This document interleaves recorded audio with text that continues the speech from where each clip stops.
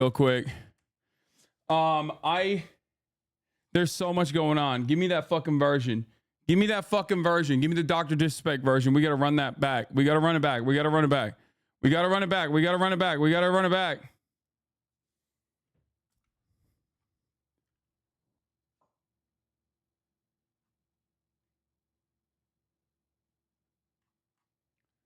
Where's the Dr. Disrespect version of the song?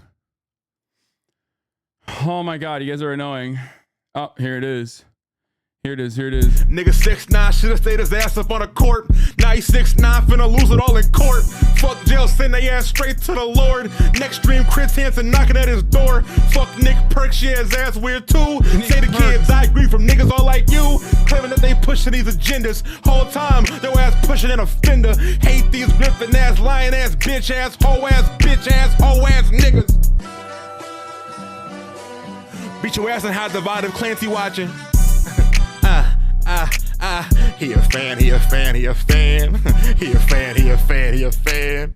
He a fan, he a fan, he a freaky ass streamer, you a 69 doc. Freaky ass streamer, you a 69 doc. Hey, hey, hey, hey, stream for your life. Hey, hey, hey, hey, gon' hide that VOD. Streaming ass nigga, you a freaky ass doc. Streaming ass nigga, you a 69 doc. Hey, hey, hey, hey, gon' hide them VODs. Hey, hey, hey, hey, gon' hide them VODs. I didn't want to do this until, you know, there was official confirmation, because, like, it would have been unceremonious of me to just, like, operate on assumptions, loosely tagged evidence, things of that nature. Bro wasn't, seems like he wasn't, I mean, there's so much going on. There's so much going on. Oh, my Lord. Okay, listen. Folks. It's fucking Tuesday.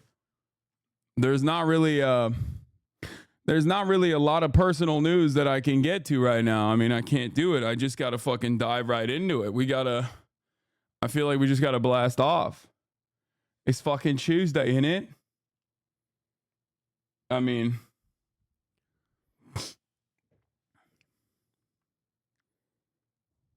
but yeah. We'll cover all of that. There's a lot going on. He admitted it, bro, on Twitter. He admitted it on Twitter, bro. He was like, yeah, I was DMing minors. Yeah, it was inappropriate. I was like, what? You admitted it? What is going on? Well, there's a reason why he admitted it. Ladies and gentlemen, as you guys know, I already covered this shit pretty extensively. All of the, you know, shortcomings, all the comings and goings in general.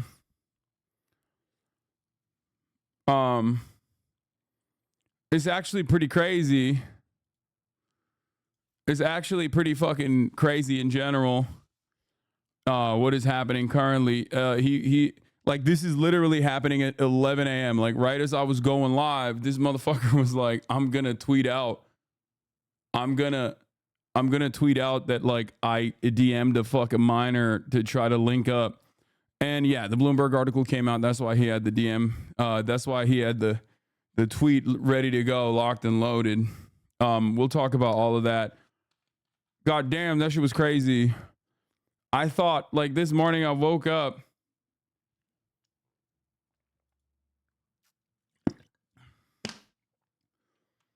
This morning I woke up thinking, like, we're going to talk about Jamal Bowman, Latimer, the HAREDI, the Israeli Supreme Court HAREDI decision. You know, I thought Time Without an Ovo was going to be eating good today. And then this guy just comes out and is just like, yeah, what's up? What's up, everybody? Yeah, I try to fuck a minor. It's not a big deal. That's what he said. He literally said that.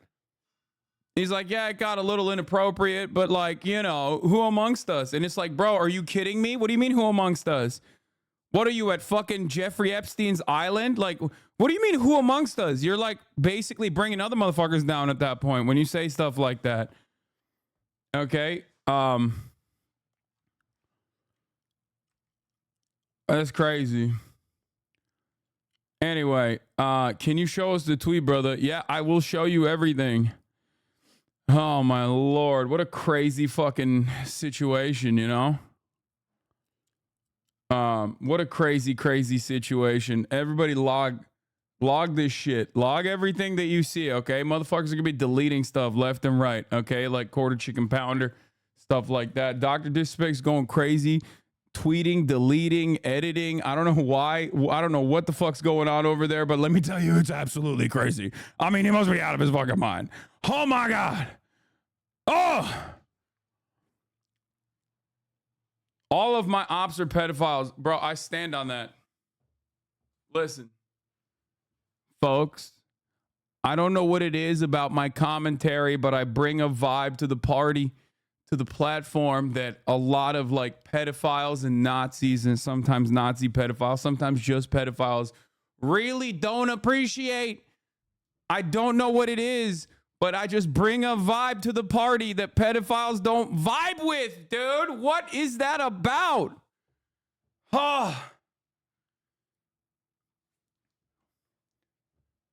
Every time?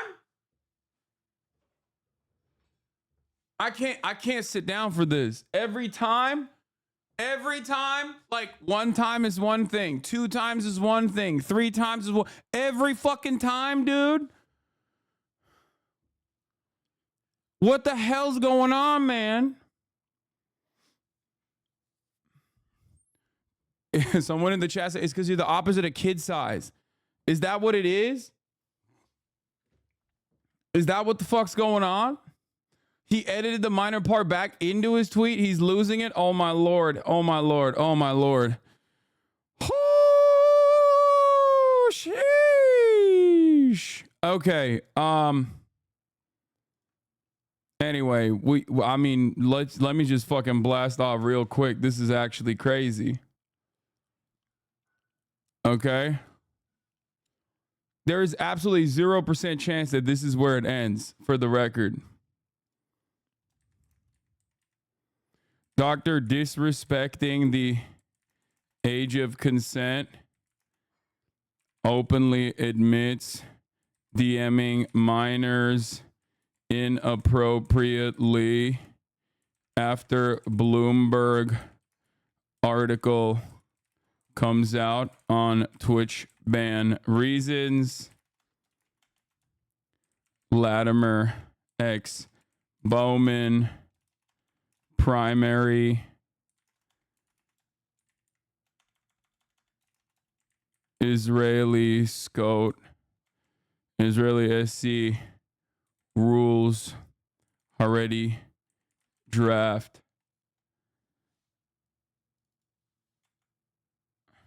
defends HAREDI draft rule which might harm Bibi's cabinet and more. Elden Lord later. Get in now. He could have hired Jonathan Major's PR lady. Oh shit, I wrote too much.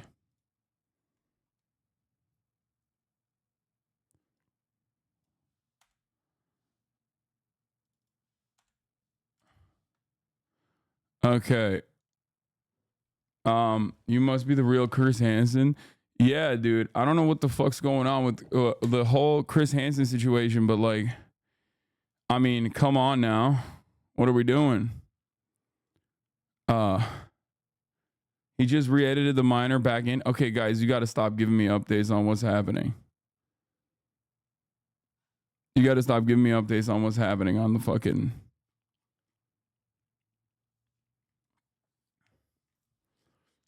Don't give me like round the clock updates, but it is kind of funny. Bro, what's up with my haters, man? What's up with my fucking haters, dude? What is going on? I feel like, listen, if you're like a young content creator with a blossoming career and you want to fucking find yourself, you know, on a fast track to career success and you're thinking, let me just go shit on Hasan. Okay, don't do it. Don't do it.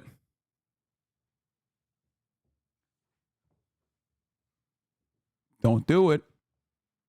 Because it's like others have done it.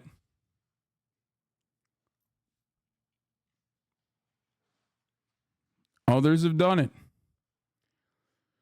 The HasanAbi hater to the pedophile pipeline is like a fucking highway. It's a one-way. It's a super highway, Texas style.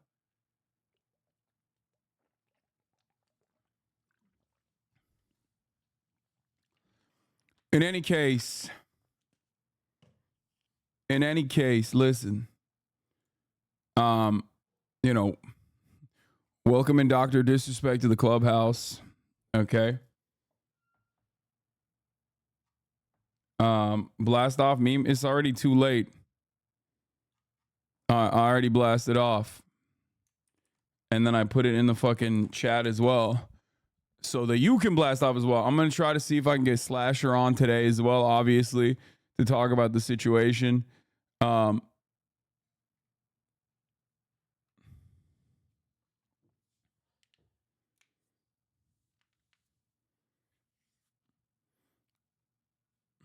Anyway, okay, he says he doesn't want to come. Okay, he's not. We're going to do it soon. We're going to have Rod Breslau Slasher on soon. Just we'll see. He's working on some things. He's cooking some things up. Okay, he's cooking some things up now. Okay, let's get started on this. Okay, let's get started on this. So, predict the Nick Merck's response. Trans people are the real pedophiles, and also trans people are the real pedophiles. Also, Dr. Disrespect can talk to children if he wants to, because he's not trans.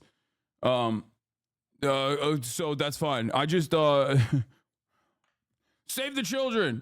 Turns out when I said save the children, I wanted to save the children so that I could save the children for Dr. Disrespect. Like, not even from Dr. Disrespect, for him. You know what I mean? Like, I want to save the kids for Doctor. That's my guy. That's my roll dog. You know what I mean? I want to preserve them. Not too long though, because then they're not kids. In which case, it's like it's over at that point. You know what I mean? It's like kind of besides, just kind of fucking ruins the whole shtick, the whole shebang. I love the 180 he did from the dumbass legalese the other day to let's cut the fucking bullshit today. Yeah, it's because the Bloomberg article came out. That's why. Nick Mark said, hearing we'll be getting more clarity on the doc situation today. Who the fuck knows? But let's hope for the best. Whew! Whew! Whew! Bro, what is going on right now, dude? What the fuck is going on? Dude, let it go. Let it go. Why do you want to be a fucking creepazoid? Okay, let it fucking go, man. Let it go. I don't understand it. I don't get it. Let the fucking anti-trans shit go. Let this shit go. There is no reason that these things should be occupying your fucking mind. Like, I don't understand it. Listen, I'm all in favor. I'm all in motherfucking favor of like a redemption arc, rehabilitation. It's like kind of too soon to talk about that at this point, but it's like what are we doing? Bro, I don't even understand it. This dude literally was like, yeah, bro, I was DMing a fucking mind. He just like came out straight up, said it. Are we now moving into like a new world in which it's just fine? Like, that's fine too? Is that what's going on? Like, inappropriate text messages sent to a fucking minor and like trying to link up with a fucking minor at TwitchCon when you have a whole ass wife? Like, that's are we now at that world? Is that the universe that I'm in? Like, actually, I'm in that universe now where people are just gonna defend this shit? Like, come on, dude. Holy fuck, bro. Like, what? I mean, people are still defending him because they have not seen the content of the whispers, but if I had to guess, they are bad. Bro, what do you mean? He got fucking banned from Twitch after they saw it. Why is this happening? What is going on with Riot Games? This is the second time this shit happened. Why does that keep happening? Do I have to delete Valorant from my computer?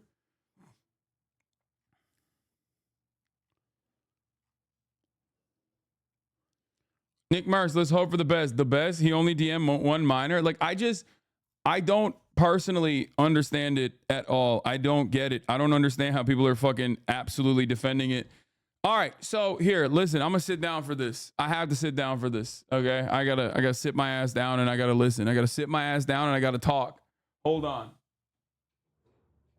Kaya is so fucking unfazed. It's actually kind of crazy. I'm just like, literally, I've been dancing. I've been jumping up and down like a fucking hyena.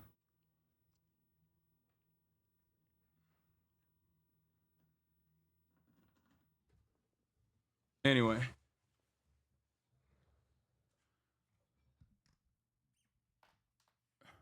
Dude, Nick may be on the wrong side of history, but I believe he tweeted this before Doc just dropped a statement today. Yeah, but like, why did he think that statement where Dr. Disrespect openly admits that he's like DMing a fucking minor to like link up with said minor? Like, how is that? Oh my God. Okay. Listen, this happened right before I went on.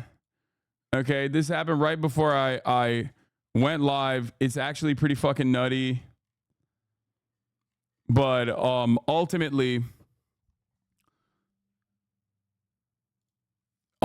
what ended up happening is Dr. Disrespect Guy Beam was banned literally like 4 years ago to the fucking exact date almost, okay, from Twitch.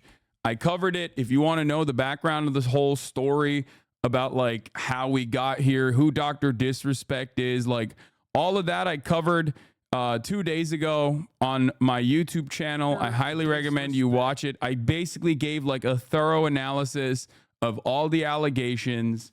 A former Twitch employee, username Evola at Twitter, posted like he got fucking banned because he was texting minors on the Whispers product, and you know, fuck that guy and fuck all of his defenders, which was crazy. Like that was crazy. Out of nowhere, it just came out and people were just like, oh my God, it's talking about Dr. Disrespect, also known as Dr. Kid Inspect. So there was some back and forth, a little bit of fucking speculation. A lot of people had gotten like secondhand accounts from Twitch workers and things like that, but no like firsthand primary sources, enough evidence, enough direct, formative, tangible, like something you could put your hands on style evidence that you could come out with a story. Like real journalists try to cover the story, right?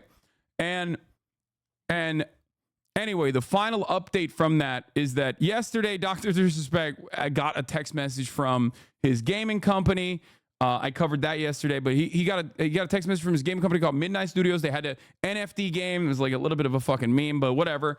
That they were dropping him, and he got that text message literally on stream. And you can watch him like go through that. You can watch him go through the motions of being like, oh my God, my life is fucking crashing right before my eyes. This gaming company was going to be my fallback. If, you know, the streaming stuff fucking falls apart, like I got the gaming shit.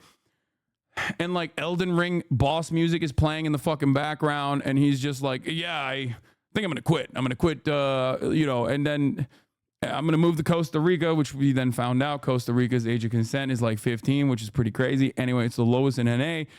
That was a fun little journey that we figured out a bunch of that stuff. But yeah, he's like, oh, I'm going to go on a vacation. I'm going to extend that vacation. Yada, yada, yada. So here's the thing.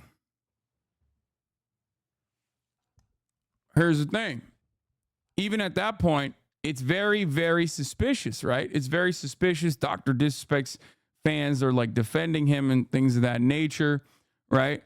But there's still no fucking hard evidence. And then Slasher told me that there was an article coming out. I couldn't reveal it because I didn't want to fucking scoop the journo who did the work. Cecilia wrote for Bloomberg. She came out with the Bloomberg article. Cecilia D'Anastasio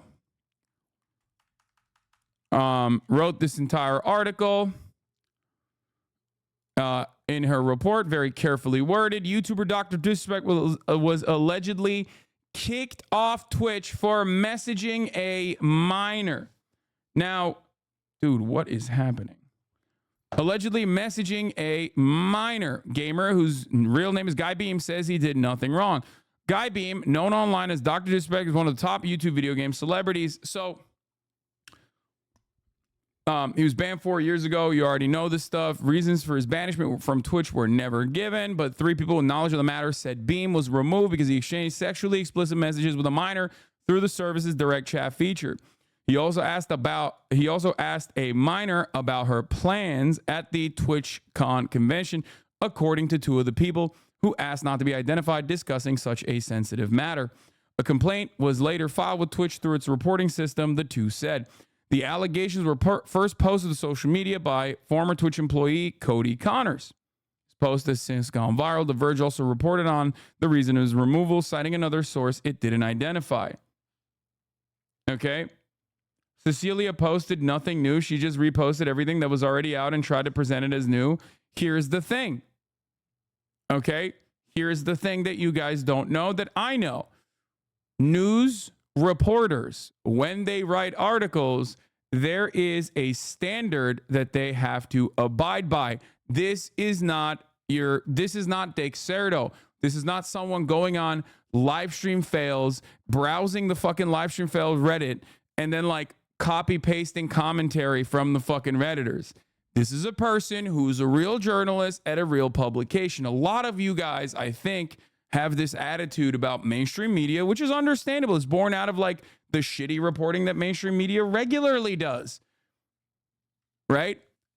On Israel Palestine, for example. So you think like, oh no, this person didn't bring in anything new. No, when they say 3 sources, that is massive, because originally it was just Cody, which was 1 source. The Verge now has 2 sources. The second source is unidentified. Cecilia has 3 sources and maybe even has additional documentation, probably, because you do not upload a story like this because you would get hit with the fattest fucking libel charge that would have your head spinning so goddamn fast.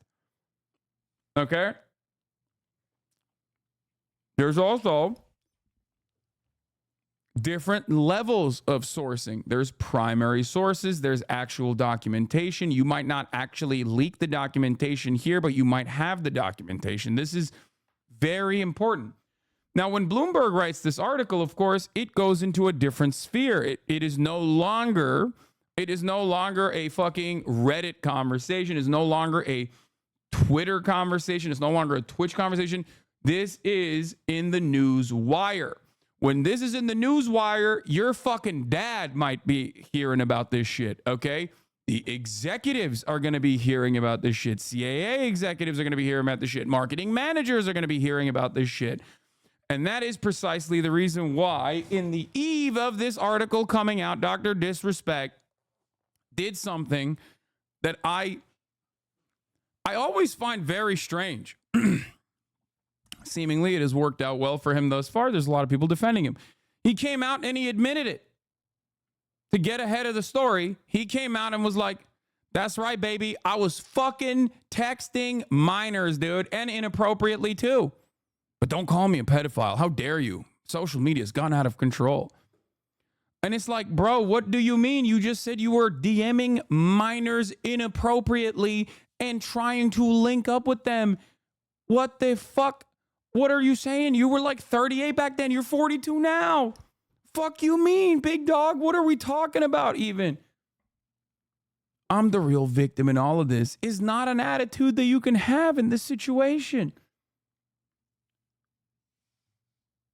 Okay, he said a minor, not minors. I am going to lose my mind if the Dr. Disrespect Defense Brigade is now literally trying to get through the individual minutia. Sorry, he said a minor, not minors. Okay? That is crazy, brother. That is actually crazy.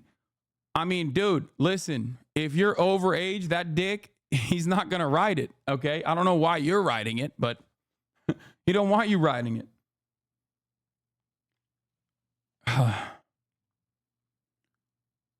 Anyway, it's even worse than you could ever imagine. I think the key issues for me is, did Doc know it was a minor at the beginning or the end of the conversation? Did the conversation end or change tone after he found out? Or was it Twitch knew the true age and he never knew? These details matter. Bro, what is happening, dude? He is a 38-year-old man at this point, DMing minors the link up at TwitchCon, which he, by the way, famously cheated on his wife on at TwitchCon.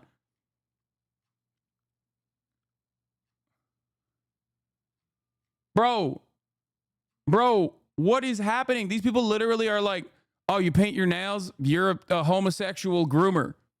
Like that's... I get hit with the fucking groomer shit because I'm pro-gay. I'm not even gay. I'm pro-queer. People are like, that dude, you're a pedophile, dude. And then there's like a whole die-in-the-wool motherfucker that's like texting minors as a 38-year-old man. And they're like, hold on. Don't make me bust out the laminated Romeo and Juliet cards up in this bitch, dude. You don't even know. This shit is the Transformers, dog. I will bust out the laminated age of consent law Romeo and Juliet cards, dude.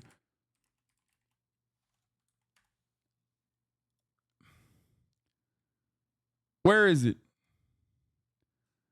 Where is it? For those of you who don't know,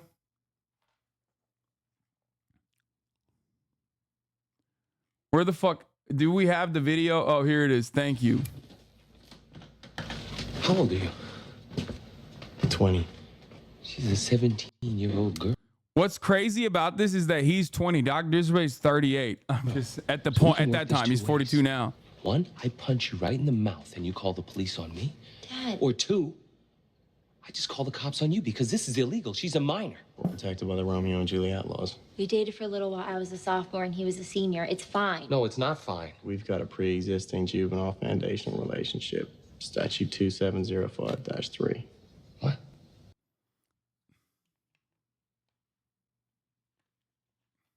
Bro, this is literally like... Obviously, nothing is like grosser and worse than like actually doing the thing. But this is like close up there, okay? Having a laminated card and knowing the exact statute, like that right there. I mean, obviously the other thing is much worse, like doing the thing. Doing the statutory thing is like significantly worse, but like this is like a close second. You know what I mean? What's happening? Oh my Lord.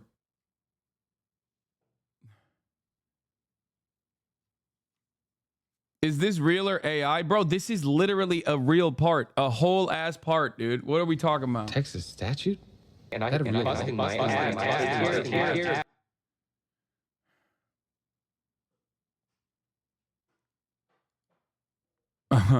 Holy shit, that's actually shocking. Confirming messaging a minor that's inappropriately, but saying there wasn't any real intent is almost verbatim what people used to say to Chris Hansen. He is like, I don't understand what's going on in the minds of people who are like looking at the situation. So anyway, let's get to it. Let's get to it. Okay. Dr. Disrespect comes out after the Bloomberg article that we just looked at and just straight up says it. Okay. He says it and then he deletes it. He says it and he deletes it. He says it, and then he says it again. Now, let's start with the OG one, okay? That's 48 minutes ago. He just came out hot, okay? He came out hot. He came out swinging. He put that shit on. He put that shit out there. He was like, that's my shit, dog, okay? Let me tell you, here's what's up. The Twitch ban. Okay, here, let me put some music on for this, bro. Let me. Hold on.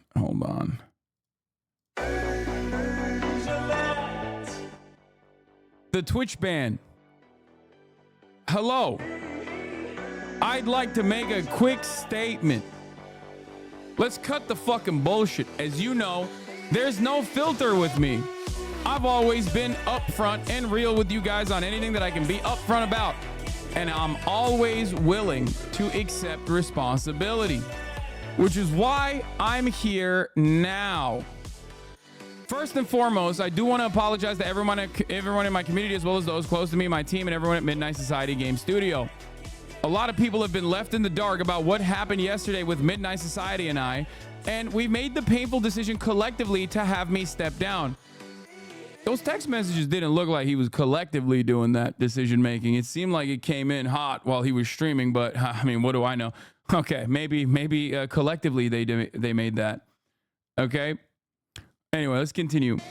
Our team is full of incredibly talented and good people that have high career ambitions and families, and I never want to jeopardize the culture we have carefully crafted.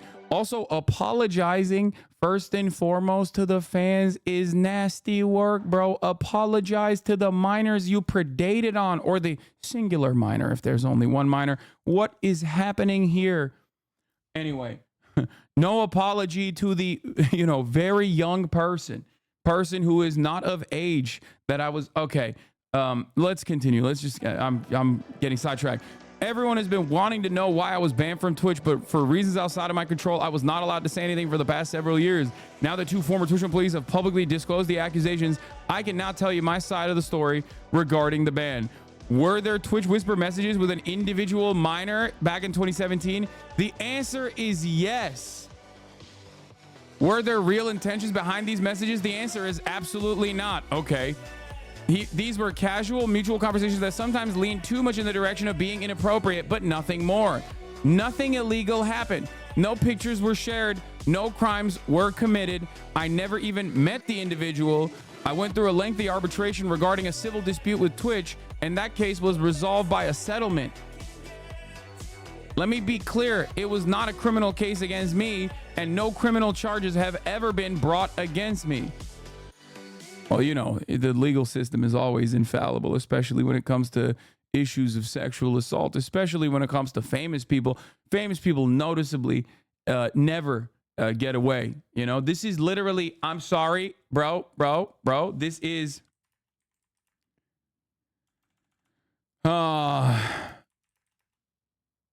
Drake is not a name you'll see on no sex offender lists type shit, dude. Okay?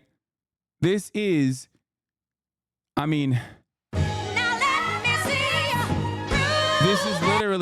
is literally I'm praying you recover from both incidents, but you a piece of shit, so this shit really no coincidence. Drake is not a name that you gonna see on no sex offender list. That's crazy. He just Dr. Drizzy over here, just straight up. No wrongdoing, no criminal complaints. Okay, let me tell you something. Let me tell you. No wrongdoing whatsoever. Okay, infallible. Okay. Now, from a moral standpoint, I'll absolutely take responsibility. He said, hey, he's based. He said, legality is one thing, but morality, that's what matters. And I like that. I like that he said that. Now, of course, he's saying that, but I don't know if he actually is saying it with his chest, okay?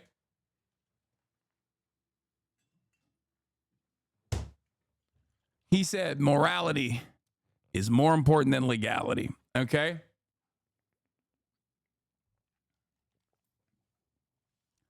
Asmon defending, bro. Oh, my Lord, dude. Battle lines are drawn, baby. Don't do it, Asmon Gold. Don't do it. Okay?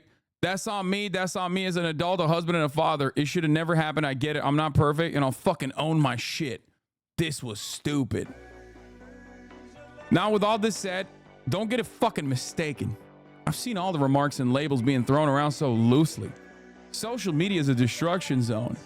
It's called ephebophilia. Actually, it's called ephebophilia, okay? There's a big distinction here. Now, hold on a minute. It's a different type of underage person, okay? It's not a baby.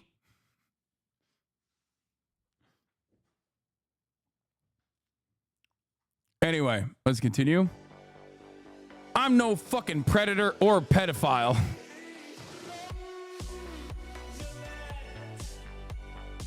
Bro, you can't do that. You can't do that.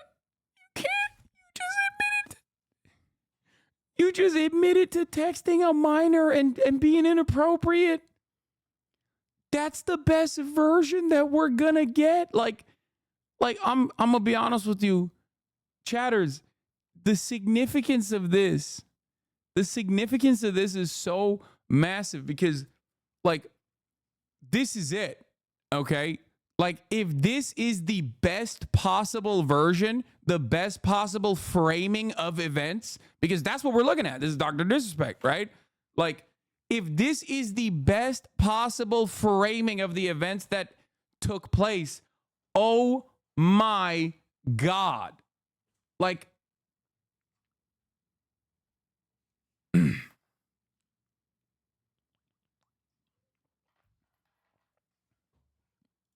this is utterly insignificant, to be clear. Yeah, okay, dude. Yeah, the only thing that's significant is at the top of the hour, there's a 3-minute ad break. I know, okay? I know, I got it. I know you're fucking in here to talk about how there's a 3-minute ad break coming for everybody. And if you guys no longer want to see those ads, all you need to do is subscribe for $5 or for free with a Twitch Prime by connecting your Amazon Prime account to your Twitch account. What is this? Phantom's tweet got over 100K with the clip about you. Wait, what? What clip about me? Guy who's built his entire career off negativity now decides negativity is actually bad when it's happening to him. Wait, what do you mean the clip about me? No, it's just him. This is just him taking a day off, or it's not a big deal. Anyway. Dude, it's like, I thought this was the one thing, like, I thought this was so much the one thing. I think there's like denim stands in here that want to make me pull up Denim's dubs, which, you know, Denim's is great. So much so that they're now like baiting me to be like, hey, Denim said this about you and it got 100,000 likes. Can you take a look at this, please? And it's like, bro, I appreciate it, but like, you don't have to fucking lie. You know?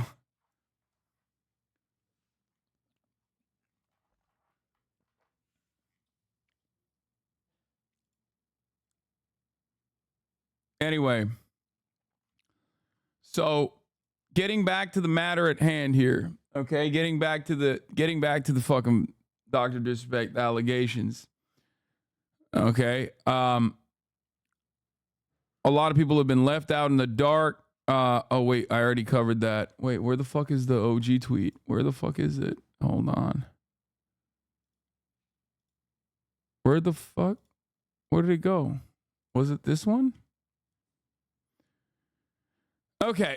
I mean, he dropped his hammer at 11 a.m. Pacific time, by the way, like right as I was going live. It's crazy. I mean, he just kind of dropped this.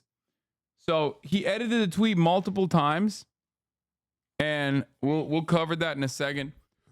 But yeah, he says, from a moral standpoint, I take responsibility. Now, with all this said, don't get it fucking mistaken. I've seen all the remarks and labels being thrown around. Are you kidding me? Anyone that truly knows me fucking knows where I stand on those things with those types of people. Fuck that. I think he means just like gay people in general. He's like, whoa, whoa, whoa, whoa, whoa. Whoa, whoa, whoa, whoa, whoa. Okay. I will admit any day of the week that I tried to text inappropriately a minor, but do not call me gay. Those are the real pedophiles. Okay? He's like, whoa, whoa, pedophile. I thought that's what we called queer people. What's going on? Helicopter people. You know what I'm saying? Chill. No, nah, not me. I just, you know, sometimes inappropriately text minors and try to meet up with them. Fuck you mean? Also, here's the studio head at what is this?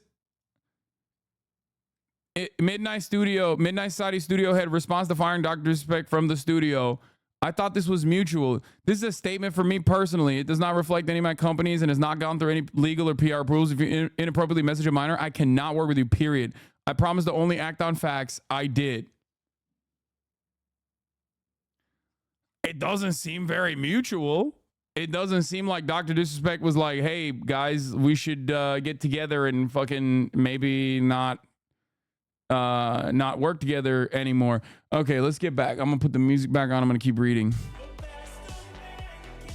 That's a different level of disgust that I fucking hate even hearing about. Don't be labeling me as the worst of the worst with your exaggerations. Get the fuck out of here with that shit. But I think I've said what I needed to say regarding the ban itself. That's it. That's why Twitch made the decision in 2020. Bro, his lawyers had to be so fucking good. Okay? I'm gonna be honest with you. Like, how the fuck? Twitch had every right to ban him, and they still got that shit, dude. They still got the money. CAA, you are ruthless. CAA, you make Jayoma look like fucking Mother Mary. How are you like this? Bro, we talk about Jayoma. The real fucking demons are the ones you don't hear about. The real demons are not out there doing TikToks, okay? Getting sex offenders released. The real demons are actually in fucking corporate boardrooms, okay? They wear the fanciest suits. They got the fattest fucking watches. And they're literally out there going, oh, dude, easy. Let's claw all of those dollars back. Like, it is unimaginable to me that Twitch had every right to ban this motherfucker. Every right. For this is like the one thing that everyone goes, oh, dude, yeah, you're done. You're out.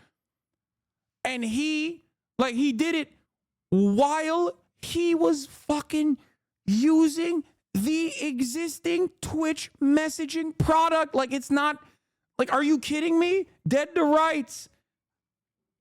God damn, dude. God damn.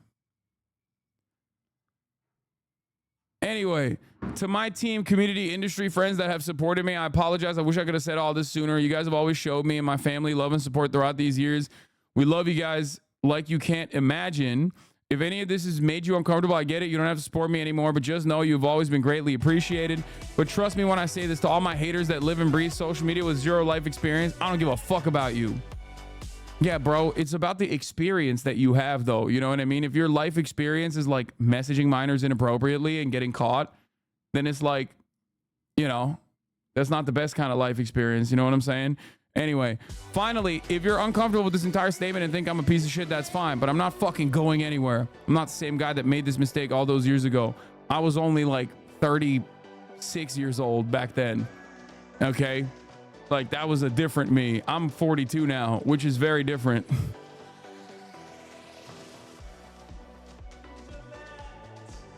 Yeah, I was a fucking 36-year-old child when I did those things. How dare you?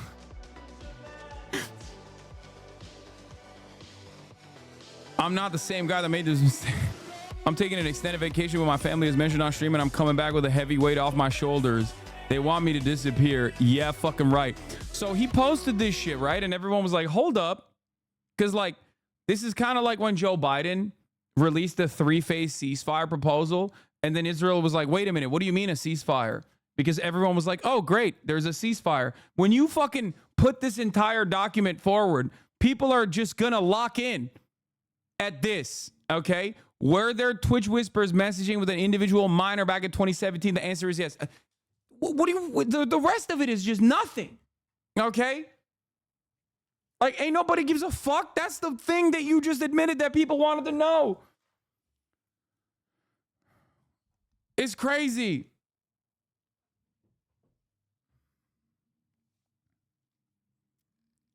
Like, the rest of it is just, you know, the rest of it is just seasoning. Okay? And it's just wild to me. Slasher says, would you look at that? Slasher, listen. You better get your fucking ass in this chat right now. You're not in this chat. You don't come in here and post in the chat salaciously. Okay? This is your moment of vindication. It's your moment of, like, literally coming. This is your fucking comeback. You could just literally, this is your goddamn opportunity to be like, hey guys, remember when everyone made fun of me in this community? Well, not this specific community, even though we engaged in it a little bit as well, to be fair. But, you know, the entire fucking Twitch community was like, oh yeah, I got Dr. Disrespect is done, and not just on Twitch. You know, this is an opportunity for you to lay down fat fucking ropes.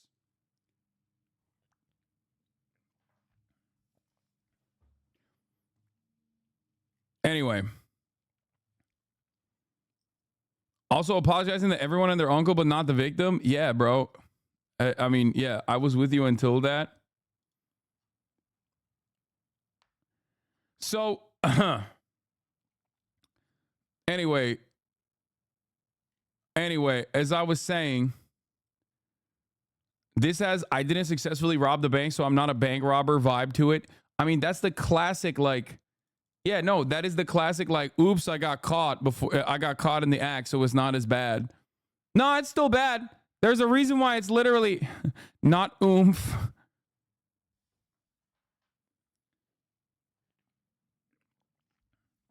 Young Jeff says, I like dogging his content, but unless you were lied to about their age, which I feel like would be mentioned, I don't see how these were casual mutual conversations that sometimes lean too much in the direction of being inappropriate. Helps your case, man.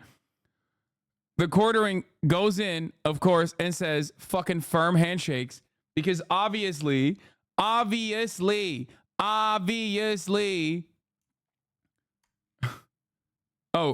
someone said Kai unfollowed him.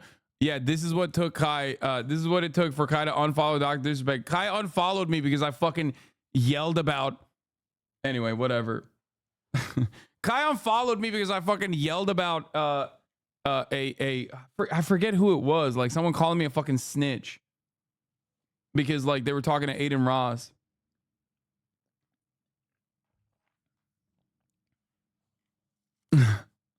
Don't take much. Anyway. So, he said firm handshakes. People are eating up. People are eating his ass in the replies. Bro admits to messaging someone underage in a sexual way and you shake his hand. With the man sending inappropriate messages to minors. Nah, when you got the how to hide your CP quartering on your side is over. A right winger standing proudly in support of a pedophile. Who could have seen that coming? Oh my Lord. Bro admits to messaging a child and you say firm handshakes. It's like these people are so transparent, dude. They're so fucking transparent. It's just straight up like, no, this is my guy.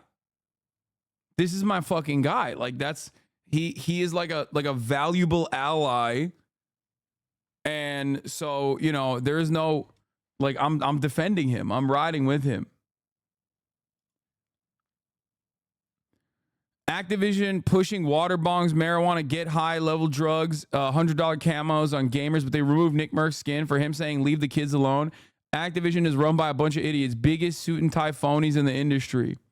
Yeah, this was yet another fucking moment of vindication. If you guys remember, you know, this was like the whole Nick Merck saga. Never forget.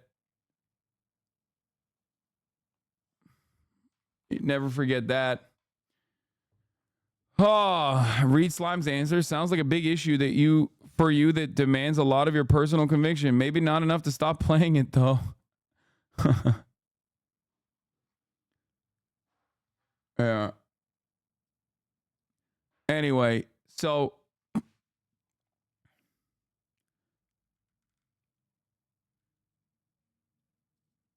what is this? It's just a convo, no different from the 30-year-old streamers talking to 16-year-old streamers streaming games. Unless the convo gets leaked, it's all speculation. Bro, are you insane? There is what? No, there's a massive difference, dude. What the fuck? Like there is an unimaginable there's loads of difference. These people are just like, bro, it's just a conversation. What do you mean? It's like thinking that a teacher educating an entire class full of minors is the same because it's a random adult. It's a random adult having a conversation with a minor. It's like, bro, he admitted it was inappropriate. That is the nicest way that you will hear this story.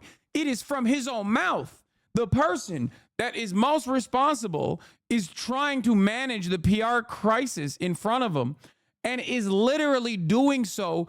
Like that is when you hear him say, when the person who is first held responsible, when you hear that person say, oh, it was a little inappropriate, you know it's fucking not a little inappropriate, okay? Like that, obviously, he's not gonna fucking be like, yeah, I said some freak ass shit, dude. Yo, but you have to see, bro. Like, he's not gonna tweet like that DJ Academics tweet being like, oh, bad baby's got mad titties for a 15-year-old. He's not gonna say that. You know what I mean? He's just gonna fucking be like, he's gonna be like, oh, it's a little inappropriate, borderline, kind of. Like, yeah, I think it's probably more than just a little fucking inappropriate, okay?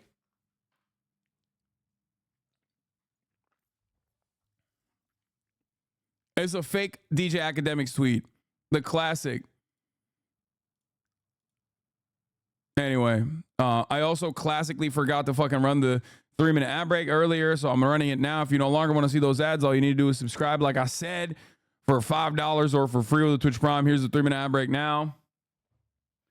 Your accent goes Jersey when you get fired up? Yes.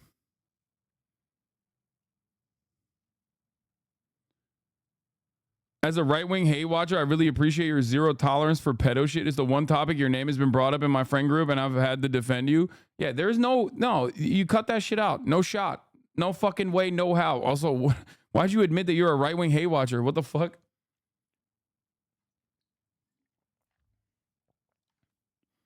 Can you go into more detail about how we got off legally scot-free? This seems incredibly damning, no? Yes, I can. And the answer, you're probably not going to like it. I can't believe what? The answer you are not going to like. The answer is, unfortunately, the criminal, dude, look at Kick. Literally, look at Kick. Go on Kick, look at like 3 fucking content creators, and you will very quickly understand that like the federal law enforcement authorities actually do not do their fucking job when it comes to genuinely saving the children, okay? Like literally look at Kick. There are more than 10 content creators on there at any given moment that are actively going on Omegle and these kinds of like webcam websites with the specific purpose of creating and distributing through their Discord servers child pornography. Okay? So maybe don't look, actually, as a matter of fact. Don't look at Kick. But like, it is crazy. So if the expectation is like, well, why hasn't the criminal justice system moved on this direction? It's like, yeah, bro, they don't. They're fucking asleep on the wheel, okay?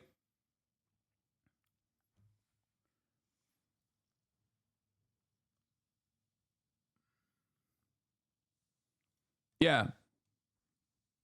I think it's a good time to point out that many of the men in the Catch a Predator never got charged with the crime despite all the messages. 20,000 child predators from around the world contacted Sweetie, the CGI child, under the impression she was a real 10-year-old. 1,000 were reported to the police out of 46 arrests. I only found 1 actual conviction as a result of that operation. Sweetie will never be used again. I can flood this post with examples. The law in most countries does not take flirtatious or inappropriate messages very seriously. Messages alone do not usually lead to a conviction. People really overestimate the legal system, honestly. Yeah.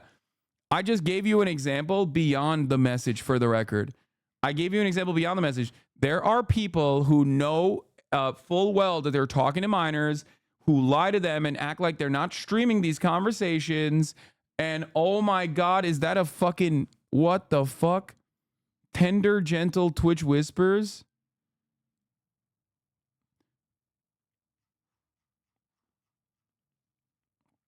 Funny because you actually don't know me. And you're probably still sad about wasting your youth in the machinima days, yet you still try to hold on, enjoy the blog, and keep acting like a child. The fact that you think height has anything to do with how big of a person is actually quite sad.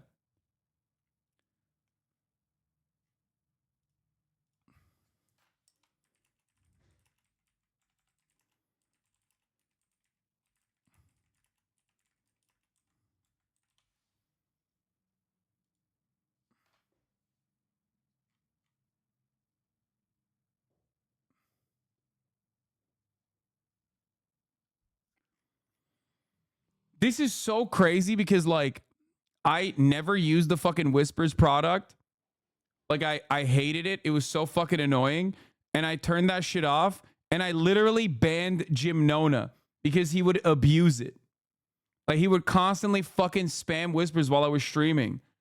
And, like, he is literally the reason why Jim Nona, who created OK Buddy originally, one of the OG creators of Okay Buddy, Hasan, the subreddit.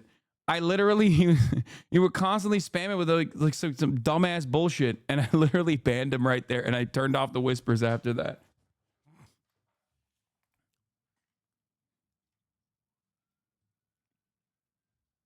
Anyway, so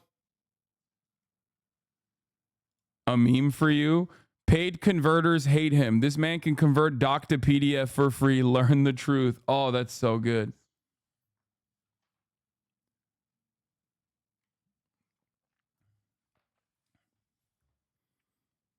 Anyway. So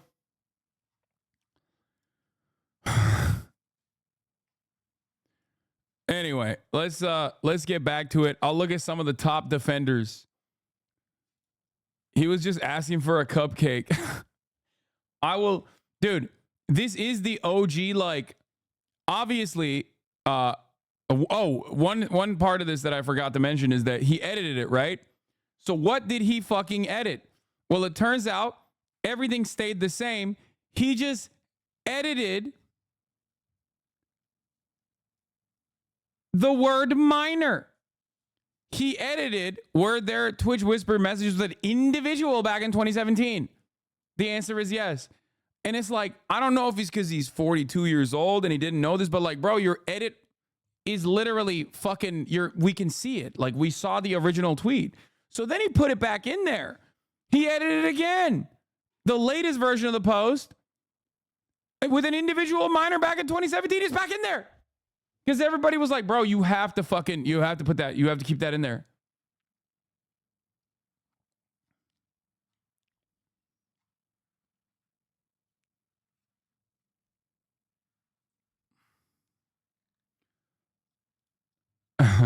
Dr. Disrespect, this is your lawyer speaking. You're doing great, buddy. Keep posting through it. Kai doing math on Doc's age?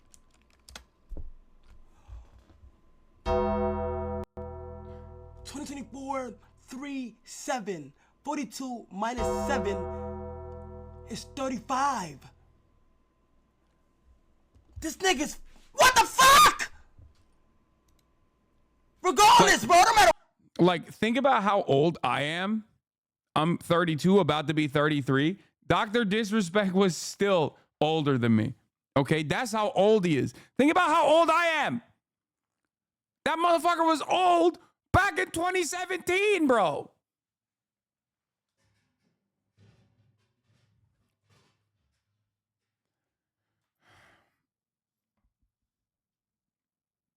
Anyway.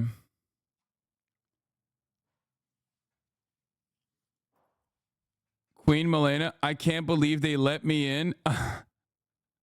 Oh, no.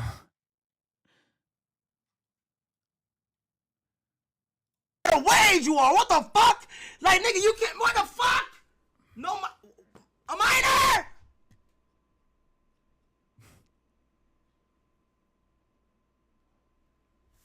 Hold on. Were the real intentions behind these messages the answer is absolutely not. What were the messages? What were the messages? There was casual mutual conversation that sometimes leaned too much in the direction of being inappropriate. But nothing more.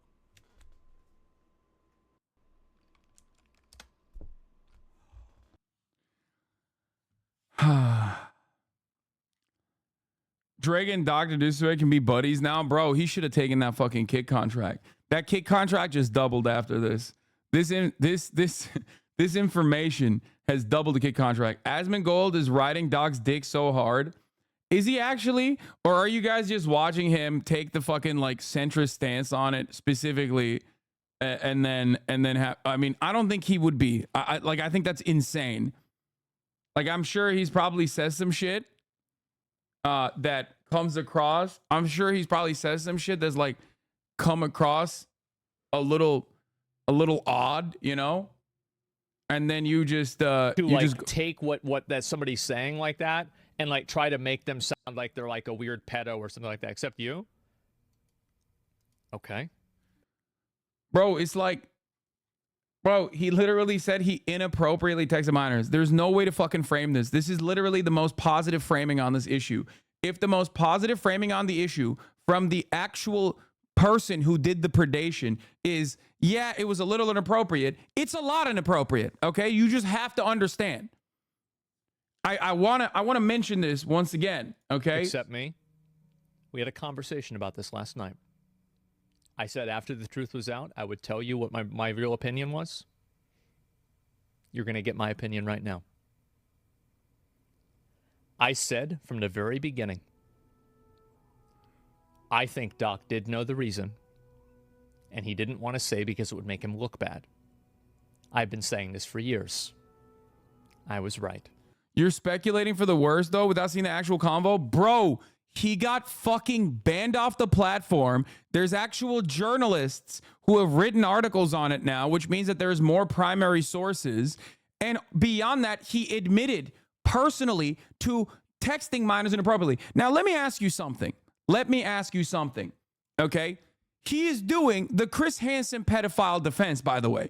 Because when a pedophile gets caught, right, by Chris Hansen, or when EDP got caught, what do they say? They don't go, yeah, I was trying to get up in that, I was trying to get all up in that minor. They don't say that. They don't admit that. Of course. They literally fucking go, yeah, I wasn't trying to do nothing, actually. I didn't realize it was inappropriate. Maybe it was a little inappropriate. I just wanted some cupcakes, okay? Like, there's never a moment where a fucking pedophile will get caught by Chris Hansen and go, yeah, I did that shit. I really want that shit. I want it real bad. They don't do that, okay?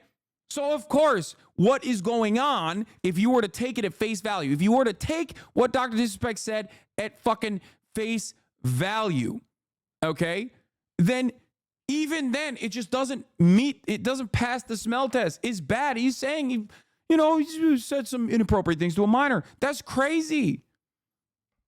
Okay? That's crazy.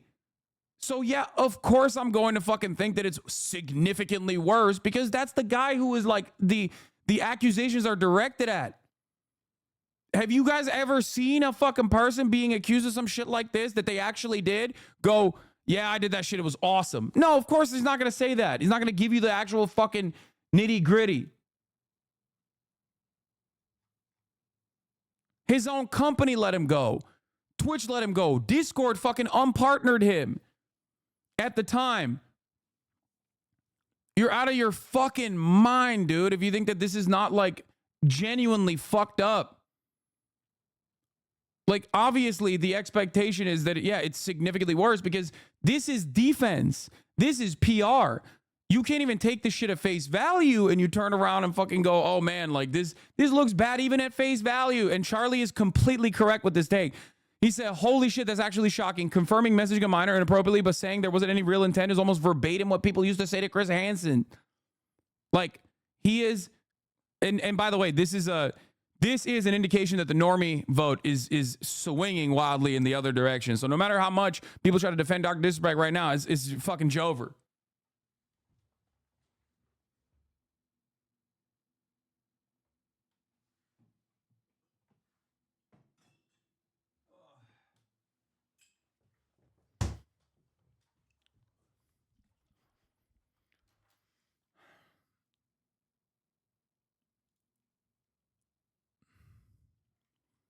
Imagine creating a fake award show to give your best friends credit for something they're not even close to competing in.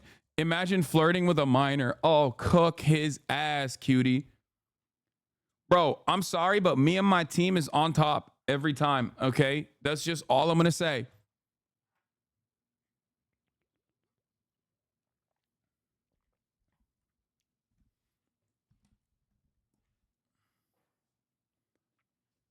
For the record, if the fucking argument now is like, well, did Dr. Disrespect know that she was a minor? Guess what, dude? Guess what? Do you think he would not have mentioned that in this conversation? That's the number one thing you say.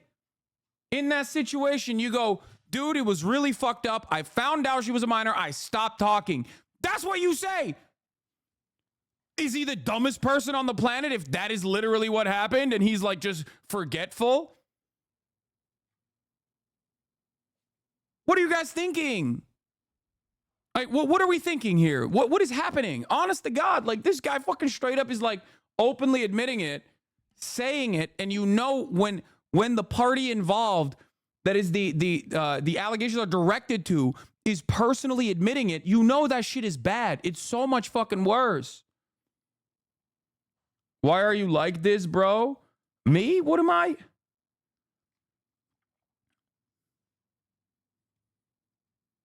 Y'all are insane, okay? Y'all are fucking insane.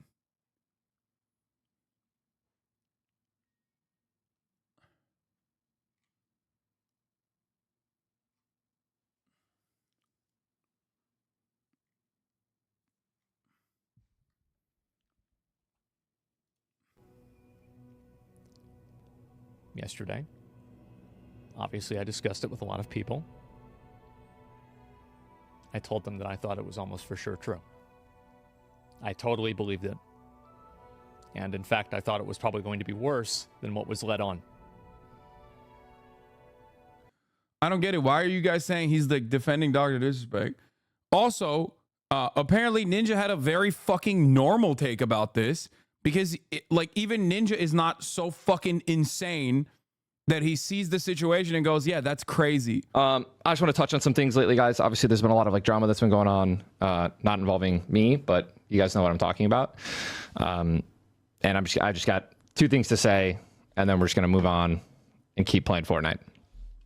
All right, number one, anything involving a minor at all, no matter what it is, like is not okay. It's messed up and it's illegal, and it's pretty simple. So especially if you, all right, I'm not going to get too much into detail about that, but like, come on, it's a no-brainer, right? That's number one. And number two, with the whole doc situation and just what's been released these last 2 days, like, here's what I can't believe I'm saying this because this is the most like normal fucking take of all time. Like, and yet seemingly in the fucking vile, filthy sewer rat space that we fucking cohabitate, it seemingly is a rare and brave take. How is this happening?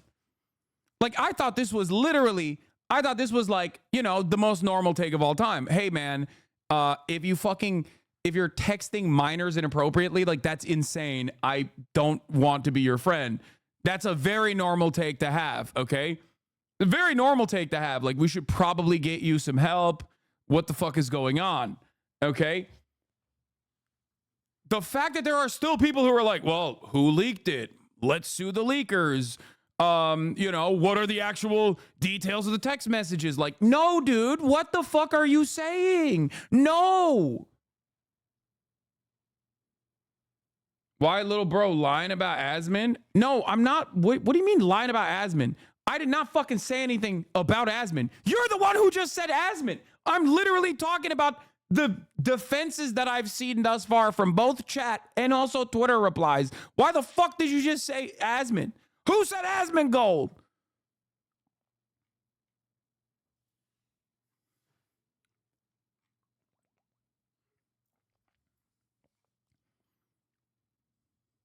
What did I say about Asmongold? I literally said, I doubt that he's fucking defending Dr. Disrespect because I don't think that he would do that. That's what I said about Asmongold. And the clip you guys sent me in supposedly defending Dr. Disrespect wasn't defending Dr. Disrespect. So what the fuck is happening here?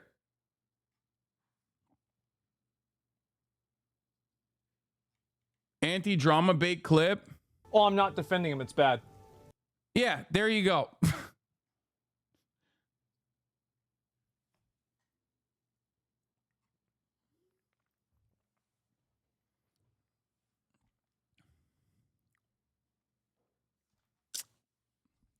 Drama baiters both in my chat and in every other chat spend every fucking waking moment trying to figure out ways.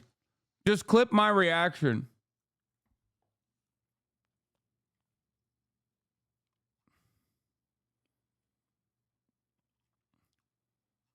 I said at maximum, he's probably not defending him and is saying like some things that are centrist adjacent that is making you guys go crazy so that you can clip it and go, he's defending him.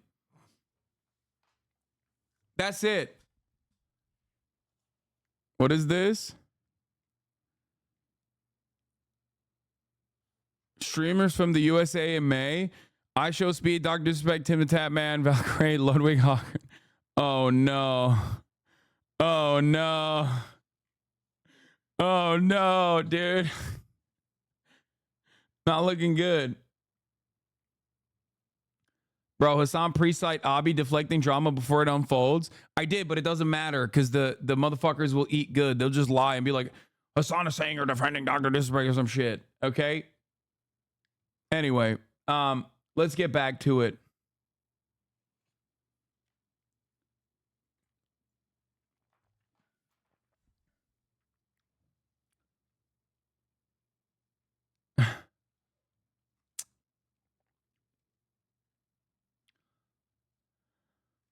Focus on the matter at hand. Okay. Where the fuck were we? Where the fuck was I? I was watching Ninja. I'll point out for now. And that is, if you guys don't know, Midnight Society, which is the game that Doc helped build, right, and create, and he was a part of the company, did their own investigative research behind the scenes, right? And found enough, right? Found enough evidence to let him go from the company, right? Not administrative leave, not we'll address this later. Like, let him go after doing their own research, right? And after doing their own internal investigation behind the scenes. So, like, if that's not enough, right, evidence or enough to, like, they found something is what I'm trying to say. Okay. Now let's, like, I've seen a bunch of clips out there. I've seen a bunch of stuff from XQC, like, who said apparently there's more stuff coming out. So until then, it's only been 2 days into the situation. So let's just wait until we see more. But, like, that's all I have to say. Yeah. Saying I didn't do anything illegal or, like, there was no wrongdoing. I mean, a lawsuit. Dude. Come on, dude. Come on. Ninja is 100% correct on this. I mean, this is like a universal principle, I think, that many of us share. I hope that, like, when there's someone who's, like, texting fucking minors and they're caught texting minors, it's like, it's game over. Like, what the fuck are we doing? What the absolute fuck are we doing? Like, if you're texting a minor inappropriately and it's not like it's not, you know, the normal circumstances in which you would be talking as a grown adult to a minor, like a fucking teacher, or I don't know, like Wantep comes in this fucking chat every now and then. I think he's over 18 now. Like, outside of those circumstances, it's like, if you're fucking whispering and openly admitting that you're fucking DMing a minor inappropriately, is game over. It's done. Like, what are we talking about? At the end of the day, not a lawsuit, but a settlement, right? Because there's talks about a settlement. A settlement, no matter what it looks like publicly, it usually means someone did something, right? Or there was some truth to enough truth, right? You settle to cover things up. You settle to not let things get out there. All right. So just do your own research, look stuff up, and just let's just keep on waiting for some more stuff. More evidence. Moving on in the future, but done with the drama. I didn't even want to talk about this because I hate stuff like this. But, you know, as being in the community, like a leader of the community, and same with the docking leader community, like, I had to touch on it. That's my 2 cents. Don't fucking text minors or do any of that shit. It shouldn't be that difficult. He's right. Just be a good person, man, and be a leader in the community. Yeah, by the way, the timeline looks fucking weird on the texting minor situation because former Twitch streamer and current YouTube streamer Guy Beam, better known as Dr. Disrespect, has been accused of sexting a minor and trying to meet up with her at TwitchCon by an ex-Twitch employee. TwitchCon, October 20th, 2020, October 22nd, 2017. December 15th, 2017, he cheated on his wife at TwitchCon. Were the Twitch Whisper messages with an individual minor back in 2017? The answer is yes. Like, my man was already cheating on his wife at the TwitchCon, and he was about to cheat on his wife with a minor? Like, what the fuck are we doing? What the fuck's going on?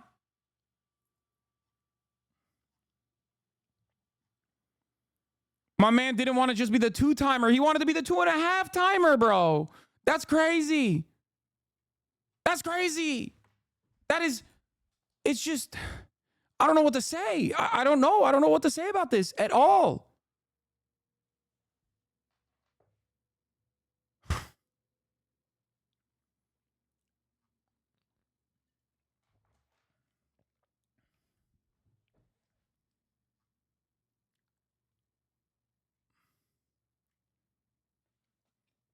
Anyway.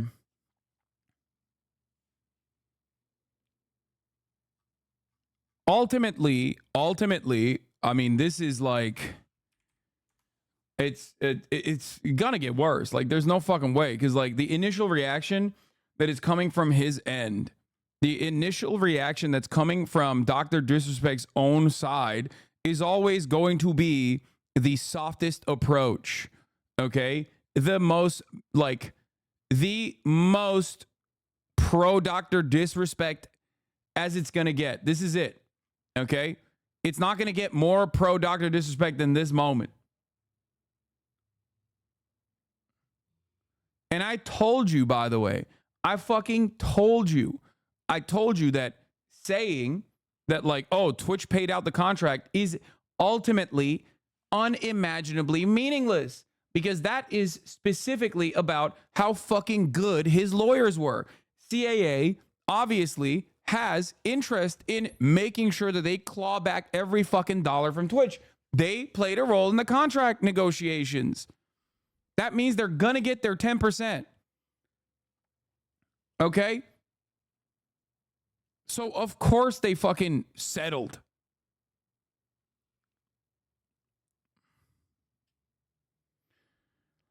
Hasan, the normie centrists who are anti-pedo are still focusing more on how they think Twitch and journalists covered up pedophilia.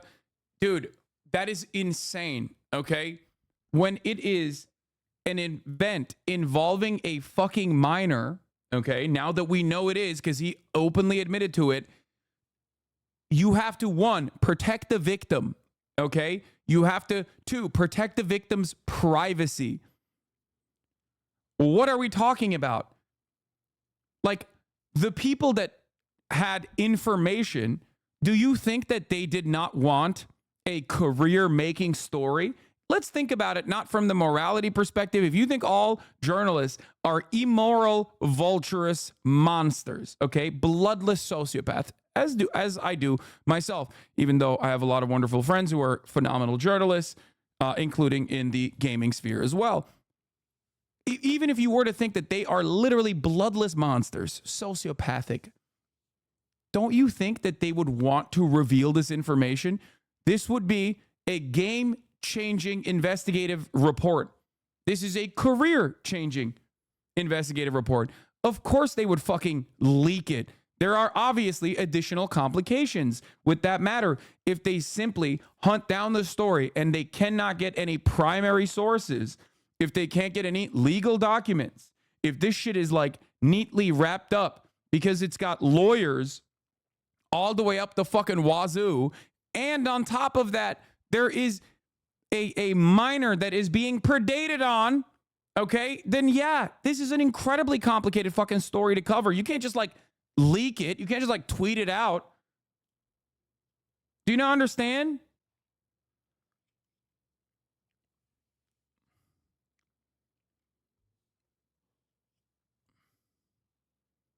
Like, when you have that thought in your mind, something you always should consider, something you should always consider is basically, like, what is the alternative? Okay, what is the alternative? Like, what is supposed to happen? Someone just comes out and is like, yeah, this is the minor. Like, he was texting a minor. Like, that's crazy.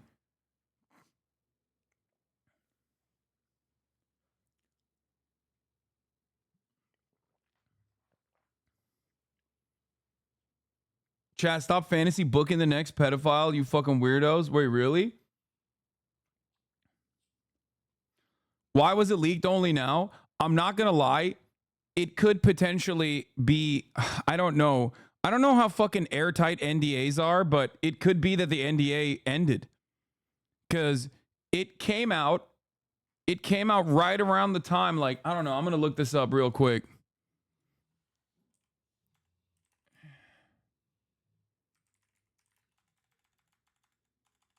But I genuinely don't know. California NDA length. Like, are non-disclosure agreements enforceable in NDA? The duration of an NDA can vary, but it usually lasts as long as the information remains confidential and continues to provide competitive value to the business. Okay, but that's like proprietary information.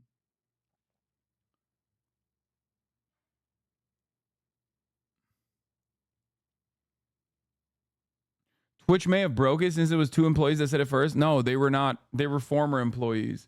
I actually don't know. I actually genuinely don't know. I don't know like what caused Cody to come out and say it. And I do think that personally, I do think that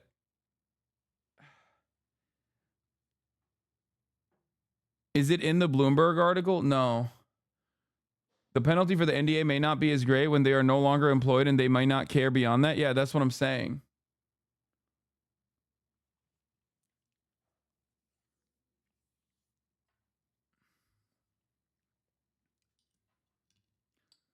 The question I have is, why didn't they, like, if this happened in 2017, why the fuck did he get banned in 2020? That's what I don't understand. That is the only part of like this conversation that I find confusing personally, because like they were like, yeah, he was sexting inappropriate DMs. It happened in 2020. No, the DMs, the whispers happened in 2017. Who even found the DMs in the first place? I believe they were reported. I believe that they were reported and they acted on it. But maybe the DMs were reported in 2020 at a later date, whereas like the DMs actually happened in 2017.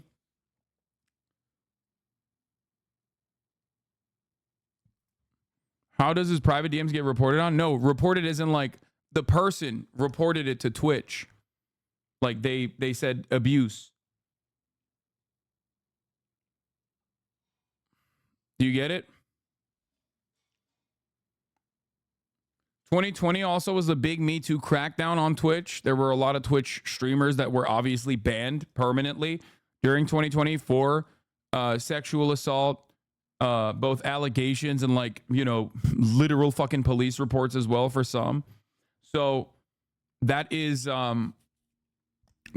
part of the reason why it could have been reported at that point. Like someone went, yeah, I remember like him fucking DMing me and trying to fuck me when I was a minor, and then just like going in and reporting it in the Whispers product.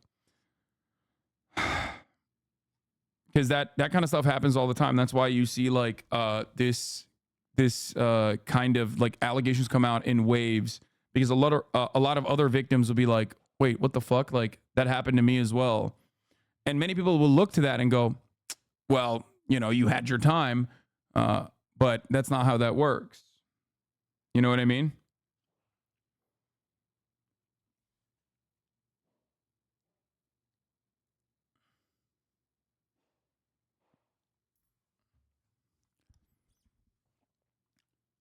That statement summarized, I had inappropriate contact with a minor, but it was legal in the eyes of the law. It wasn't even that big of a deal. Plus, I'm just a guy. I'm taking a pilgrimage with my family. Fuck the haters plus ratio. No, it's not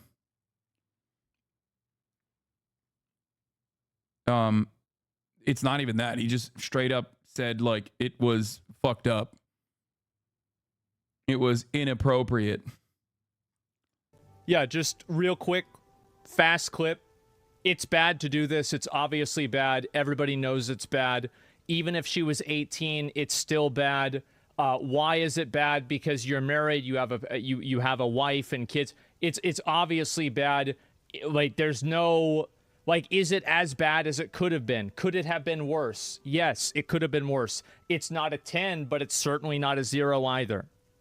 If having this nuanced, normal opinion that I think 95% of people have, if this is problematic, I don't know what to say. No, he's not. He's telling his chatters to stop. Oh, No, a 10 would be literally fucking acting out his desires. Like, this is like around a fucking 8. You know what I mean? Depending on depending on the actual whispers, what was going on in the whispers, I suspect is probably closer to a 9. A 10 would be finalizing it.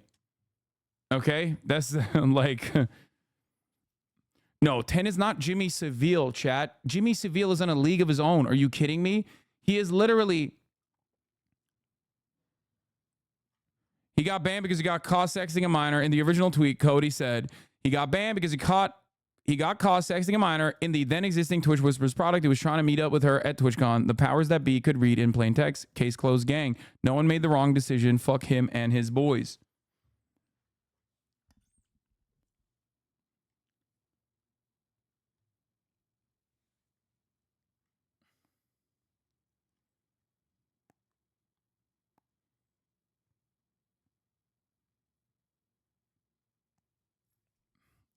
How old was this minor? Bitch, I don't know.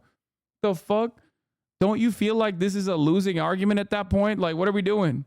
Like, what level of pedophilia are we on is crazy. Brother, this isn't a situation where, like, you have a, person who is, like, freshly 18 or 19 that was dating someone 2 years younger than them, okay, in high school. This is a 35-year-old at the time, 35-year-old man DMing a fan who is underage, okay? There is no planet where that is appropriate, justifiable. There's just not, no. Okay? He was a married 35-year-old. I think he had a child at that point. I don't know. I'm not exactly sure. Like, that is crazy. As you guys know, I famously don't know when his anniversary is. Okay. Yeah. The funniest part of his statement was him being like, was I sexting a minor? Yes. But I am not a pedophile. Everyone who knows me knows I hate pedophiles. Is so funny. It's a real like, are we the baddies situation? Okay. It's a real TLDR, this statement. No.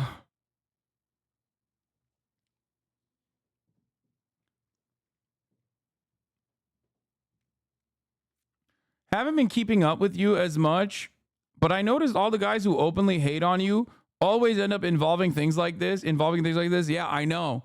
I don't know why. I genuinely don't understand it. I genuinely don't know. But having fucking said that, dude, literally always, okay? I don't know what it is, but every single fucking time I have a disagreement with a person, it gets completely out of control. I try to salvage the situation. I try to be as amicable as possible. Then they go on their fucking journey of being like super right wing. For Dr. Disrespect, he was already there before I knew anything about him. Okay? He was already there. He was talking about like David Icke and shit, which is, David Icke is, for those of you who do not know, David Icke is a very famous like OG anti-Semitic conspiracy theorist. But like, I don't know what it is, but every single fucking time I have this kind of disagreement, you got people that are either A, directly doing like pedophilia shit, doing sexual assault or pedophilia on top of like straight up sexual assault. Some of them turn out to be Nazis. Some of them are Nazis from the jump. I don't know what it is. It's just like, it takes a little bit of time.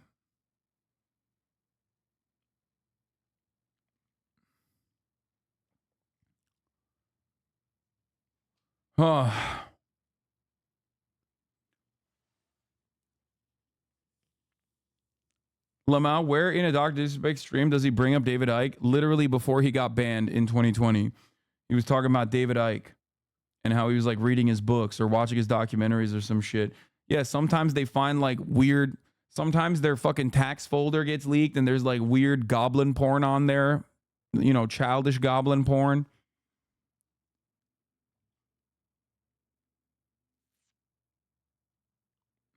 Anyway. I forgot about the anniversary drama shit, lol. I think anyone apologizes to you for that. No, I don't think Nick is going to turn around and be like, yeah, this is actually fucked up. I think he's in too deep, bro. I don't know. I hope he like sees the light here. He did tweet this out an hour before Dr. Disrespect came out and was like, yeah, I was trying to fuck a minor, basically.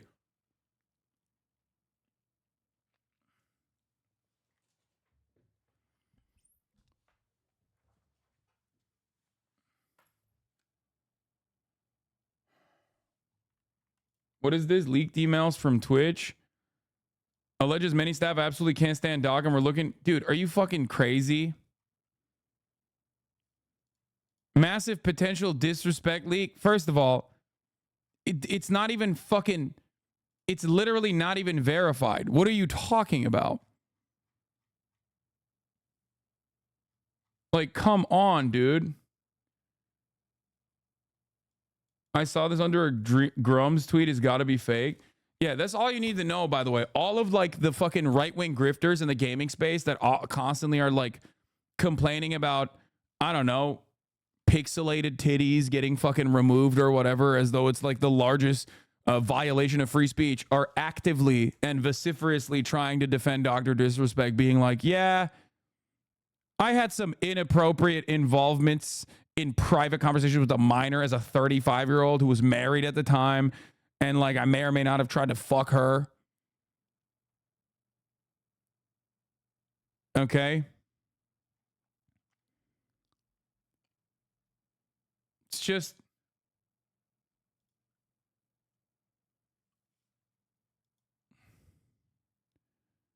What is this? Doc. Chris. Hello, Doc. Chris Hansen here of Hansen versus Predators. To catch a predator, have a seat with Chris Hansen. My streaming crime network, True Blue, all the rest. Now, Doc, I'm gonna need you to have a seat right over there. I've been going through some of the transcripts of your online behavior, and I'm curious as why you're so into Whisper. Maybe you should just put it out there for everyone to hype you up. It's just a cameo, bro. Don't end up in one of my dark kitchens for an interrogation. Do you understand me? In the meantime, I'll be watching, so stay safe, stay healthy, and be careful on Whisper, won't you?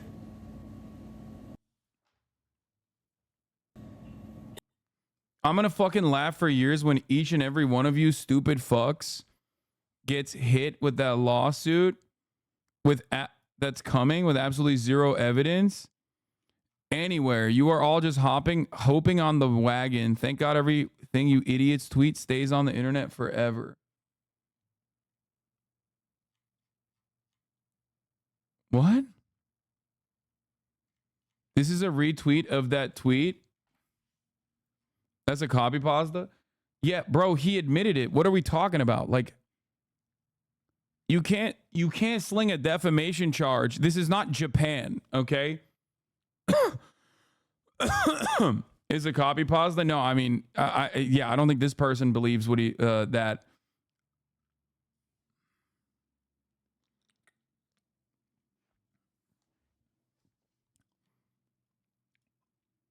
All right, add me up. Slasher, you want to come on? Oh, shit. Oh, shit. There it is. Hello? Hello? Can you hear me? Yeah, can you hear me? Yeah. I'm not gonna put on video. If you're gonna put a picture, can you not use a bad fucking picture like last time? Holy shit. Okay. Okay. Made me look like shit last time. Here, use this where it's me and fucking Trump next together. I think that's perfect for okay, you. last time this happened was like, I think, what, fucking 2019 or 2020, okay? No, I came on to talk to you about the League of Legends Union stuff Oh, and tell true, you true, that true, true, esports true. player rights, and then I look like shit, and I still look like shit, which is why I'm not using video. But you made the picture look terrible, so use that picture. Okay, Also, here it is. I may not exactly be as helpful as you might want me to be, but I wanted to say a couple things, and maybe I can answer a couple questions at the same time. Okay. Well, first and foremost, explain to all the kiddies in here who you are, what you've done, and why it's why this is a moment of vindication for you, because like people might not know, you know what I mean? Like people might not know because it's been so fucking long, right? Okay, yeah, sure. I come mainly from esports. Professional gaming is my home. I was one of the first people to create Twitch. Actually, not sure if you knew that, fucking Hasan. Wait, I didn't know that. Yeah. So back when Justin TV was going on, and it was just Justin had a backpack on himself, kind of like going around, walking around. He was the founder of Justin TV. That's where Justin.tv comes from. It was him, Michael Seabill, who was the CEO of Y Combinator, which was one of the most famous like tech incubators out in San Francisco. And I believe Emmett was there, but he is so uninteresting that I don't even fucking really remember him and his presence being over there. I had a friend who had a startup called Got Game. And I was over in San Francisco sleeping on his couch in 2008, late 2008, helping his startup. His best friend was Justin Kan, and he introduced me to Justin Kan in the hope that, because I knew a lot about video games, and that I would talk to Justin TV about video games. So I came into the office early on, and I explained to them in great detail why they needed to pivot the entire company to go full-time into video games.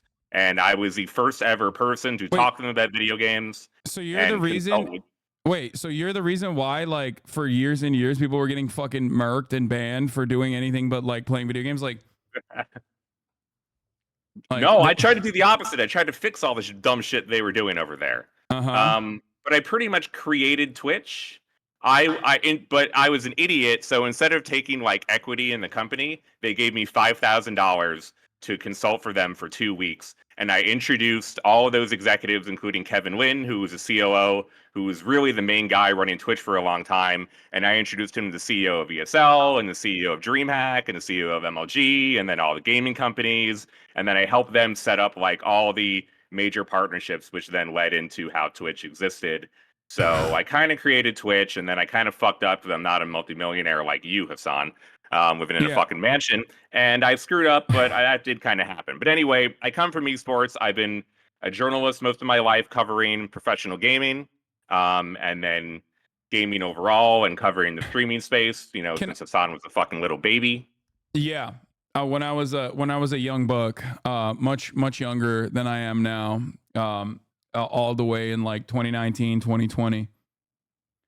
Okay, so we can move past all that shit. TLDR, 4 years ago, I was covering the streaming space pretty intently. Not just this specific thing, but anytime anyone would move to YouTube from Twitch or from Twitch to YouTube, I would preempt their announcement and I would break it myself and I would spoil everybody's announcement because I don't give a fuck about anyone's streaming announcement. And I would do that consistently over time, and that led to me reporting on all things, streaming. I'm showing on screen right now the older video of you and I having this conversation approximately 4 years ago. This was when we were talking to one another about the original reporting, or lack thereof. Even I was so naive. So this, of course, as you've mentioned, was during the time when 70 different streamers from Twitch were allegedly accused of sexual harassment, sexual misconduct, sexual assault during the Me Too movement for Twitch streamers. And then, just coincidentally out of nowhere, Dr. Disrespect was banned a couple days later. I was the first person to report that he was permanently banned by my sources. And then I also additionally reported that it was not due to DMCA, which was the big thing going around because the record labels were fucking everybody over. At the time. I put your tweet in the blast off where I say we have Slasher on for his moment of vindication as a solid gaming reporter. the famous look. For several hours now, I have been told from credible sources the reason Dr. Seuss has been banned. However, due to the importance and sensitivity around the subject, I've refrained from going on it. I don't feel comfortable with it currently. You also, and I myself even got involved in this, and I thought you tweeted this part as well. The Dr. Disrespect is banned, and not just on Twitch. Like, that wasn't even your tweet. No, it's not my fucking tweet. That was never my tweet. I never said he was, you know, never gonna cut. That was Shannon. That was never me. I've been misappropriated that quote for years and years and years and years and years. So just my tweet. I have said this before on your stream and several friends and publicly. I made a mistake. My initial tweet, which has been memed on and posted tens of thousands of times, was wrong. I got ahead of myself. I should not have done that. Not only did it lead to unnecessary speculation and make it seem like I did not know what I was talking about, it was me kind of getting my emotions mixed in terms of trying to get the story right, but also be first at the same time. And I should have never made that tweet. That was wrong of me to do. But would you say that you made stupid fucking mistakes? I would say I made stupid fucking mistakes, man. Oh, Jesus. Okay. Stupid fucking mistakes, man. So that tweet ended up, you know, I was still, in the way that I worded it, yeah, I was not comfortable because everything that I was hearing was secondhand sources. Nothing that I could use as a journalist to professionally report something, which you always need at least two primary sources, and usually you want documentation to prove what you had. I did not have that. I was going off things that I quote unquote knew to be true, but I could not prove at the time, and I should have never made the tweet to begin with. That led me afterwards. So afterwards, I didn't say anything. I did not do speculation because I knew I already fucked up and I did not want to go further. I did do some reporting, which I tried to give hints to people. Like, I reported that Discord had banned him first. I reported that YouTube was not going to be giving him a contract and that it was not a contract dispute. One of the biggest theories back then was that, like, Twitch fucked him over in a contract dispute. I did do reporting back then to try to accurately represent what was happening, but because of my original stupid tweet, no one was believing me. I ruined my reputation and essentially my career because of this tweet, and that put me into extreme depression and was one of the most significant reasons I left the internet for basically 2.5 years, and I did not tweet. I did not do anything because I felt really fucking shitty that everything had transpired that way. Please look at your Discord. I just started sharing my screen with you because Mr. President, a second Nick Merckx tweet/video has hit the World Trade Center as of this moment. This is fresh off the presses. Directly at the top of the hour, there's a 3-minute ad break. I'm going to run it right now. Sorry, guys. Contractual obligations. If you no longer want to see those ads, you have to subscribe for $5 or for free with the Twitch Prime. Here's the 3-minute ad break now. Slasher. I'm ready to watch this. I feel like this was a second tweet. A second tweet has hit the Twitter timeline. 55 seconds. And he's shirtless and he's outside in the glorious Florida sun. Let's see what he has to say. Yo, checking in. I'm seeing everything on Twitter, and I read through Doc's tweet, and in that very tweet, he basically confirms that, you know, he was texting an underage girl and it went weird sometimes, you know, and look, just to be blunt and straightforward, man, that's inexcusable. It's unacceptable, right? There's no excuse for something like that, and I can't support it. Hang on, honey. Doing this, talking to Twitter. I can't support it. I can't defend it. And look, the boys and I are torn up over it too, man, because we played a lot of games with the guy, and it feels a little weird, but what can you do, you know? So I just wanted to update you guys on my thoughts and how I'm feeling. And I mean, look, I hope you guys have a good day. All right. So what will Dr. Disrespect's dick riders do now when MFAM has seemingly dropped Mr. Disrespect himself? I'm going to be honest, that was actually more of a stand-up video than I thought he would make. He didn't even insult trans people. Yeah, he didn't say as a side note for a whole minute. Yeah, you know who's really actually scary for the children? Trans people, random trans people that I suspect are bad. I'm going to be honest, the over-under, I would have picked the under. I did not think that would happen. Bro, what is going on with this angle? What is happening with all of the Doc's closest friends? Why are they always shirtless? Tim the Tatman video as well that just landed on the timeline. Literally, what the fuck is like 2 minutes? They're in a group chat, I think. What is going on? Okay. All right. We'll watch this as well. Wow, this is absolutely insane, bro. Everything I'm seeing. I have known Doc for a while now. We've played games for years, and seeing everything that is spiraling right now is a very difficult thing for me personally. And I'm sure for a lot of y'all out there. I think for me, I know a lot of you are asking, Tim, what are you feeling? Tim, what are you feeling? My bottom line, I think, is if what he is saying, where he said that he was messaging a minor and it would sometimes lead to teeter on inappropriate. This is actually a good notice how they're not friends, but both said played games for a while. That's actually I mean, the boys are torn over this. We played games for a while. They both said that. They're distancing themselves a little bit from Dr. Disrespect, even in this conversation, beyond the fact that they're like also openly being like, nah, this is fucking ridiculous. If he knew that was a minor and those were the messages being sent, I cannot support that. I can't. I appreciate y'all. This is beating me up, but. What do you mean if, bro? He literally said it. Like, what the fuck?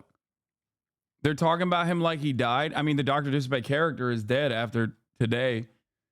Actually, you could say it's more alive than ever. I mean, I guess. I mean, yeah, he was being real disrespectful. I guess when you think about it, he was disrespectful of age of consent laws. So that is like in line. This is unfortunate to say the least. This is awful. So appreciate you guys. Thank you for the love you give. And I'll see y'all soon, man. Okay. All right. So getting back to you, Slasher, you famously had this revelation. I also want to show you another funny moment here. This is, because we're giving you your roses today. Okay.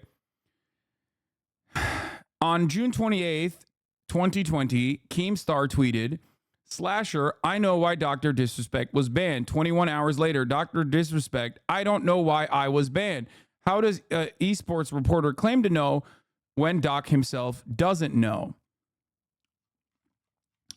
To which you, quote, retweeted and said, Keemstar has been falsely accusing and harassing a woman for 3 years regarding Dr. Disrespect. Keemstar does no original reporting, has no sources, and speculates on fake bullshit. Don't listen to Keemstar. Doc's tweet does not refute what I have reported.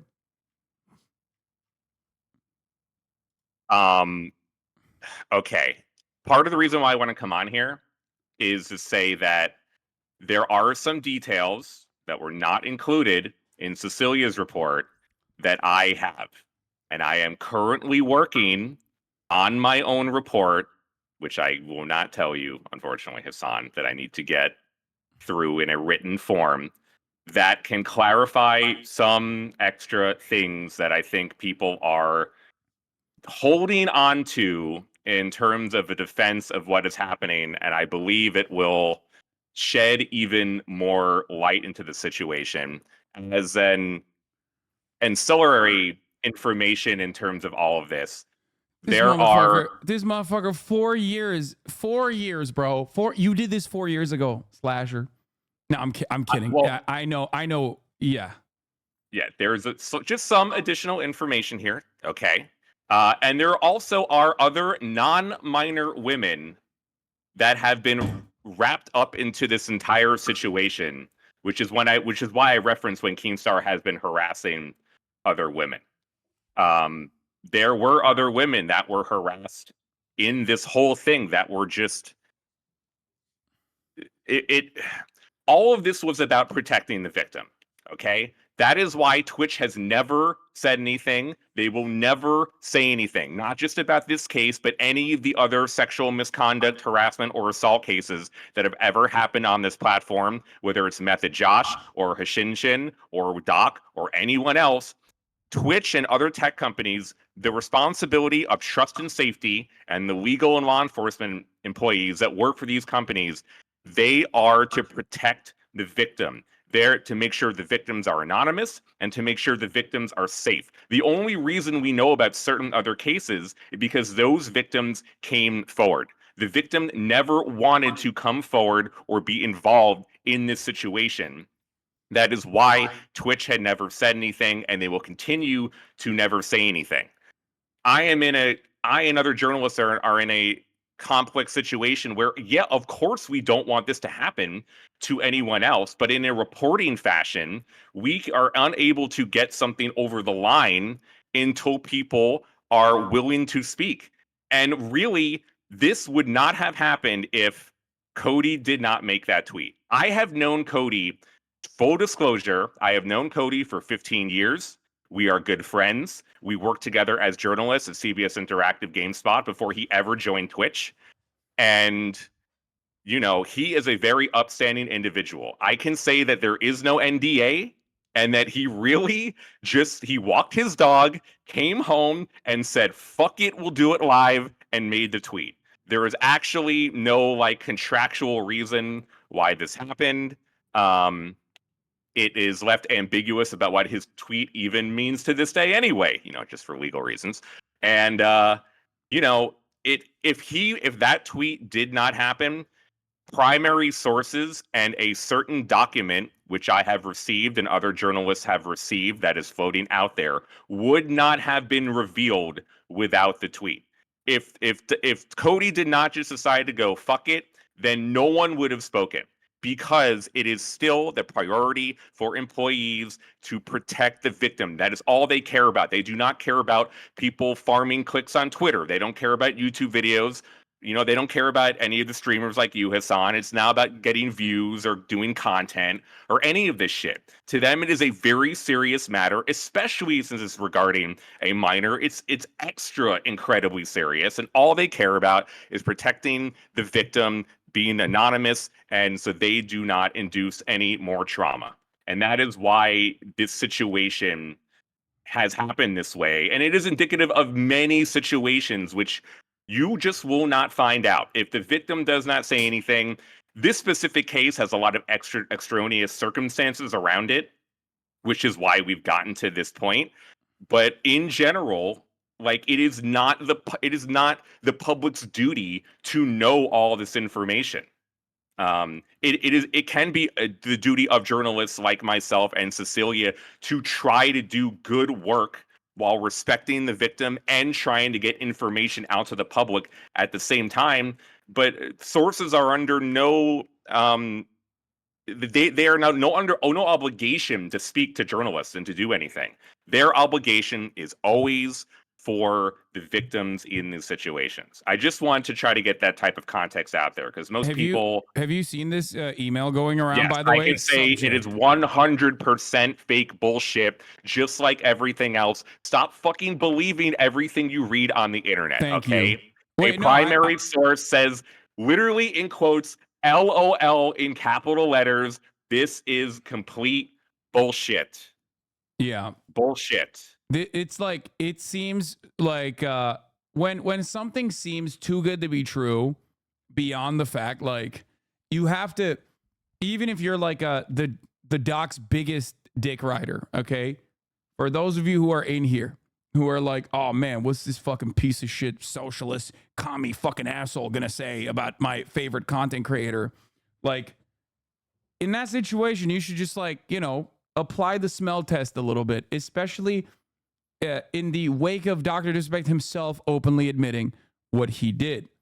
Okay? So it's odd when people just like immediately jump to that conclusion and go, oh yeah, they actually banned him because they hate him. Like I'm sending this to multiple known sources in the gaming news arena. Here's what actually happened, but cannot be said publicly. Whispers between guy and a 17-year-old Twitch. The age was not known at the time. These messages were in relation to how to scale new channels using tried and testing methods. Like he had a perfectly innocent conversation with a 17-year-old, which conveniently Dr. Disrespect did not actually mention when he was trying to defend himself. Like that's so fucking stupid. You have to be. By the way, Hasan, you're not fucking helping. Even you entertaining this dumb bullshit is not useful. I'm not but even entertaining you, so to speak, debunking the thing is not helping. It shouldn't even be given attention. The first thing I did when someone sent this to me was immediately go, that's fucking bullshit. Number one. Number two, this is a larger conversation about media literacy. I need people to personally also, on top of that, not repeat the mistakes that they've made. As a political commentator, my job is, for the most part, educating people on how to fucking look at Twitter and how to look at information and process it. That's why I'm personally explaining to people that ultimately, when you see something like this, you have to be very careful and think critically. Media literacy is extremely low. That is why, for example, Cecilia's Bloomberg report is extremely important because Cecilia is a professional journalist. She broke the sexual misconduct story at Riot, which forced them to pay out $100 million later on. She did investigations to Activision Blizzard. She's reported on like embedding and viewbotting on Twitch. She's done lots of important work. On top of that, Bloomberg has a very high standard, whether you like Bloomberg or not. They have a very high standard for legal in terms of getting something across the line. Some asshole on Twitter like me is very different than a reporter publishing it and national outlet in terms of the same thing. Cecilia reporting the same exact thing that you wrote in that Cody wrote in his tweet is 10 times as more important because her sources are primary. Cody, by the way, is a secondhand source.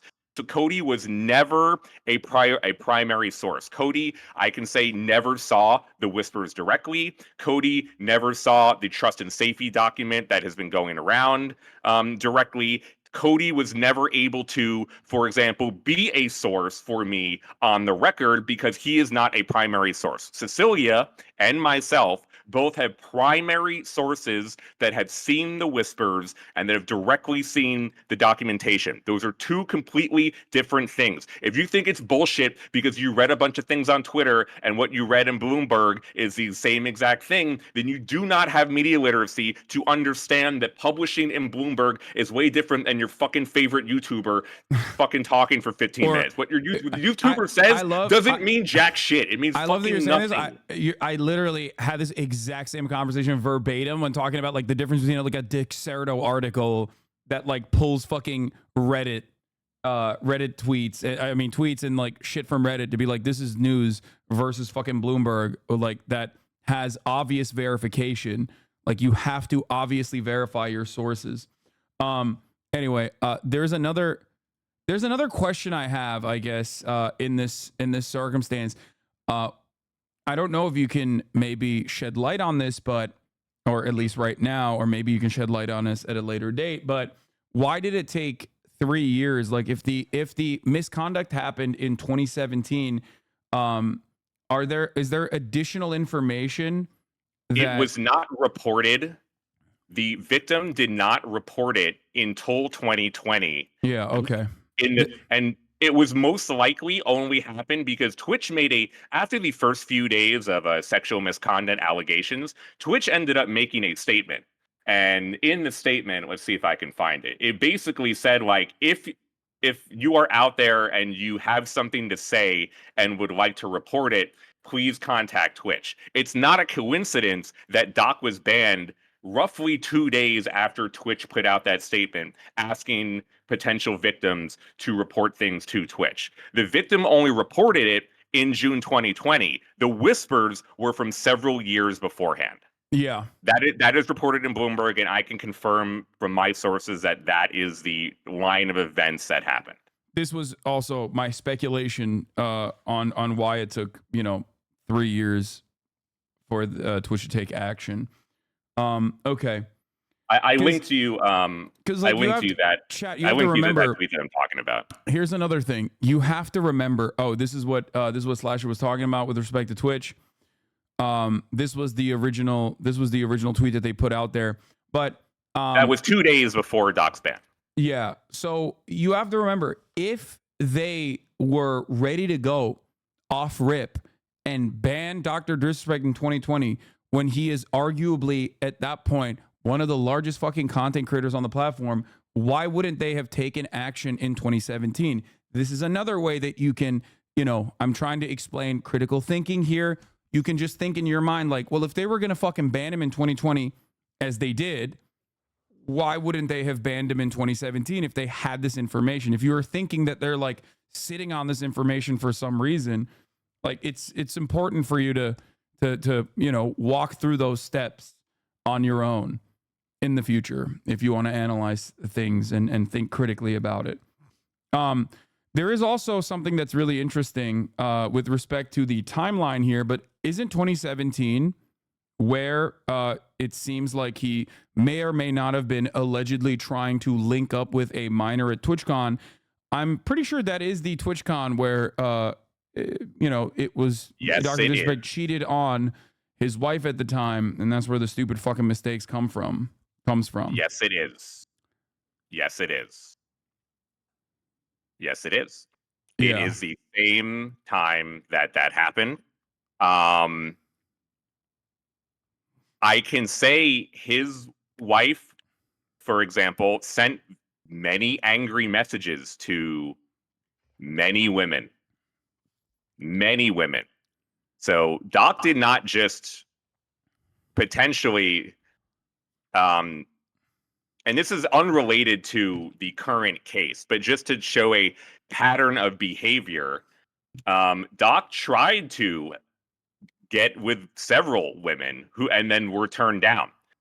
Mrs. Assassin found out all of this at the same time, which is and that is Doc's that wife. has ended up Doc's wife. It is unclear if Doc's wife does know about this specific instance, even though the timeline matches up that it was all at the same time. It is still unclear if Doc's wife knew about the minor or knew about this specific girl, but she definitely knew about several other women that Doc either linked up with or tried to link up with, because I have seen text messages from his wife to other women calling them whores and being extremely upset with them.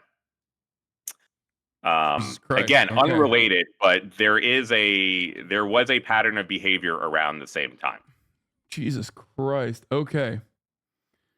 All right. Are there additional details on what you are currently working on that you want to elaborate on at all?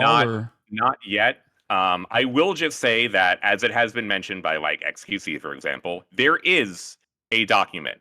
A document was sent to several journalists, including myself, that I am in possession of. Including XQC, the primary journalist, the esteemed journalist. He does not have from what I understand, he does not have it. He just is aware that it exists. Yeah. There was a document that was sent out following Cody's tweets that showcases the report, the internal report for Doc and the case, and it explicitly showcases the reasons for his ban on the report. I am unaware of why Cecilia did not even reference the report. Now, Bloomberg rarely, and professional journalists rarely publish like internal documents. They will reference them in their reporting. Cecilia did not even reference the report. I am not sure if she has it. It would very much surprise me if she did not. But there definitely could be legal ramifications for showing it, especially. So Hasan, if it does get leaked to you, or if it is able to be published, you know, your Twitch deal might be revoked pretty quickly. There is definitely potential for even mentioning the report in a public manner related to reporting that Amazon and or Doc's lawyers could use that for a lawsuit. That is what I have been told by a lawyer. So I don't actually know if this specific document will ever or should even see the light, but that does exist, and that has been put out there since Cody's tweets. Okay. So when it comes to like quote unquote proof, yeah, there is some form of proof. I am not sure if it should be shown, and if it should be shown, I think that some things should definitely be blacked out and marked out for the safety of any potential sources that could be caught up in this. And there is some technical terms that are listed, which I think can be misunderstood or misinterpreted and maybe harm the context around things here. So, hey, look, it is possible that I don't necessarily. For a lot of people there, they still quote unquote need proof. That means like, look, if they don't see the fucking actual whispers and messages that happened here, they'll never be like convinced, and that is not going to happen. From what I understand, those do not exist. All right, those are not, at least from the people that I have talked to. If they exist, they do not know that they exist. So, you know, like that is, you're not going to get explicit quote unquote proof for people for a certain level to be like, oh, okay, now I believe it. Like they're like, those people are never going to be convinced, no matter what. And Well, there's also, no point in trying to are you seeing what's in front of the screen? The average age of consent in the entire world is 16. The definition of pedophilia is someone who is attracted to children who have not hit puberty. Dr. Disrespect is a phoebophile, not a pedophile. That is insane. That like community notes are going crazy. There's also another person going crazy in the fucking here. The fact that people cannot comprehend or refuse to acknowledge is Twitch Whispers is for adults. There's an age verification. This, in air quotes, individual obviously bypassed it and lied. Another fact, this was brought in front of a judge who saw no incriminating evidence. That is not what happened, for the record, JBreezy228.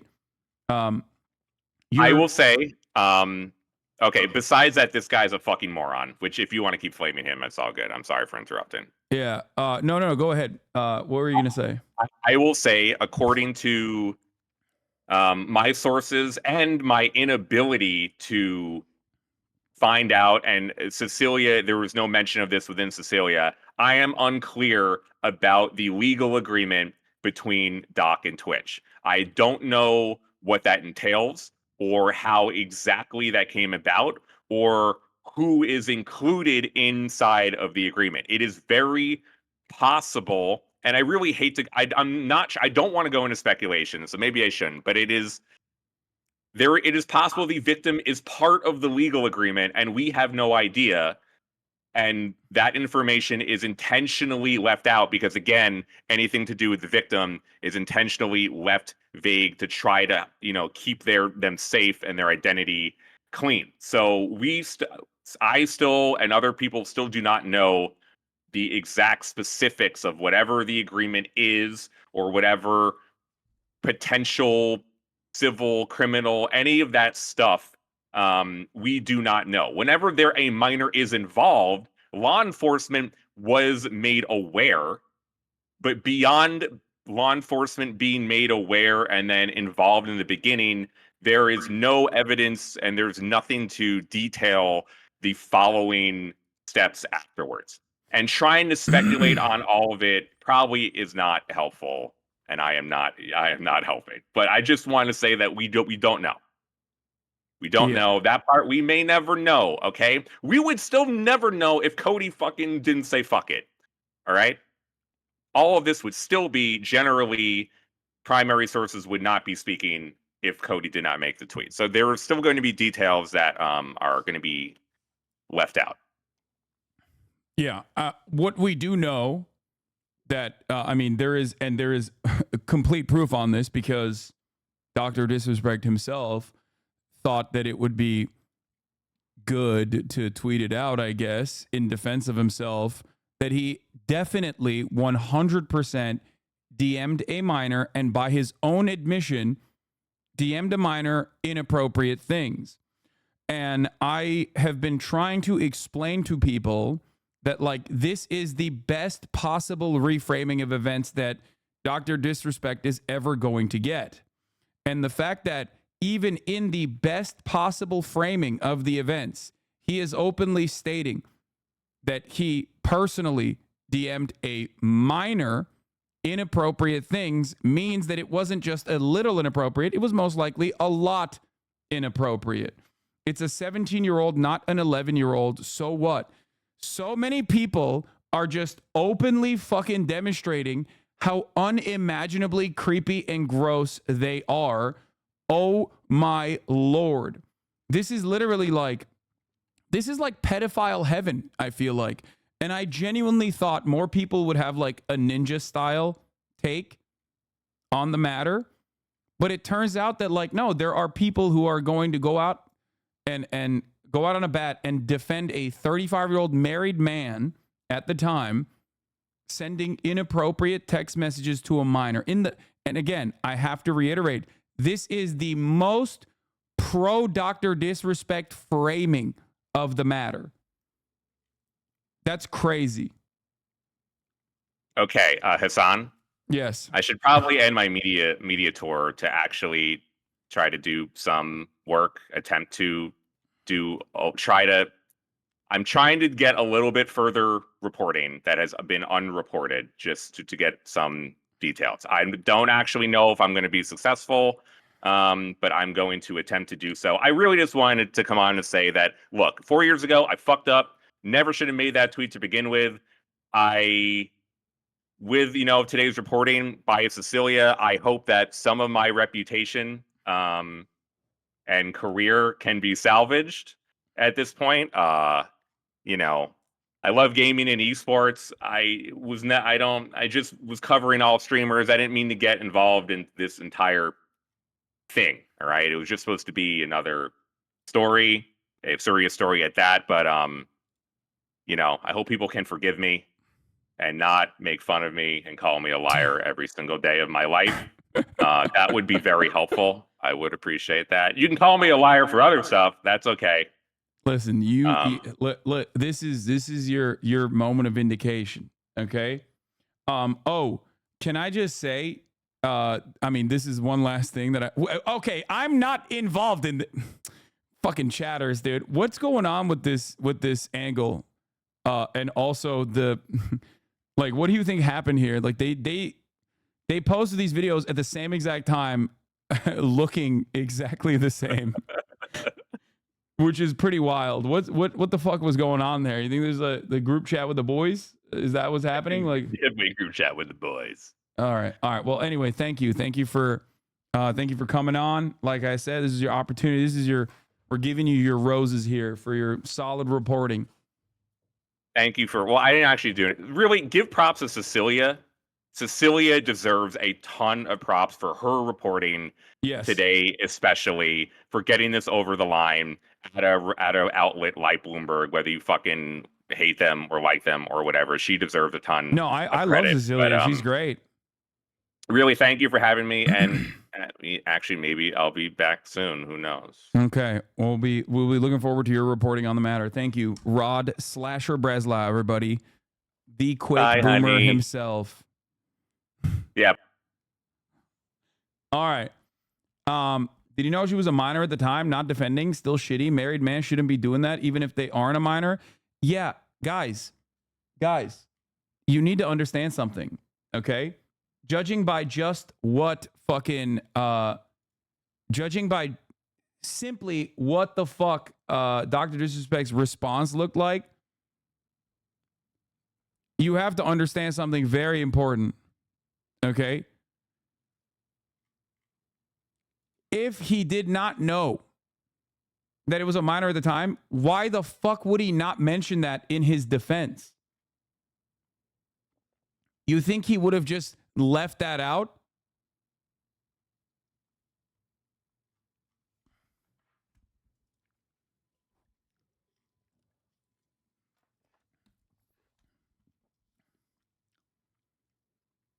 As a libertarian, I'm still trying to figure out what is it that he did wrong.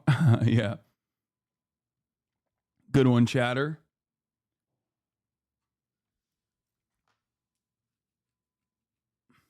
Not knowing doesn't make him any less of a predator, regardless of who actually cares. No, there is definitely a conversation, a separate conversation that absolutely softens this approach.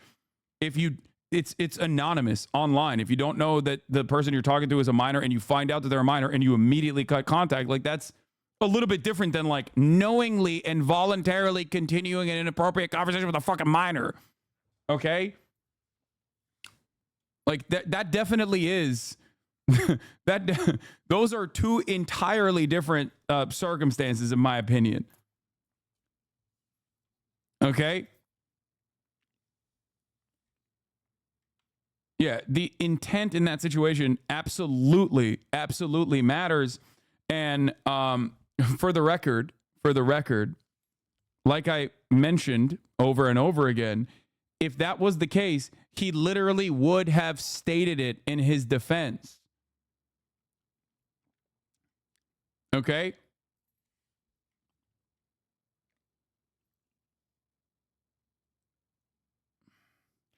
Why are people bending over backwards to defend this? Are they all similarly gross weirdos? Is it possibly because it's such a heavy label to put on someone, people are just being careful? Or what do you think the reason is? All these freaks come out on the topics.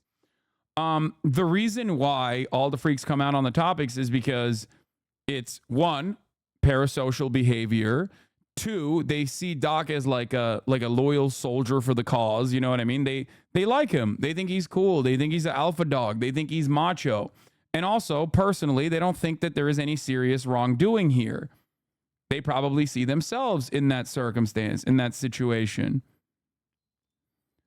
But yeah, Cecilia D'Anastasio is the one who, and there's a litany of different reasons. There's like people who, you do realize you can't exactly say everything at the moment. What are you talking about, brother? What? Okay, I need you to understand something. He has to be literally the dumbest person on the fucking planet and the most like unfairly persecuted person on the planet if he literally immediately cut contact talking to a minor and in his admission he omitted this key detail that would literally turn this into a very different situation. Sure, people would still probably go after him, but there's at least a defense there. Why would he not fucking say that in his confession?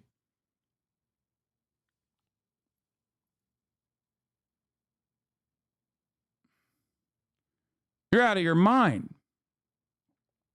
FBI in the chat having a field day writing down all these names of people. Yeah, you wish, dude. You wish the FBI was actually that on the ball when it comes to fucking defending children from pedophiles.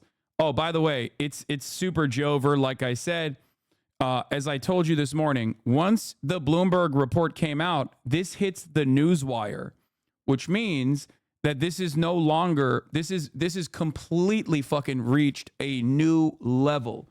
It is now mainstream. And I don't think you guys understand what that means. Okay? This is literally like, it's over. It's completely over. It's never been more over than it is now at this very moment. Like, this is critical mass. Yeah, this is hit peak velocity, terminal velocity at that point. Like, it might lead to YouTube cutting ties with him, potentially. Like, this is something you need to consider.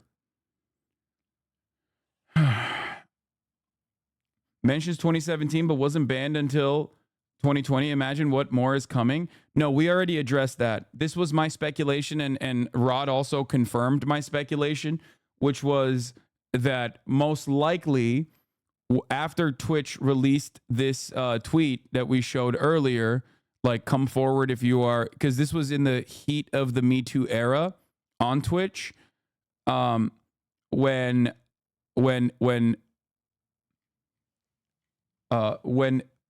you know, former victims, like victims that were formerly predated on, right, by Dr. Disrespect, probably came and reported the whispers specifically.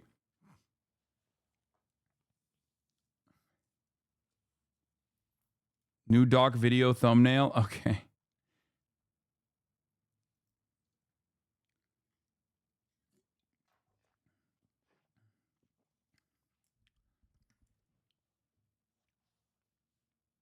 Does this mean YouTube knew and let him stay? Discord knew and banned him? No. I mean, I don't know.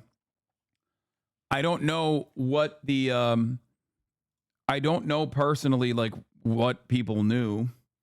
Yeah, it is crazy, like I said, that he fucking edited the minor part of the conversation and then like of the tweet and then put it back in as though we can't fucking see with our own two eyes like that he typed that out.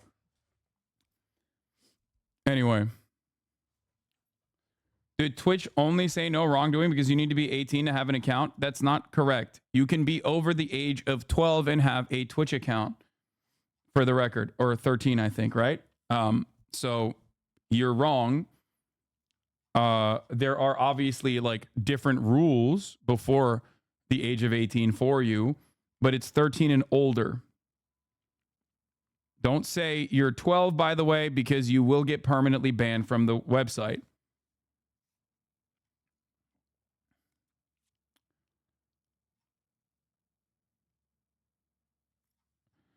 Banned Twitch streamer Dr. Disrespect says he sent inappropriate messages to minor. The disclosure comes after years of speculation over why the former top Twitch streamer was banned from the platform. So yeah, in the upcoming days, there will be... it was reported by Cecilia that Fwiz, aka Ryan Watt, the head of YouTube Gaming, was not aware of the reason as to why he was banned. Yeah, that makes sense. Fwiz wouldn't fuck around with that, in my opinion. But yeah, in the upcoming days, people will, a lot of right-wing grifters will most likely make hay or, you know, take advantage of the situation and the chaos and the confusion. There will be a lot of people who are charitably confused, and I will try to be as charitable as possible to them and explain away the situation. But for many others that are misguided by the chaos and confusion that stems from situations like this, they will come in here and be like, I don't get it. Like, the blame must be on someone else. Yeah, Pokemon said, yuck. Dr. Disgusting. It's Jover.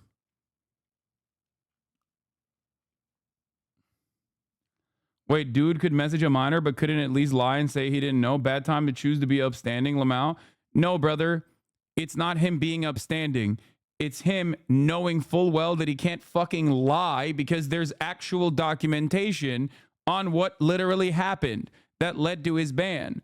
That's the reason. Because if he just said like, oh, I didn't know the person was a minor actually at the time, and then like more evidence comes out, it might be a violation of the contract. You know what I mean? People can just turn around and be like, well, here it is. Here are your fucking whispers.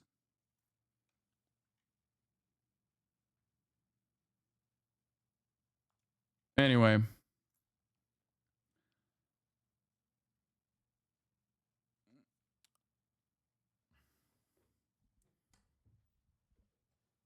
So, when you get the chance, can I ask you a quick question about meritocracy and diversity and his relationship with one another? No. The HasanAbi hater to alt-right to pedophile pipeline remains strong? Yes. As it stands, it's like there's a 80% success rate on that, which is weird. No, you racist shithead? Beam added, nothing illegal happened. No pictures were shared. No crime were committed. I never even met the individual. He further emphasized that he has never received any criminal charges. He noted that he went through the lengthy arbitration process with Twitch regarding the ban before the civil dispute was resolved in a settlement. Twitch has not commented publicly on the issue, and the company did not immediately respond to a request for a comment. A representative for Beam did not immediately respond to a request for comment. Beam's post came after attention reignited around his ban beginning Friday. when former Twitch employee Cody Connors, who worked on a company's strategic partnerships team until last year, shared an explosive X post on Friday that appeared to refer to Beam, although it did not explicitly name him. He got banned because he got caught sexting a minor in the then existing Twitch Whispers product. He was trying to meet up with her at TwitchCon. The powers that be could read in plain text. Shortly after Connor's post gained viral attention, Beam appeared to deny the allegations. I didn't do anything wrong. All of this has been probed and settled. Nothing illegal. No wrongdoing was found, and I was paid. Now, remember, when this fucking wrongdoing first came out, or when he responded to this first, I told you this is legalese. Like, he could have easily just immediately fucking nuked the accusations if they were completely unsubstantiated, completely untrue. Yet he did not do that. And he said, he tried to dance around saying, oh, I didn't do anything bad. I didn't do anything wrong. There was no wrongdoing that was found.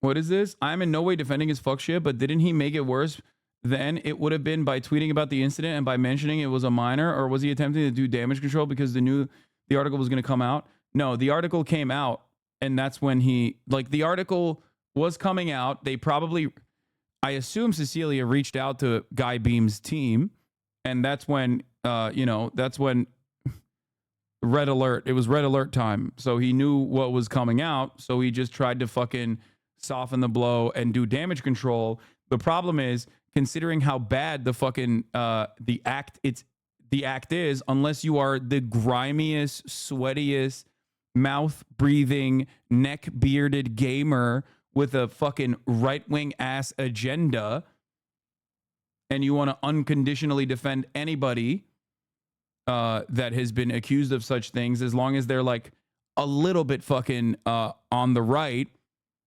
most people will look at that and go, what the fuck? What do you mean you fucking texted a minor inappropriately? Like, it's done. It's over. That is like, it's done.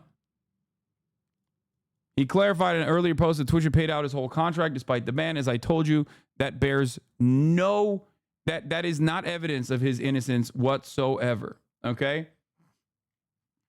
Since his 2020 ban, Beam has continued streaming on YouTube to his 4.7 million followers and has partnered with major brands, including Mountain Dew and the NFL. After Connors went public, The Verge published a report citing a second anonymous former Twitch employee who confirmed Connors' allegations.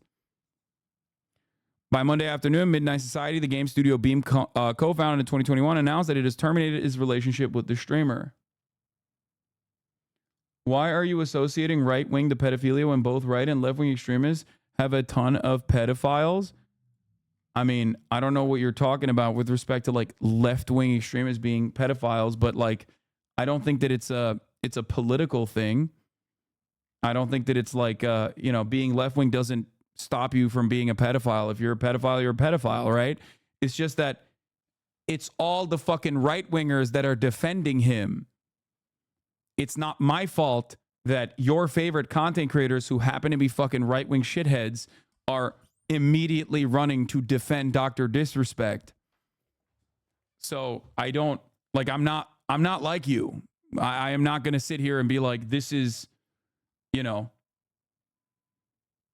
this is specifically a right-wing trait, okay? No one talking about Virgil, Texas? Like, literally, I don't know if you meant that as like a, I don't know if you meant that as like a, you didn't mean it as a own. Exactly. There you go. No, straight up. Exactly. Where is he now?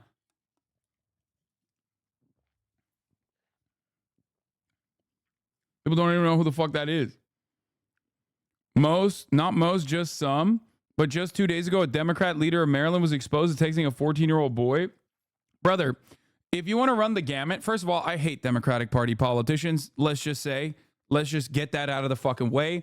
I despise them. They're scumbags as well. But if you personally want to fucking run the gamut of like which party has more active pedophiles in its lineup, that is crazy that you think that you could have this conversation here when the record-breaking, longest-term House of Representatives Majority Leader Dennis Hastert, throughout his entire fucking career, was literally trying to fuck young boys, okay? Underage boys. Hey, bro, I'm not saying I respect Dr. Disrespect, lock him up. I'm just saying, why associate political views with something as sick as pedophilia? I didn't do that. You are the one who's thinking that, like, you know, oh, well, there's Democrats who are pedophiles. So, yeah, okay, fuck them. You know? I'll tell you this much. And a chatter also posted this in the chat as well, which I think is a pretty good fucking take. It's not the Democratic Socialists of America that is actively trying to keep child marriage legal in every fucking state. It is, however, a lot of weird right-wing politicians that are openly, while simultaneously claiming that all trans people are groomers and pedophiles and passing legislation to claim that trans people are pedophiles and therefore need to be purged from society, and simultaneously in the same fucking state legislatures defending child marriage in the United States of America. I don't know what that's about, but I find that very strange.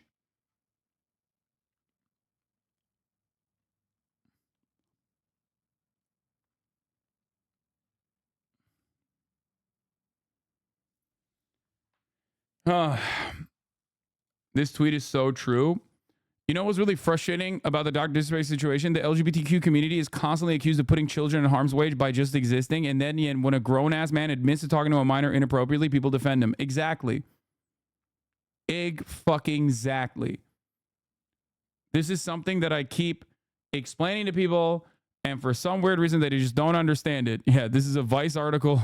Why do neo-Nazis keep getting arrested for child sexual abuse material? A surprising number of far-right extremists have been caught with some of the worst content imaginable. Is this a trend? Or is child sexual abuse material just distressingly more commonplace than most people realize? There's also a very long list of Republican sexual predators, abusers, and enablers, part 1. You know, list of convicted Republican pedophiles. This list is much, much longer, by the way, now.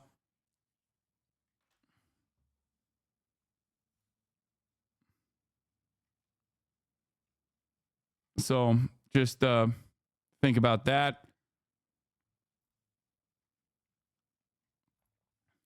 I'm not saying that, like, being a right-winger automatically means you're a pedophile. I'm not saying that at all.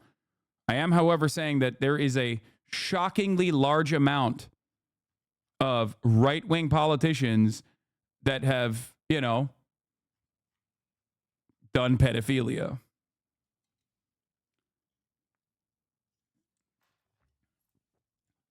Culture war weirdos trying to flip this into a Twitch issue. What a sad way to end the Dr. Disrespect situation. While leans toward inappropriate could mean something as simple as a joke with a sexual tone, but the editing out the crucial word minor and expecting people not to see it is telling enough. We still haven't seen any of the chat logs, which to me could provide a lot of context I'd like to see. But at the end of the day, it sounds like there were Twitch employees who were desperately trying to find a way to cancel him.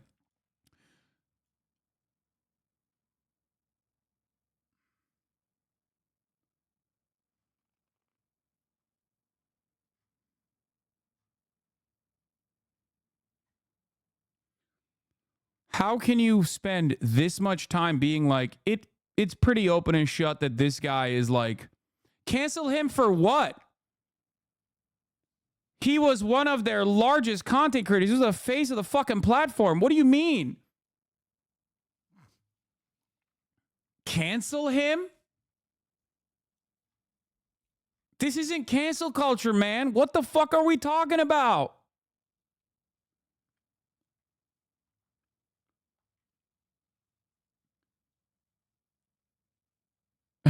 Canceled for being a pedophile? Are these people fucking adults?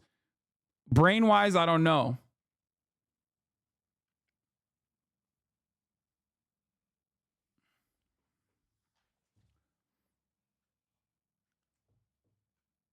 Ay, ay, ay. The suggested community note is insane. Yeah. Talking to minors is not illegal in the United States. Oh, they're fucking desperado, dude. Talking to minors is not illegal in the U.S. Twitch employees conspired against Dr. Disrespect. There was no sexting involved. Dr. Disrespect has not been charged or found guilty criminally. Innocent until proven guilty is the standard in the U.S. These people are fucking insane, dude. Yeah. He has now done 3 separate versions of the tweet. The first time around, he included the word minor. He then edited it out before adding it again to this newer version. What the fuck is going on, man? She's an anti-woke commentator. That's all you need to know. That's how anti-woke commentators fucking operate. Oh. Twitch, their employees and journos sat on this information for years, and some even try to profit off of it. Twitch needs to be investigated, and I'm left wondering what else they're trying to cover up. Dude, what are you talking about, dude? This is going to be the dumb guy opinion, for the record. This is going to be the classic dumb guy opinion, which is like, well, you know, it's just like what he's doing is like fucked up, sure, but like, you know who's really responsible at Twitch? Like, it's not like Twitch fucking said, hey, doctor, go wild, okay? Go DM minors. Like, please, it's awesome. Like, they didn't force him to do that. If you send me this fucking meatball thing one more time, I'm going to literally nuke you into the sun, okay? I'm going to send you into on a one-way trip to the sun. I got it. I'm a meatball, okay? Yes, it's, I assume, yesterday's Elden Ring clip, okay? I love you gaming chatters, but, you know, come on.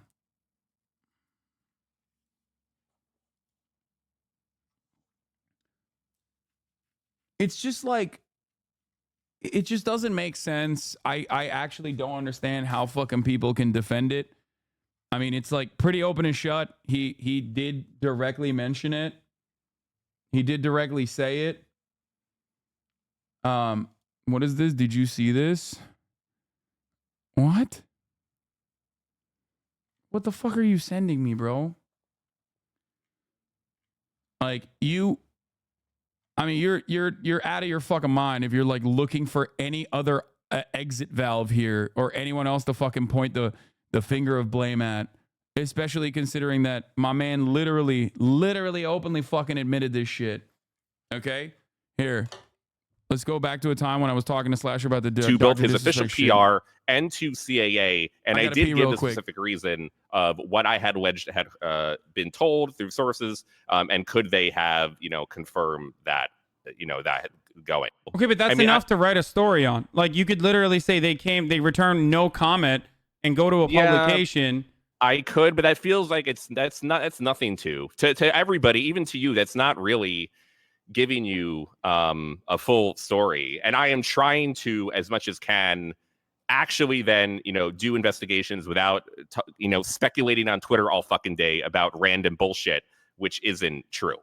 You know, things like Brime aren't true. Okay, I have seen no evidence. I have investigated fully of there's a possibility of him going to another platform.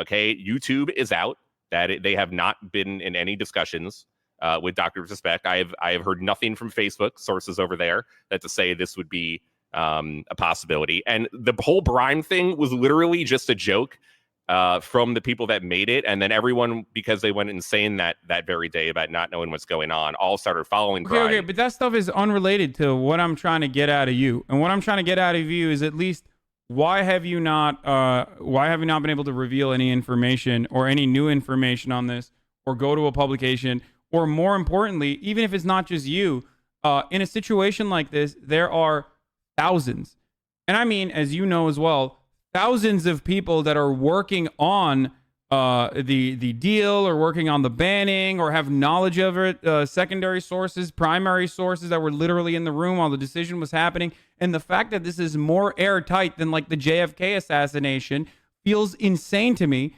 And there has to be like the spirit of justice, legal backlash or something that people are worried by. And by the way, if that's the case, don't reveal any information on here either, because I don't want to fucking get sued. So no speculation on stuff that may or may not be true. We're not going to do that without the appropriate amount of you have attacked me without the appropriate amount of evidence.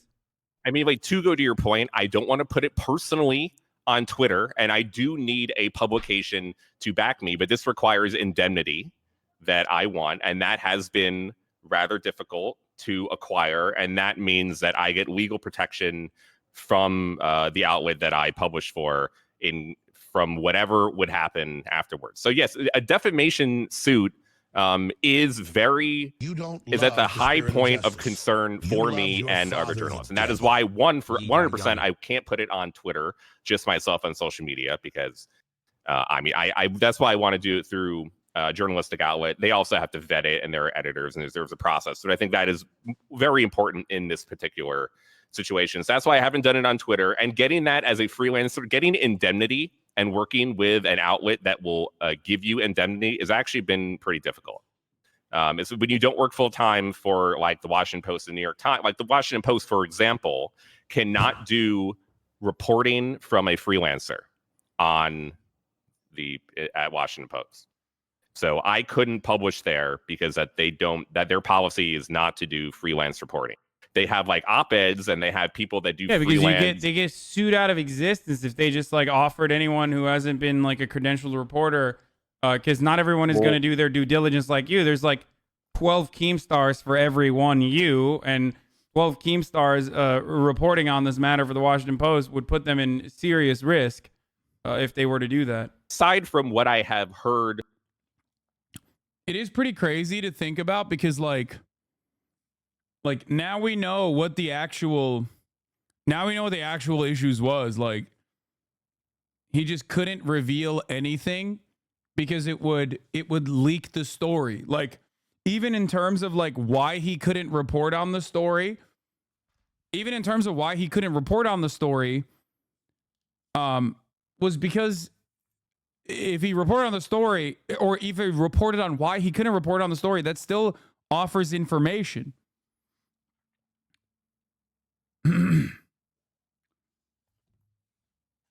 It took him 4 years.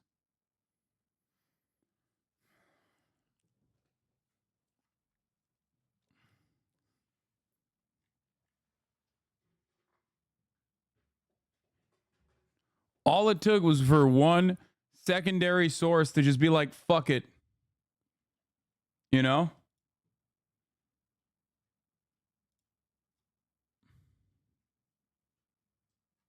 The reason why my voice sounds different, for those of you who are asking, I don't know how the fuck that nuke was really funny, but the reason why my voice is different is because although it's the same microphone, you have to remember that like there's different, like I was using a Go XLR, I believe, at the time. So the condensers are different. The bass levels are different. I didn't like magically hit fucking puberty. He could have easily explained what it wasn't about all this time. Wait, what? No, what are you talking about? Different amp. It is, you know, I will say Nick Marx's rants about trans people and his anger towards trans people is significantly more. He had way more smoke for like random trans people that he suspects are engaging in pedophilia by being fucking trans than his buddy that he played fucking Call of Duty with for years, openly admitting that he like, you know, DM'd and tried to fuck a minor. Yo, checking in. I'm seeing everything on Twitter, and I read through Doc's tweet, and in that very tweet, he basically confirms that, you know, he was texting an underage girl, and it went weird sometimes, you know, and look, just to be blunt and straightforward, man, that's inexcusable. It's unacceptable, right? Well, not his friend, just a guy he plays games with, brother. No excuse for something like that, and I can't support it. Hang on, honey. Doing this, talking to Twitter. I can't support it. I can't defend it. And look, the boys and I are torn up over it too, man, because we played a lot of games with the guy, and it feels a little weird, but what can you do, you know? So I just wanted to update you guys on my thoughts and how I'm feeling. And I mean, look, I hope you guys have a good day, all right? Don't you have a picture with Nick Merckx on your Insta? I do. Right? I was very friendly with Nick Merckx. What do you mean? Straight up. Back then, he wasn't like this fucking wild transphobic person with a kick contract. Yeah. I was. We were homies. I vibe with him. I tried to fucking, guys, I liked Nick Merckx. He was always like a jock. You know what I mean? And that's like the type of person that I can mesh with regardless. Okay? The thing is, yeah, I vibe with him as a meathead to meathead. Okay? No neck having ass to no neck having ass. We vibed. And even when he first was like coming out and being like, oh, I don't know about these kids. We got to save these kids. Like when he fucking said that sort of stuff, I literally reached out to him directly and I was like, bro, don't do this. I know exactly where this is going. You are going down this fucking right-wing pipeline. Like, I promise you, just don't do this, okay? It is not going to be good for you. It's going to fuck your life up. It's going to fuck your bag up. This is not correct, okay? Like, I literally told him this, okay? I told him this. And at the time, he did not listen to me. And then I made fun of Dr. Disrespect. For those of you who don't know the old lore, which was literally just a year ago at this point, I told him, like, bro, please. Hasan literally used to cover for Nick's shitty takes. No, I didn't. Like, I didn't cover Nick's shitty takes. Shut up. God, you guys are such fucking gross little losers in the chat. I swear to fucking Christ. Ay, ay, ay. I do despise the left, by the way. I just want to point out, I fucking hate rad libs, okay? I hate rad libs. Maybe not to the same degree as maybe not to the same degree as how much I hate right-wingers, but I definitely fucking despise rad libs because they're operating on the same fucking principles of narcissistic, selfish desires to center the conversation around themselves. That's all they're fucking doing, okay? And I've had this rant a million times over the course of my fucking career, so don't do the, I hate the left. I hate the left. Hasan is leaving the left ass bullshit. I literally was screaming about this fucking 10 years ago in the exact same way. And it went viral on TikTok too. Anyway.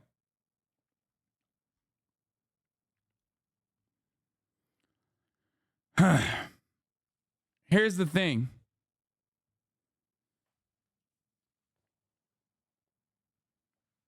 I tried fucking reaching out to him. He has a massive fucking platform. Obviously, like, I don't want someone with a massive fucking platform who I think is like, who I know personally.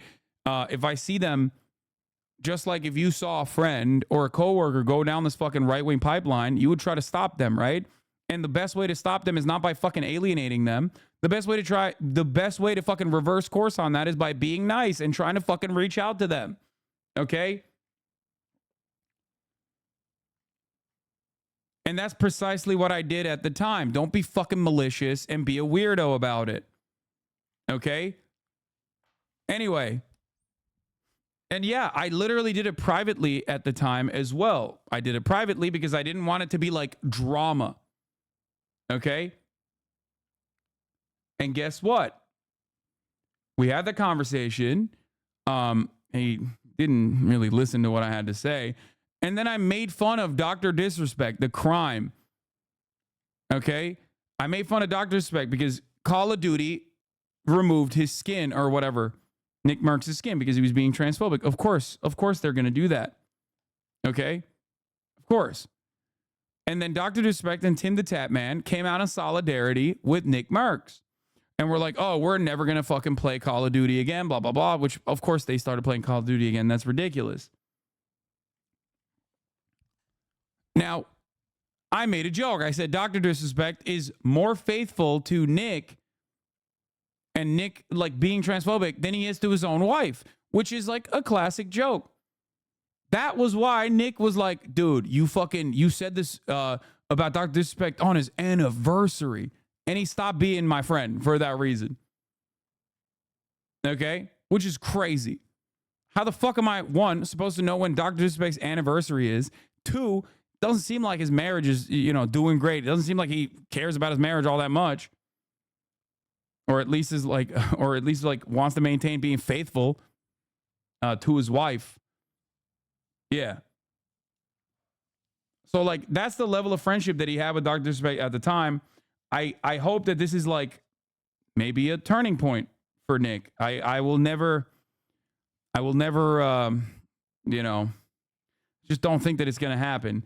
But especially because like even during the Dr. Disrespect saga, even during the fucking Dr. Disrespect saga, okay, even during the first iteration of this, when Cody came out and said, you know, it was because he was texting minors on the Whispers app. He turned around and he started making this about trans people. Like he did that. He did that in his first fucking, he did that in his first defense where he was like, yeah, I love saving the kids from attack helicopter ass like trans people on social media or whatever the fuck. And then Ava Chris Tyson, who is like one of the founders of the entire Mr. Beast project, has been there since day fucking one, okay, made a joke that was not even relevant to the drama at all. She posted, where's the tweet? Do you guys have that? Whispers app, bro. That's not a real app. Sorry, on the Whispers, not the app. Whispers on the app.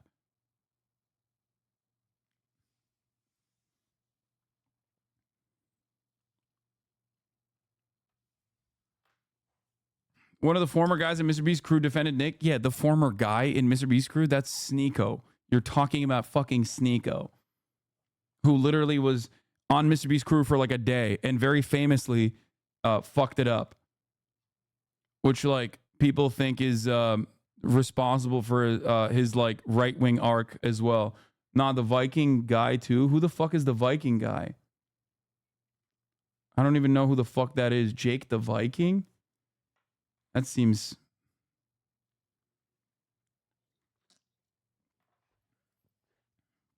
Who is Jake the Viking guy? Anyway, I'm sure someone clipped the Ava Chris Tyson tweet, but like she basically tweeted a part of Nick's like original fucking take on the matter. Checking in. Look, I opened Twitter. Bunch of my mentions are he, they, 79,000 likes, by the way. She, hey, they, fucking, I identify as a helicopter. God damn it. And I seen the couple tweets about the doc. I'm as taken back as a lot of you guys are, okay? But the fact remains that these are some crazy accusations. Crazy. Big time accusations. And until we know more, until we know them as fact. Like, why are you fucking... Oh, like, why are you fucking yelling about trans people? Like, what the fuck are you doing? Like, why are you doing that? Like, what the fuck does trans people have to do with this? Like, he, she, they. All my haters are trans. Like, it's just so fucking stupid. Yeah, here's the post above this tweet. Yeah, so she posted, me every time I post on Twitter /pause, right? Joke. Has nothing to do with Nick Marks in general, just like the beginning part, because he's being transphobic there. So she just took this part. Bunch of my mentions are he, they, she, hey, they, fucking, I identify as a helicopter. Like, she literally just took that part that I just showed you, right? And made a joke. Like, a fucking innocent joke. Me every time I post on Twitter, okay? And he fucking replied with this shit. You should be ashamed of yourself leaving behind your wife and child to play pretend. One day you'll wake up and realize what you've done. Okay? 163,000 fucking likes.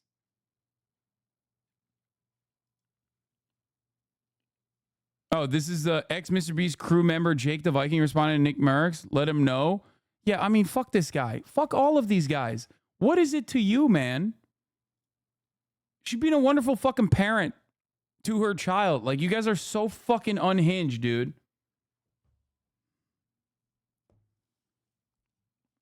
Anyway, this shit pisses me off so fucking much. It pisses me off so goddamn much. And, you know, Mr. Beast came in and defended her. Said Ava is literally always with her kid and doesn't even go on shoots to spend more time with him. Talkman is always smiling. Not sure why this rumor is a thing. Well, let me tell you, Jimmy Mr. Beast Donaldson, the rumor is a thing because people are unimaginably transphobic. That's the reason why this rumor exists. Because people don't care. They see a fucking trans person and they're like, oh, that's weird and gross and wrong. And immediately start fucking, you know, laundering pedophilia allegations with no evidence whatsoever. Just like the only evidence is like, oh, they're trans, so they must be pedophiles. And it's really fucked up.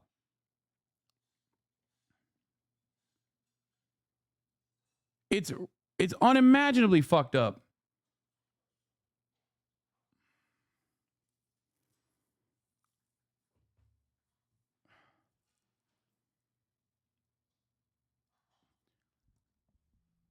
What is this?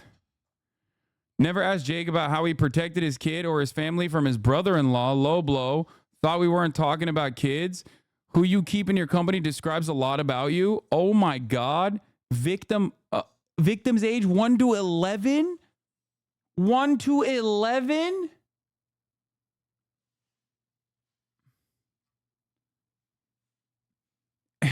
Hey, buddy, that's not an allegation. That's an actual arrest record. Ava Chris Tyson reveals major allegation regarding Jake the Viking's brother-in-law. That's not an allegation, drama alert. You have it in here. This is not an allegation. That's a conviction. That's not even an arrest. That's a conviction. That's literally like, that's it. You have been judged by a jury of your peers and have been found guilty beyond a reasonable doubt. Like, you can't say allegedly when talking about a person in Jake's circle that he protected that literally actually raped 4th-degree sexual intercourse with someone under the age of 11. Steven Crowder. Oh my God. Steven fucking Crowder? Steven fucking Crowder is dunking on him?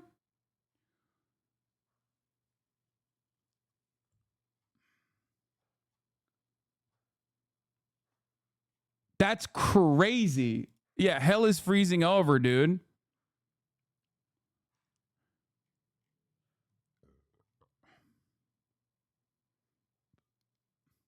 No, wait, this isn't good. Something's not right. He won't even be able to get a right-wing pundit job after this. Yeah, you got like the quarter. This is another moment where it's like the quarter chicken pounder, and the other people that like literally are still rushing to defend this dude are unironically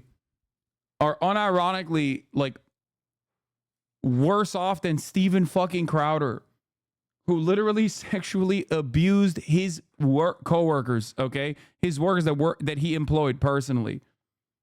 Like that's the guy who like it was caught on his own fucking camera footage that his wife leaked of him like verbally abusing the shit out of his now former wife who was pregnant at the time, okay? That's crazy. That guy's like, come on, bro. What the fuck are you doing?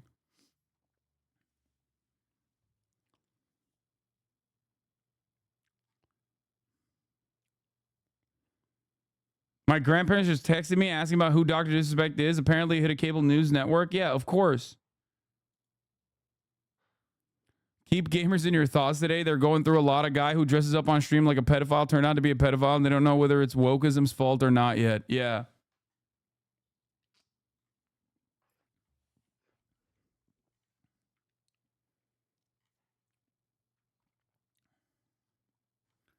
All right, let's look at the fucking subreddit now and see what they're doing in terms of cope. Yeah, bro, here it is. I mean, this is 8 hours ago from the BBC. The new article hasn't even come in yet. In the court of public opinion is Jover. It's unimaginably Jover. And a lot of right-wingers who are like immediately rushing to defend him and trying to claim cancel culture will probably go back on that and act like they never said that at all. Okay? For sure. Like, this is, you can't, there's no coming back from a situation like this. Just not even remotely possible. wild that he just like openly fucking like leaked it himself voluntarily because he thought he could get ahead of it. But I guess the reason why he did that is because, you know, and what's Dr. Disrespect subreddit? I don't know. Is it r/Dr. Disrespect?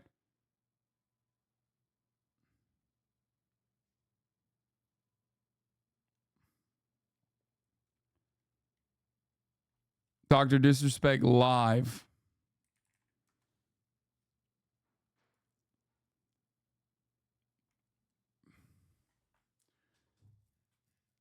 As a fan of, I mean, they're not fucking coping. As a fan of Doc since 2016, this really sucks. I'm starting to think he might not be a real doctor. I mean, there's like people brigading his stupid fucking mistakes, man. Yeah, it seems like they're fucking, you know, seems like they're being normal about it. They're not like they're doing unimaginable cope or anything. Yeah, gonna get a lot of hate for this. But a lot of people are missing the fact that Doc is 42. In 2017, he would have been 35 years old. A 35-year-old has no business talking to someone under the age of 18. How the fuck are you still defending the guy?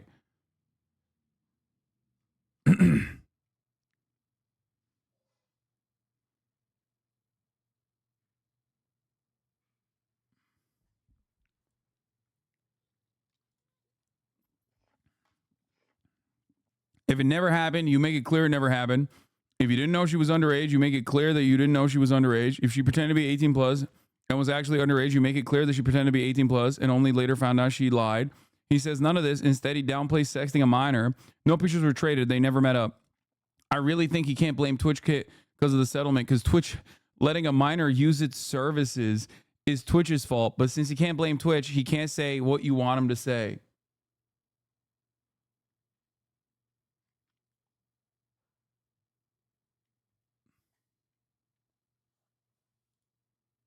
There it is. There's a Gene Park article coming out. Dr. Disrespect says Twitch ban followed messages to a minor. Like I said, it hits the newswire. It's Jover.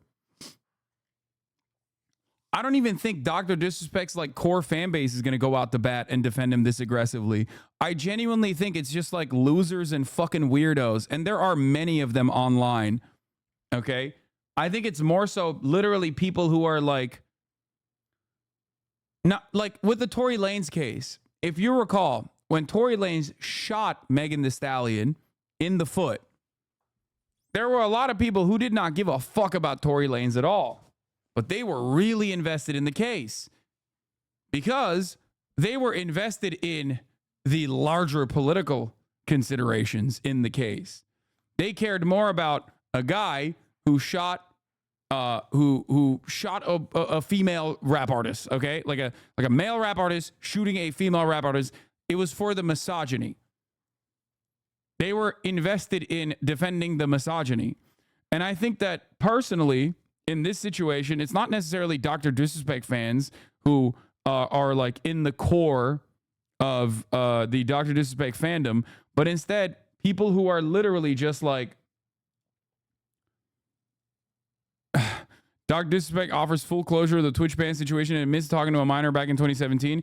Instead of hopping on the pedo bandwagon, why can't we just forgive him and move on? Seventh-day Adventist, bringing the gospel to gamers. Hashtag Twitch streamer. Oh.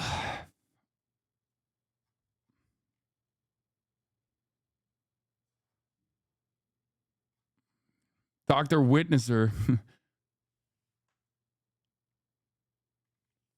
What?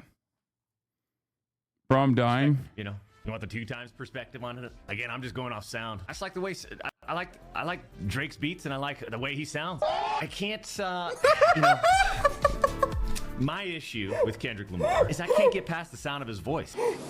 That's my only issue. He might be saying some sick ass shit, but I don't like. I don't know. Drake just has a catchy tone and rhythm and voice. I don't know what else to say. Drake's winning it. There you go. That's your feedback. And it's been hard to keep up, man. Feels like every time you open up the flip phone, there's like something new. And I like that. I'm sure people that are in it, they're in it. They're in it. They're getting a lot of content, a lot of energy back and forth like this. I like it. I like that. Not one of these, hey, let's wait 2 weeks for perspective, you know? I mean, At least he wasn't like, hold up now with these allegations.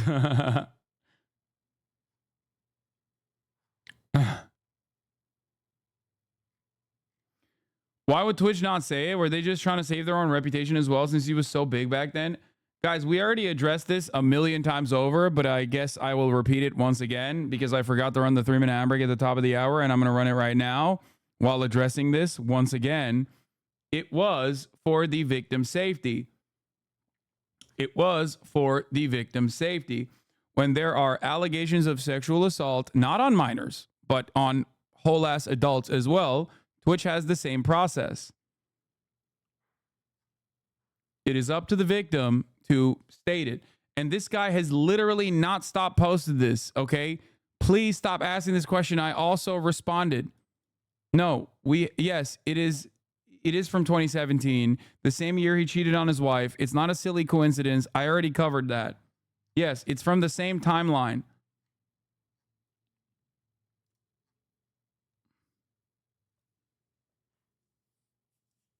Say what you want about Doc, but his streams always had much more effort than anybody else's by a large margin. Why couldn't he just be normal? Okay, dude.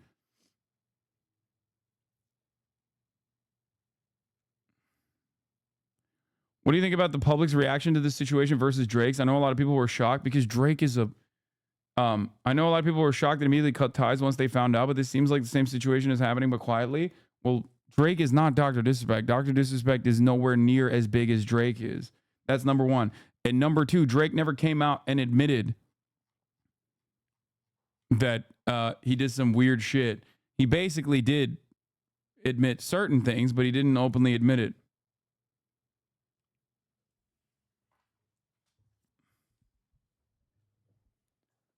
Do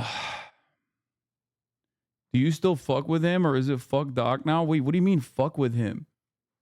Bro, I think a lot of people forget that I called out Dr. Disrespect for defending Nick being transphobic, and he literally shit on me and called me fucking fat. That was a year ago. I've also called out Dr. Disrespect before at the time of his ban.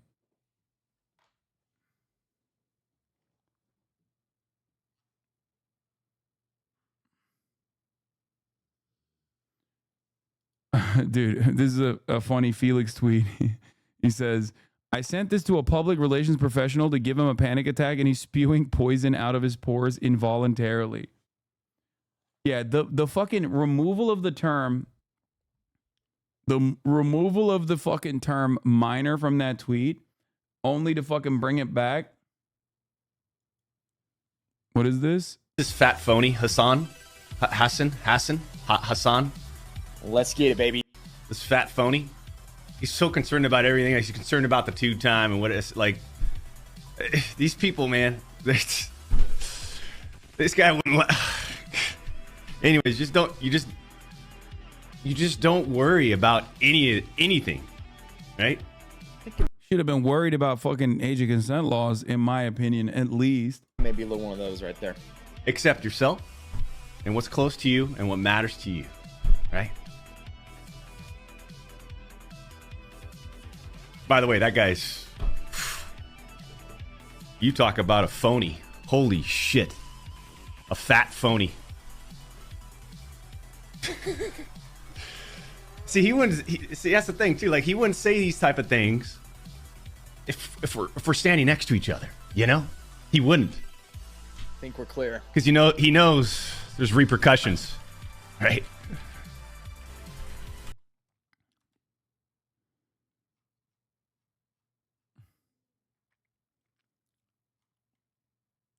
Anyway.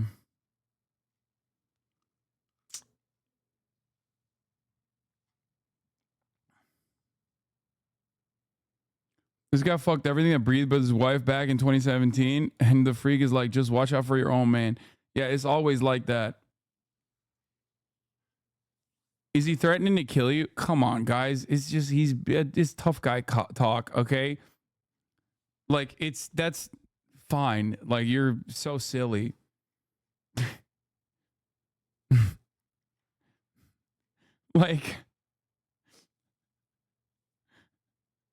Come on, chatters.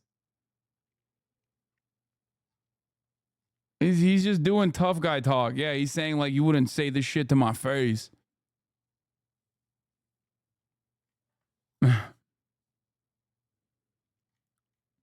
How does someone come to a homicidal conclusion? People take that stuff like super seriously sometimes. I don't know. That's not that big of a problem. Anyway, where's libs of TikTok for Dr. Disrespect? I don't know.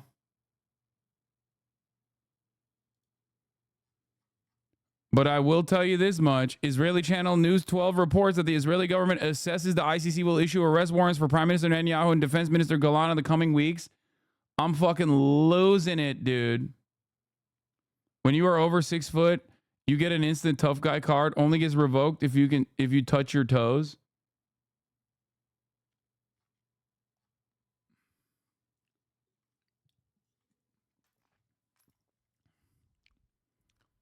Yeah, in other interesting and good news, Channel 12 seemingly is making a very cool assessment that the arrest warrants are finally coming. Now, that doesn't mean that they will actually get arrested. You have to remember that. That's not what this means at all. But it's still very good. Relevant about libs of TikTok. Don't send me that fucking piece of shit.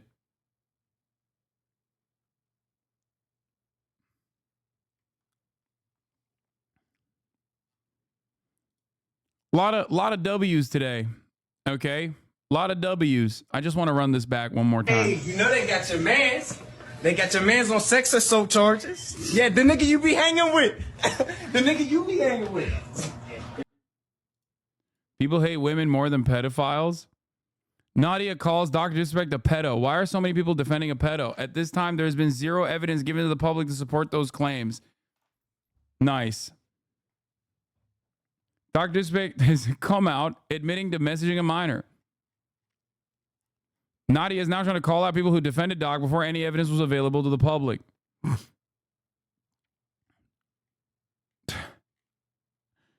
Dude, people are fucking so gross, dude. I don't know. I don't know what else to say about it. They're just so fucking unimaginably gross. They're fucking gross losers. That's it.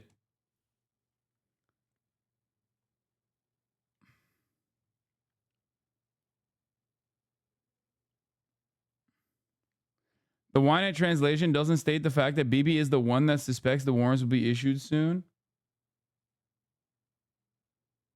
What is this? One last message about Doc and your haters. Shout out to my man Ernesto Saltacunas. What's up, baby? I see you know what you do out there with the Liberty Swingers, all right? Go easy on the young ones, my man. I saw you on TV last night. Wasn't clean what you said. I can't keep myself. Stay off that television set. You're talking crazy, looking crazy. Your clothes look crazy. You look ridiculous. What do you mean? What age are we talking about here? What do you mean, buddy?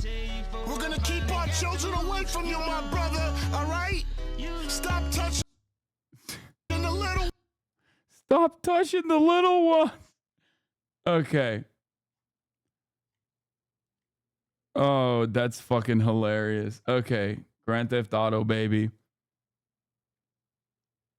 What? Okay, so let's get to it.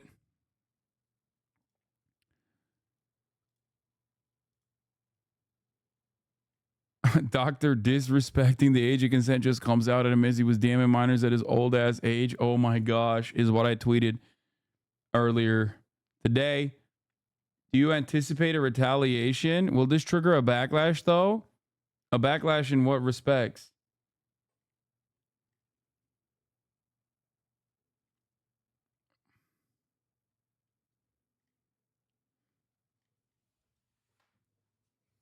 Laughed at his own tweet. What am I doing here? Shut up. It was a good one. Dude, listen.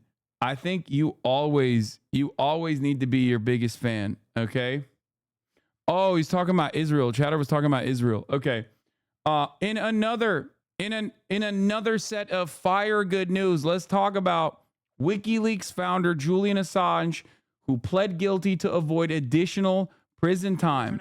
He's free now. He's going to be free. Julian Assange free this morning after the U.S. effectively gave up on a... This is a good news after fucking good news day, okay? It's pretty crazy.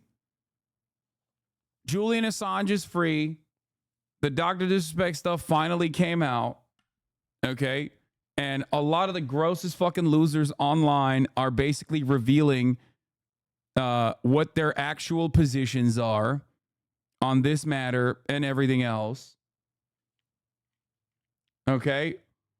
Obviously, part of the story that's really interesting is, bro, Assange was a scumbag. I don't give a shit, dude. You can't torture someone for being a fucking scumbag for 11 years or however long he's been unjustifiably imprisoned.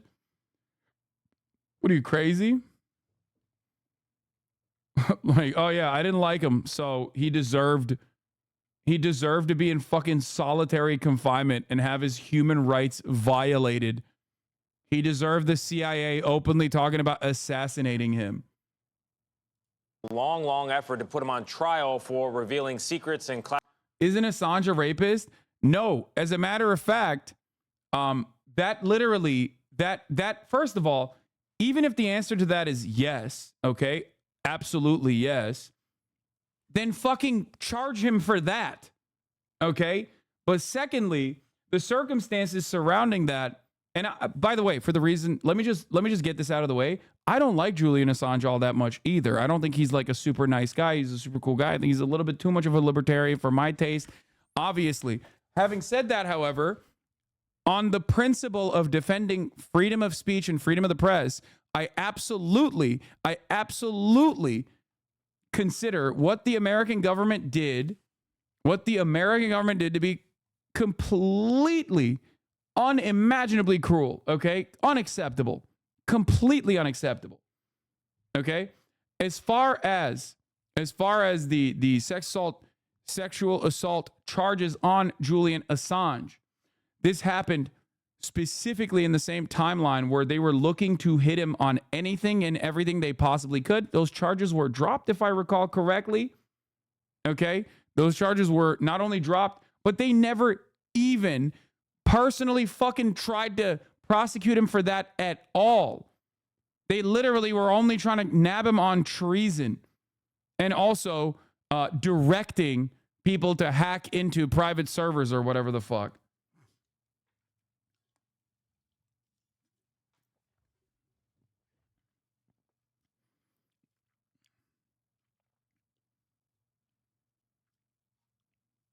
Just so you know.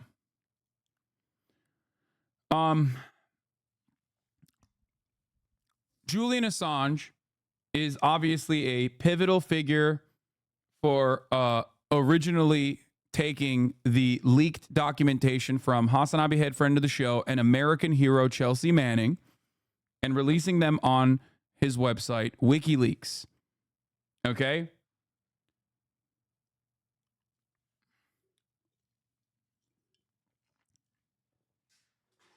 That was obviously clear documentation, including video footage of the American Defense Department, the American military, openly shooting and killing, like, I believe it was journalists and medical, like, healthcare professionals on the ground.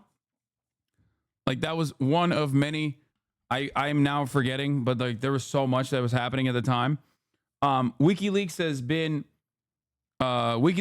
pretty fucking important as far as like leaked documentation. It's always been seen as like at least like a website that you can always rely on in terms of like looking at information that would never be information that would never ever in a million years be reported on by the American media.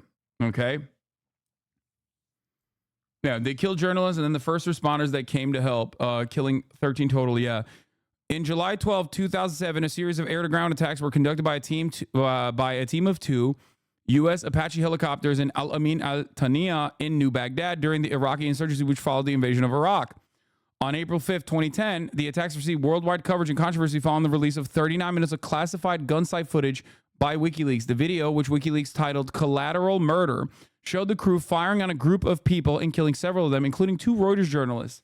So remember, when Israel is doing Israel shit, like, you got to remember, you know, America's been doing Israel shit, okay? They learned from us. An anonymous U.S. military official confirmed the authenticity of the footage, which provoked global discussions on the legality and the morality of the attacks. In the first strike, the crews of 2 Apaches directed 30-millimeter cannon fire at a group of 10 Iraqi men, including some armed, standing less than 100 meters away from U.S. ground troops at a location where insurgents earlier that day had attacked an American Humvee with small arms fire. Among the group of 2 Iraqi war correspondents working for Reuters, Saeed Shamag and Namir Noor Eldin. 7 men, including Noor Eldin, were killed during the first strike. Shamag, who was injured, died in the second strike. They 2-tapped him. The second strike, also using 30-millimeter rounds, was directed at a van whose driver, Saleh Matasher Tomal, drove by and helped the wounded Shamag. Both Shamag and Tomal were killed in the second strike, and 2 of Tomal's children were badly wounded. Okay? So I'm not going to show you the video for obvious reasons, but it was gross. It was incredibly violent. It was, you know, just another fucking Tuesday. So now, having said that, this and many other leaks that came afterwards, you know, Julian Assange and WikiLeaks' interest in just like posting this information no matter what, without like consideration for America's, you know, PR, was a major part of the reason as to why. Because remember, the American government arrested and imprisoned and tortured Chelsea Manning for years for taking this footage to journalists, including WikiLeaks. So you have to remember, like, they were not fucking around, okay? Anytime somebody talks about whistleblowers in this goddamn nation, or anytime someone talks about fucking free speech in this goddamn nation, freedom of the press in this goddamn nation, remember this WikiLeaks shit, okay? It's a lie. Bullshit. So, something to consider, okay? Classified material. WikiLeaks says Assange left a British prison overnight and boarded a private plane. Anyway, yeah, Democrat president, by the way, certainly. So after all of that, Assange was basically persecuted by the American government pretty openly, as a matter of fact, pretty openly. This happened to Edward Snowden as well, obviously, with the NSA leaks. As you guys know, Edward Snowden now lives in fucking Russia for that reason. The people that personally played a role in the investigative reporting that was conducted both before and after this now have become kind of weird. At least one of those individuals is Glenn Greenwald, as you guys know, who has done his own weird fuck shit since then. But, you know, that's besides the point. Ultimately,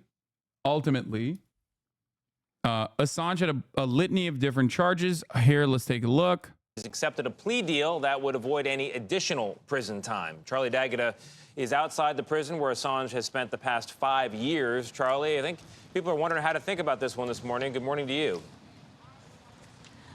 Yeah, it's a tough call, Tony. So we are outside the Belmarsh prison where Julian Assange has literally left the building and the country. He's making his way to the West Pacific. He'll be touching down technically on U.S. soil. He'll make that guilty plea. It's understood the judge will accept that plea, and then he will be free to go home back to Australia. WikiLeaks founder Julian Assange took his first steps toward freedom. Oh, yeah. If you also recall,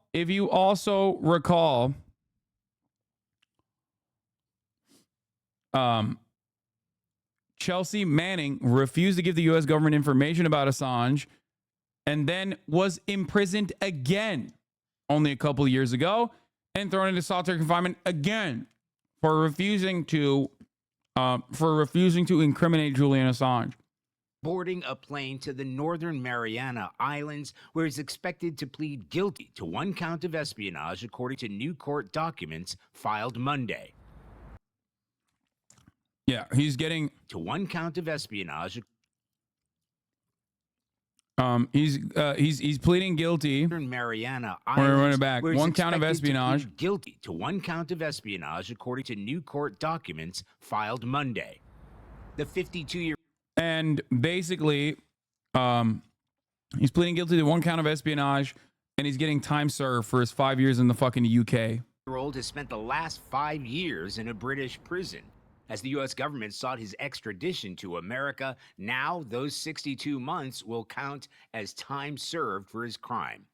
Assange faced 18 charges after WikiLeaks published a series of leaks provided by U.S. Army intelligence analyst Chelsea Manning in 2010, including U.S. diplomatic cables and footage from a U.S. military helicopter allegedly showing Iraqi civilians. Bro, what do you mean killed allegedly? in Baghdad. Light them all up. Come on, fire. What do you mean allegedly, the bro? former tech expert spent 7 years in refuge. Motherfucker's still going with this allegedly shit. That's London's crazy. Ecuadorian embassy. Why did Trump not free him? Because he's a fucking massive piece of shit. Donald Trump, as a matter of fact, literally did things that even the Obama administration hadn't done because they were, at least to a certain degree, genuinely worried about the free speech implications that this would have if they were to criminally prosecute Julian Assange. To the degree that the Trump administration was willing to go, the distance that Trump administration was willing to go, even the fucking Obama administration, which was obviously awful in terms of like their own personal dealings with whistleblowers, even they were like, yeah, if we do this, we are opening up a massive precedent. And by the way, that's not my reporting on it. I believe at the time Jeremy Scahill reported on it. So just so you understand, like, even Barack, we tortured some folks, Obama was like, yeah, it might be a little bridge too far. We'll just keep, we'll keep him on the back burner. We'll keep torturing him. But like, if we just go through with the prosecution, which Donald Trump's administration did try to, there would be, this would open up the door to like just unimaginable consequences and a genuine violation of the First Amendment. Good evening, London. Before being locked up in a high-security British prison in 2019. He's faced numerous court appearances fighting extradition, citing his declining health. It is something that is difficult for me. In a 2015 interview, Assange spoke about the strain years of exile have had on him and his family. In some ways, you must, if you believe in something and you want to see it occur, you have to pay a price. His family now celebrating. This period of our lives, I'm confident now, has come to an end. This is the best deal for everyone at this point. Former senior counterterrorism official Javed Ali. From the U.S. side, it's probably not the most satisfying outcome, but at least at face value, they could say that Julian Assange was held accountable at some level. It's so fucking gross, man. It's so fucking gross. Like, held accountable for what, dude? Posting fucking U.S. war crimes? That's crazy, okay? Posting U.S. war crimes. You have to understand. We're talking about the fact that he posted U.S. war crimes like, oh, we got him. That's why I don't fucking give a shit about his personally give a shit about his him being kind of a dick. Who now, gives a this fuck? decision is obviously controversial. If he was convicted, he could have been sentenced to up to 175 years behind bars. Nobody thought that was going to happen, but one thing he did not want was for any of that jail time to be served in the United States. Julian Assange has finally been freed. Until yesterday, there was a strong possibility he would have died in prison, and this deal no doubt will anger some very powerful people. He shouldn't have had to plead any charges, but nonetheless, his liberation is a moment to celebrate. Not thanks to you. Where has your voice been in this epic struggle? I think all journalists have exposed themselves by whether or not they spoke up for Assange. This person is, I think, genuinely insane. There's a lot of Julian Assange defenders that are just weirdo QAnon people too, simultaneously, which I find really odd. You're talking to Jeremy fucking Scahill. What do you mean? You think he hasn't vociferously offered coverage to this situation? Like what?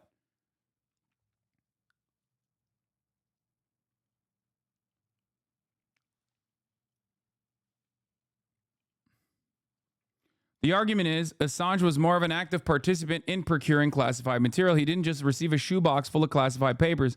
Not saying I agree, but there is limits to journalism. Yeah, for the record, fuck that.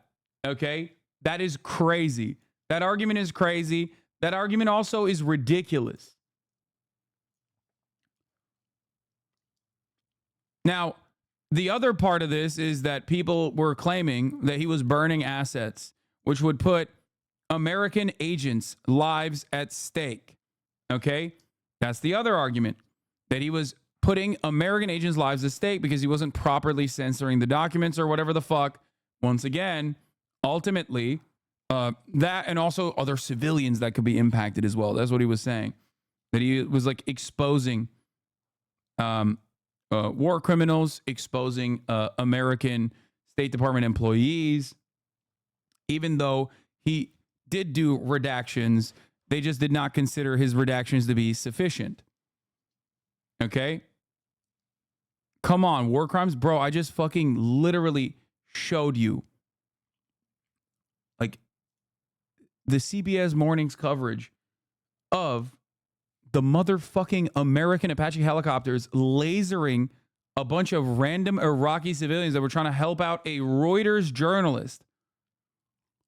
Like just straight marking them in fucking 4K. What the fuck do you mean? That is crazy. That's a motherfucking war crime, big dog. Among many other war crimes. They will say it's alleged, but, you know, it is what it is. Gail? All right, seems like he got what he wanted. Thank you, Charlie Daggett, reporting from London. We turn overseas now to the... Anyway, what? Limits to journalism? The argument is that Assange is more of an active... Yeah. By the way, medium rare OG. I don't know if you agree with this, but like, this is literally the fucking Israel argument. You know? That was quick as fuck. You guys literally ripped that shit so fast. Holy fuck. How did you make this so quick?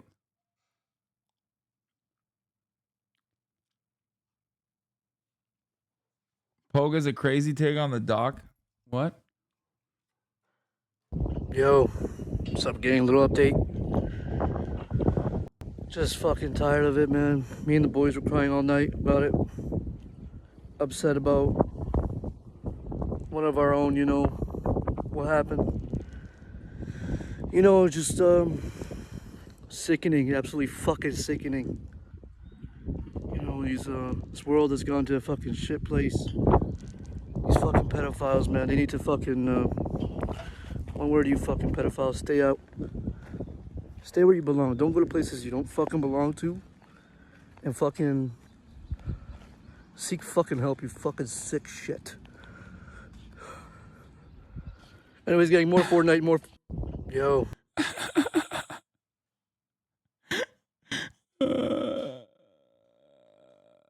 How convenient that you only defend criminals and never defend innocent individuals like John Kelly or Roger Stone. Yeah. The classic criminally innocent Roger Stone. I love that he's at a playground. That's so funny. Pogue is hilarious.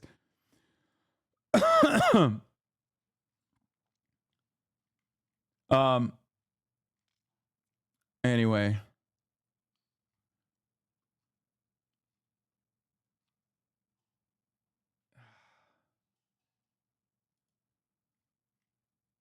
When the homies got allegations, but you got to work on your tan. Okay.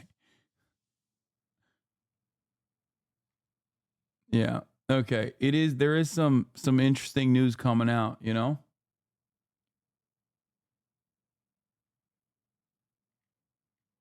What? Bruce? Who's Bruce? Yo, man. Hey, that's your man.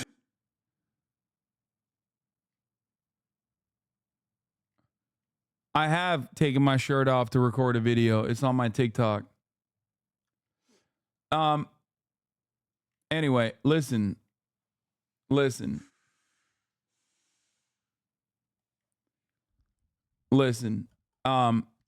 I think it's good if we did like a little bit of an expose on Assange. Does anyone have like a good doc that isn't made by some fucking weirdo libertarian?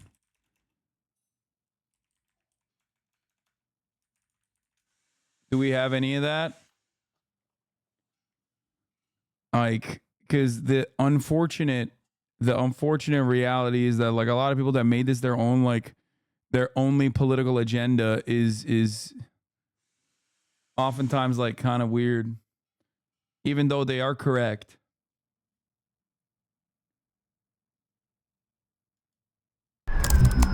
Oh, dude. On a spring day. We covered this already. And also, I watched this already. That's not a very good one. Chat, why is it that you... Chat, why is it that you fucking... Oh my God. This guy's a traitor, a treasonous, and he has broken every law of the United States. And I'm not for the death penalty. So if I'm not for the death penalty, the only one to do it, illegally shoot the son of a... Date 2017. Target Julian Assange, the founder of WikiLeaks.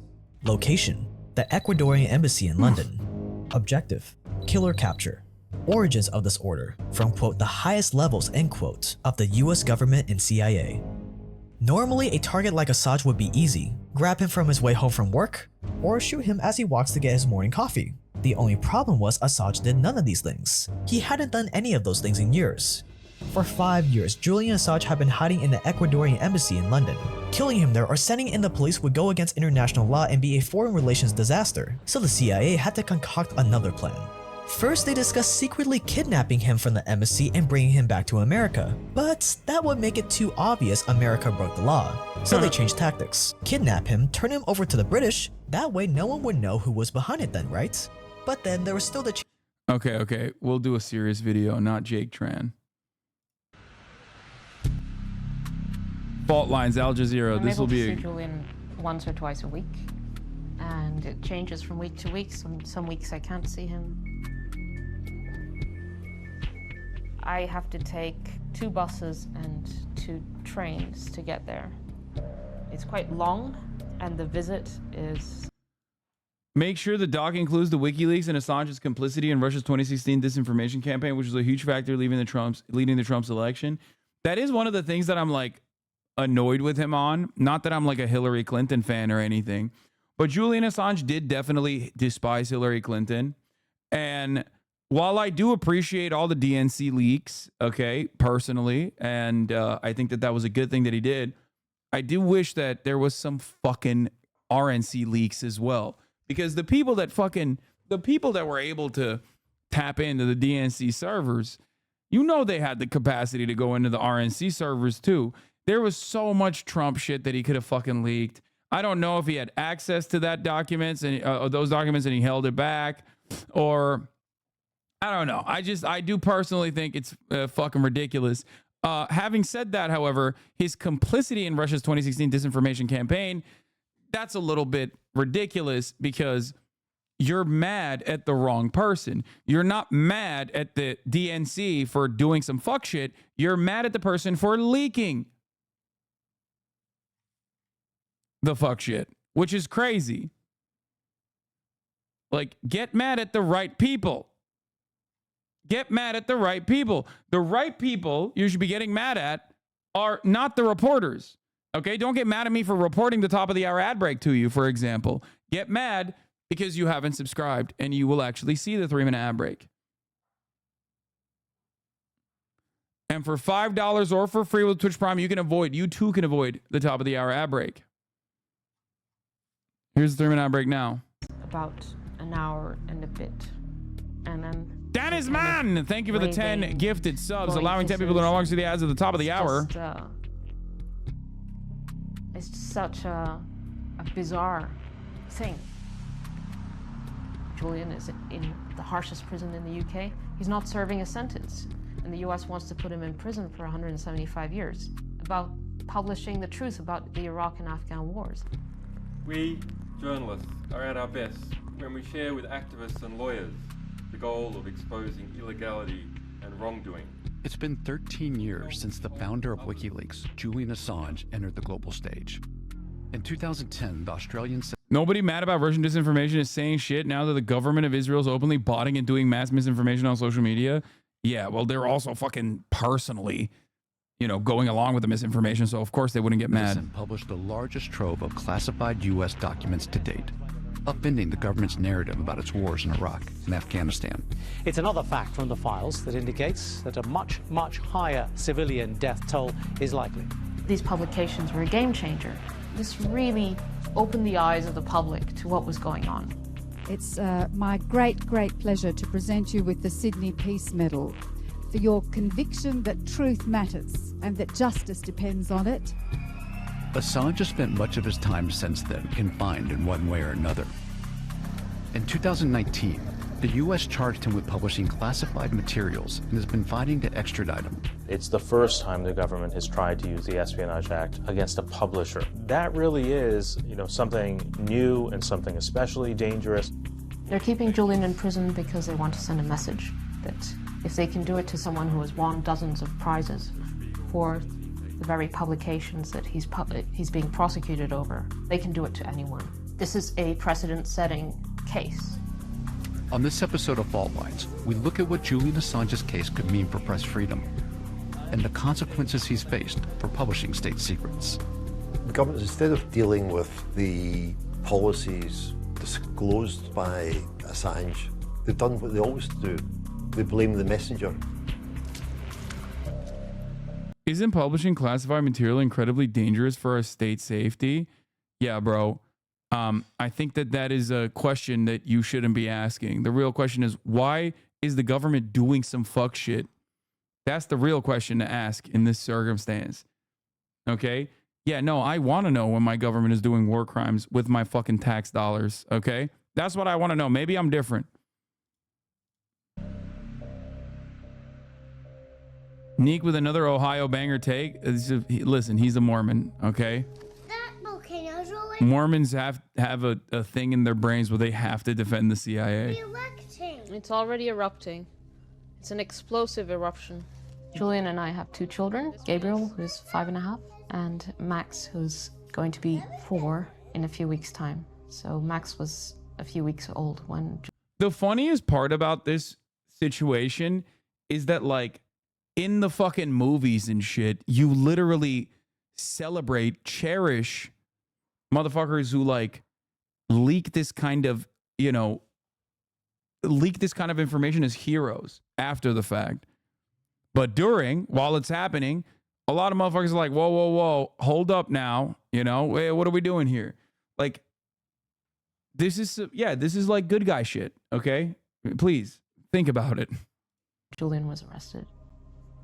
The answer I give my children about why their father is in prison is he angered some very powerful people who put him in prison. That Julian is in prison because he did something right, not because he did anything wrong. The video is... To understand the case against Assange, we wanted to look back at some of the secrets he exposed. Perhaps the most famous one is this video of a U.S. attack in Iraq, which he called collateral murder. Come on, let us shoot. Okay, clear. Come on. Clear. Their desire was simply to kill and to find any excuse in the rules of engagement which permitted that killing. And the behavior of the pilots is like they are playing a computer game. Light them all up. Come on, fire.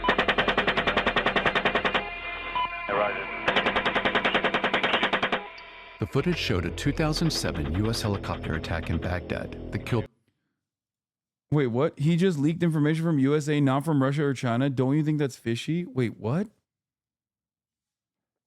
Bro, why don't you leak information from Russia and China then? Like, what are we talking about, dude?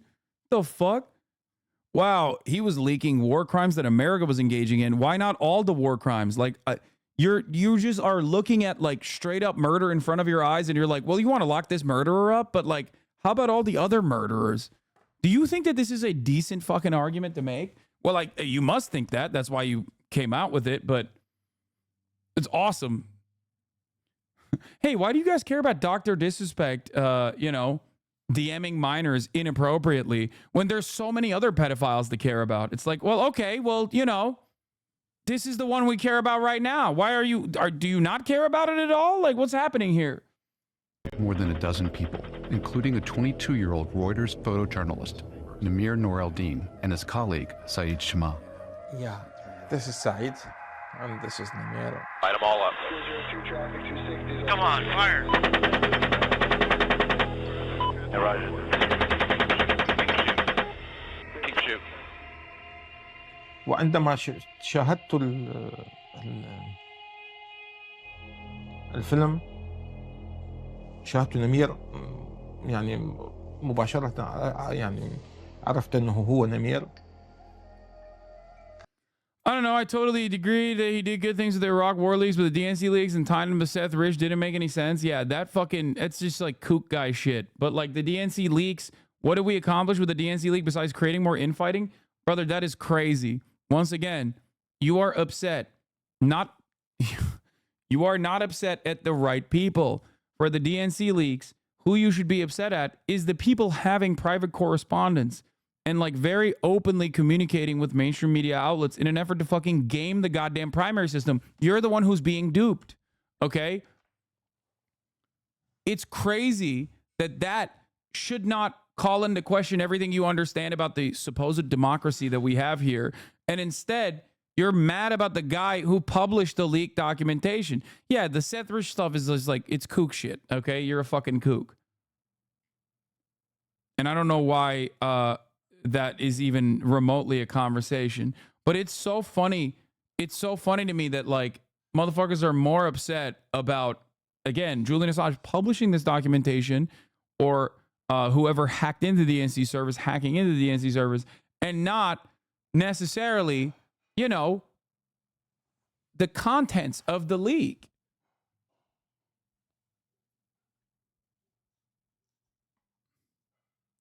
I personally think it's good that we got more information about the ways in which Julian Assange, or not the ways in which Julian Assange, the ways in which we got, you know, more, the ways in which the Democratic Party was, you know, collaborating with mainstream media. There's a dead body here. It was a moment I don't wish anyone to experience, he says. Hotel 26, Crazy Horse, 18. Oh yeah, look at those dead bastards. 00232. Nice. Good shoot. Thank you. تقريبا كل الكلام اللي كان يقال طيار مع القاعدة. Between the pilot and the base, I hear it at night. I memorize the entire exchange. اسمعوا في ذهني ويتردد في ذهني بالليل. Julian Assange is the reason why Trump won. We all loved Hill Dog until he leaked on her. Yeah. I feel like there is a million different fucking ways. There's a million different people to get more mad at in the process in all of these leaks than before you get mad at Julian Assange. Like there's the DNC. There is like the Democratic Party that thought Hillary Clinton was a good person to. There was the Democratic Party that was a valid and that thought that Hillary Clinton was a valid candidate. Oh yeah, look at that, right through the windshield. I remember crying when I saw it, and cried many times since when I watched that. It was just so cruel. For years, U.S. officials claimed that the Iraqis had been killed in a firefight. But it was only after WikiLeaks published the video 3 years later that the government's narrative unraveled. So that there was that sense of, oh my God, so they knew all along, and they must have seen this stuff. A military investigation cleared the pilots involved in the attack. The only people who faced any charges were those who leaked and published the video.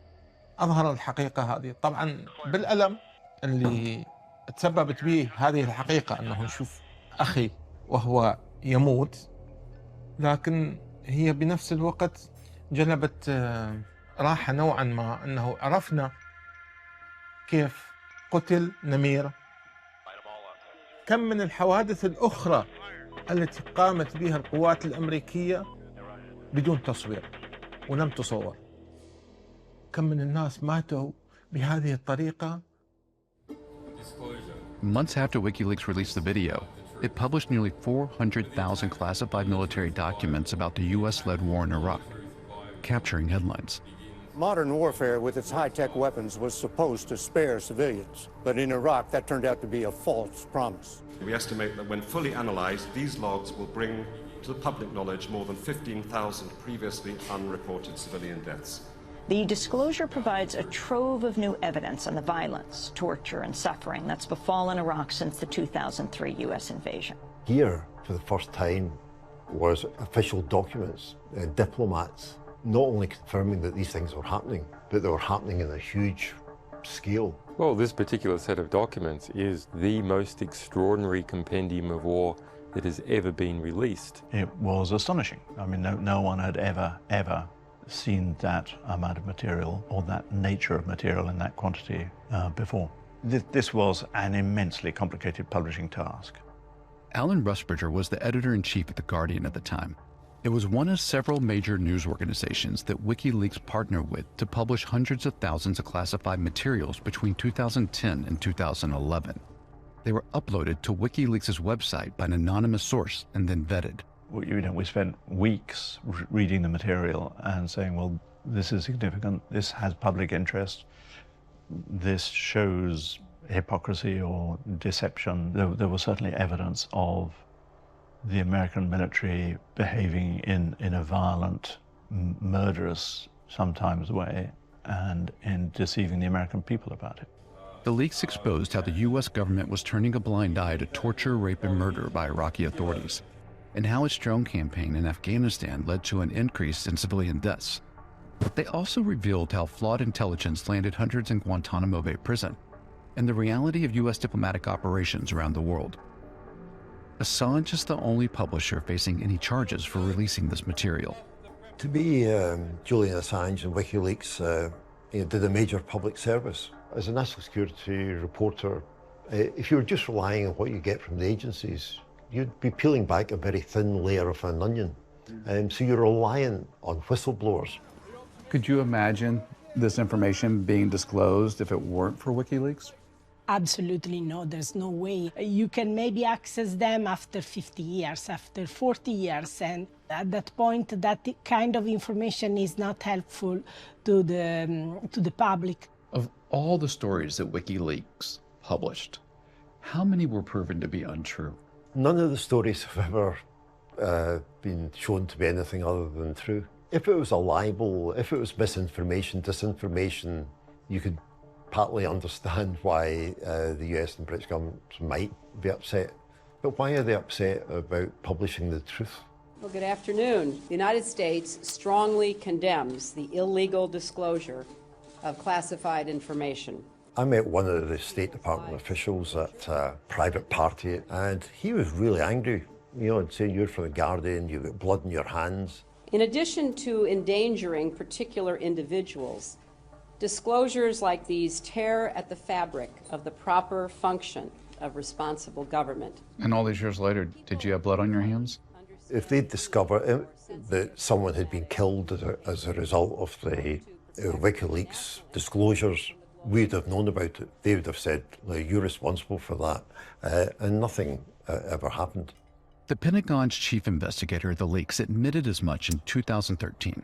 Yep. Under oath, he said he couldn't provide a specific example of individuals killed as a result of WikiLeaks' disclosures.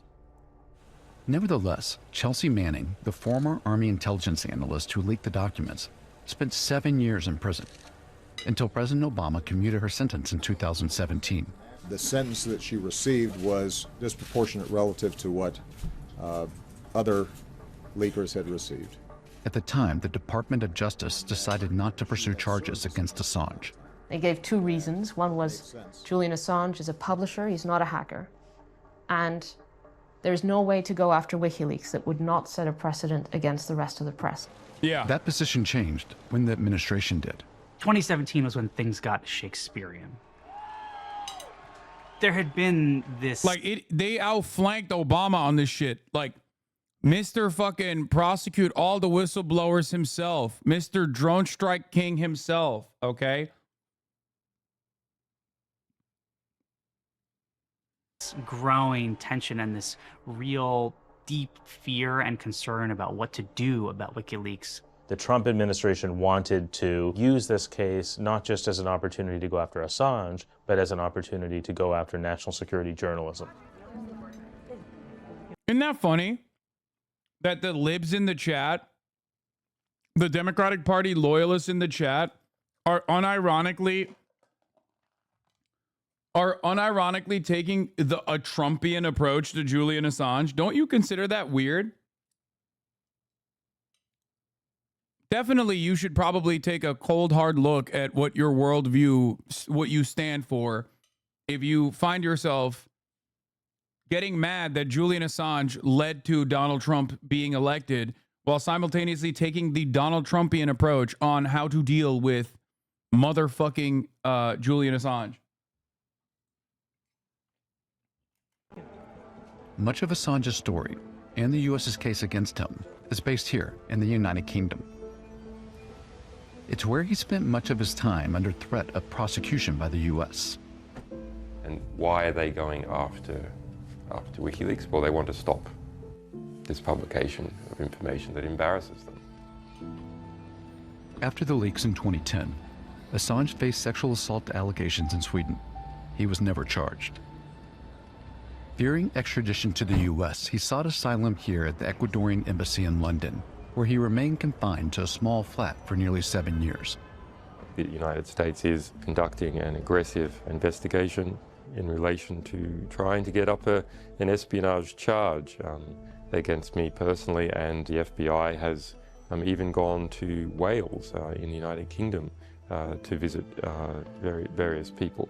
Julian Assange, the founder of WikiLeaks, has been arrested in London. Assange was dragged out of the embassy and arrested by British police on a U.S. extradition request in 2019. Assange is wanted in the U.S. for leaking of hundreds of thousands of classified military documents. That same day, the U.S. Department of Justice indicted Assange under the Computer Fraud and Abuse Act. Then, weeks later, the U.S. added 17 charges, all for activities that national security journalists engage in every day. Soliciting government secrets, communicating with sources confidentially, maintaining the confidentiality of the source's identity, and then publishing classified information. And it concerns publications about the Iraq War Log, the Afghan War Diaries, the US State Department cables, the Guantanamo Bay detainee assessment briefs, and the rules of engagement, which were part of the collateral murder publication.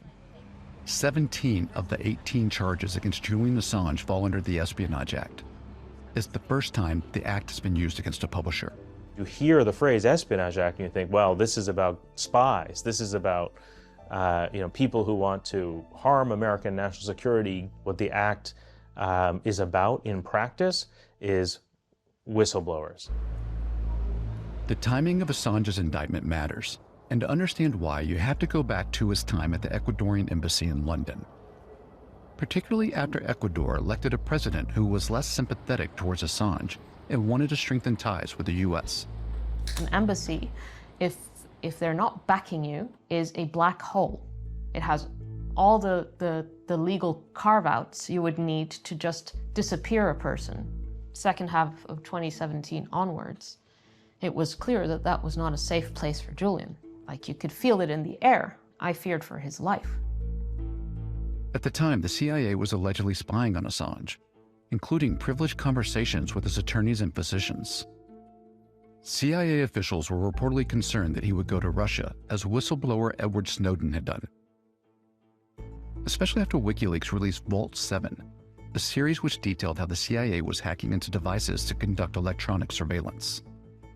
It was like an apocalypse event for the agency. They had seen other agencies have leaks, and they thought this will never happen to us. So the fact that all of a sudden, this was being laid bare on WikiLeaks' website caused CIA's director, Mike Pompeo, to become, according to our sources, absolutely irate. It's time to call out WikiLeaks for what it really is. a non-state hostile intelligence service. When Pompeo took over, he would tell people within CIA, I want you to draw up. This is how you can tell the difference between a real progressive and the difference between people who are just like Western chauvinists with some good opinions on social issues.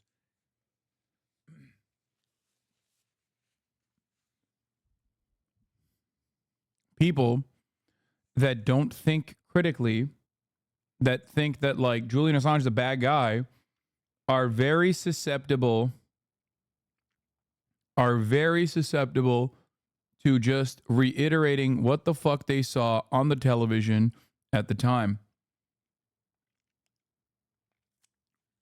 That's why you're seeing so many people be like, well, wasn't he a piece of shit? Isn't he a bad guy? Isn't he like, didn't he like compromise American lives or whatever? It's because you heard someone else say that and now you just, you know, are repeating it unconditionally. You have to go back to the drawing board and reconsider why you felt that way. Where this came from. Things that you could do against WikiLeaks. Don't worry about the legality. Give me the art of the possible. I'll worry about the lawyers. Zach Dorkman worked on a year-long investigation for Yahoo News, which exposed that the CIA was doing more than spying on Assange. They were also allegedly having high-level discussions with the White House about assassinating him. Trump said, well, why don't we just kill the guy? You know, like kind of, but which is eminently believable because it's kind of, you know, Trump would say stuff, he would just toss off things, you know. While these discussions were happening, a plot to kidnap Assange from the embassy was reportedly more advanced. If they try to take him, what are we going to do? You know, do we ram into a car that's carrying him, a Russian diplomatic vehicle? What if there's like a gun battle? Who's going to do the shooting? Is it going to be us? Is it going to be the Brits? What if he tries to take off by plane? Do we shoot the tires on the plane out? And that's the stuff that really worried folks because they were advocated for by the CIA director himself. In an interview with Megyn Kelly, Mike Pompeo was asked about this investigation. He admitted that there's pieces of it that are true. Look, I can't say much about this other than whoever those 30 people who allegedly spoke with one of these reporters, they should all be prosecuted for speaking about classified activity inside the Central Intelligence Agency. Maybe they, you know, Pompeo. See, when you're defending this shit, when you're defending the State Department, that's what you're defending, 100%. Because if they come after Assange, they're gonna come after any motherfucker. How dare they talk about us openly fantasizing about murdering Julian Assange? Calling for the prosecution of our sources meant that our story was true because you cannot be prosecuted for something that isn't true. Nonetheless, having the former CIA director himself come out and essentially confirm it is a big deal. Mike Pompeo went rogue. He went rogue in relation to Julian. He went rogue in relation to WikiLeaks. And there were a lot of people who disagreed with that. What these Trump administration lawyers said was, look, it may be illegal, period, for you to do this, for you to render Assange and bring him back to the US. But it's definitely illegal for you to do this if there aren't charges against him. So there were charges that were basically rushed. You see, if you see what's happening to Julian as a legal problem, you don't understand it.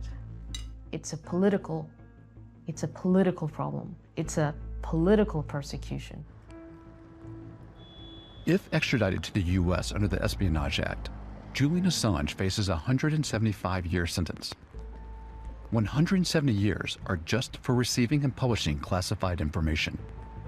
The thing about the Espionage Act is that there is no defense to it. So you can't stand in front of a jury and say, this is why I did it. Please let me tell you about the public interest. It's just, you did it. Go straight to jail. It makes a felon of anybody who discusses classified information, even if they learn that classified information from a newspaper. So in this interview, just in listening to disclosures to me. That's right. We are violating the terms of the Espionage Act in this conversation. The use of an act which was designed to clamp down on spying against acts of publication in the public interest just seems to me wrong. Whatever you think of Julian Assange, whether you think he's a hero or a villain, it doesn't matter. What really matters is a prosecution of Assange would have terrible effects on press freedom in the United States. 100%.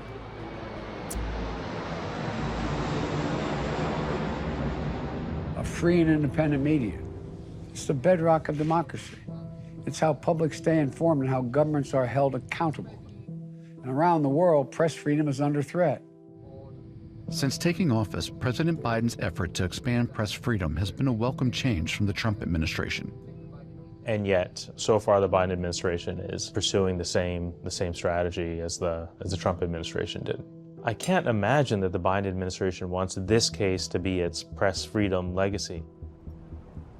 Technically, though, the future of this case isn't up to President Biden, but to Attorney General Merrick Garland at the Department of Justice.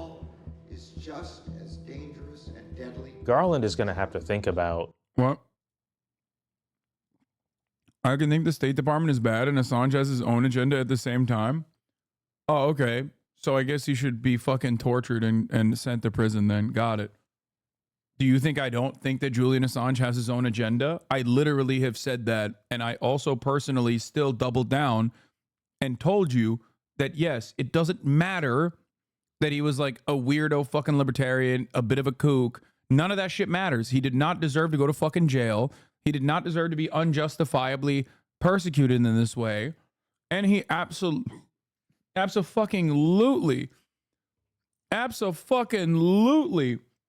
would have caused a shitstorm for setting the possible worst precedent in terms of eroding the First Amendment, freedom of the press. Because if you can do Espionage Act shit, which, by the way, people still are speculating right now, his guilty plea might literally do just that. Okay?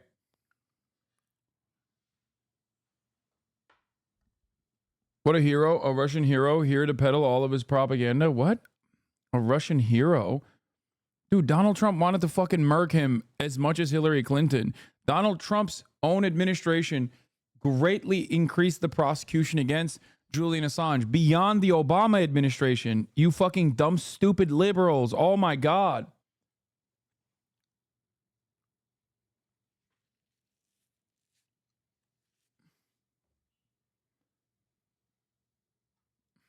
Like, the first question is going to be asked by any judge is, what's the distinction? Like, where's the line between this case and the case tomorrow against the Wall Street Journal? He needs an answer to that question. We reached out to the Department of Justice for an interview, but they declined, saying they do not comment on matters related to ongoing extradition requests. When we followed up with questions months later, they didn't respond.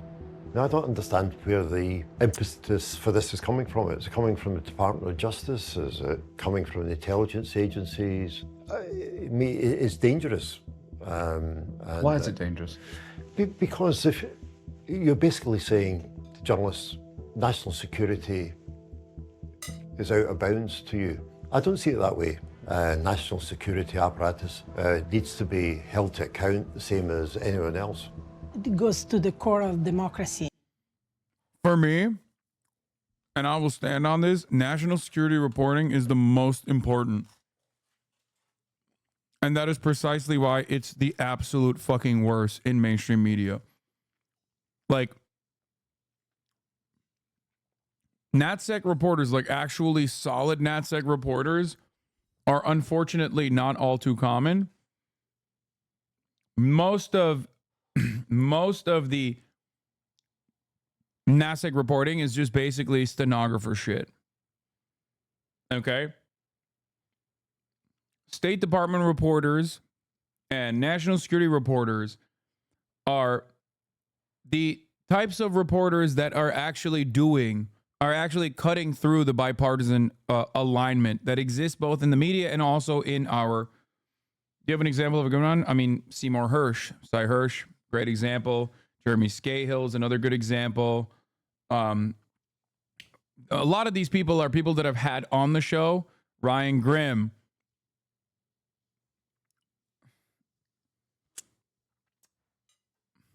Kenny Clips.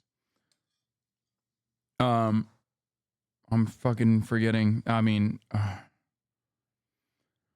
I'm now forgetting his name. God damn it. God damn it. Is Ryan Grimm not a friend of the show? No, of course he is.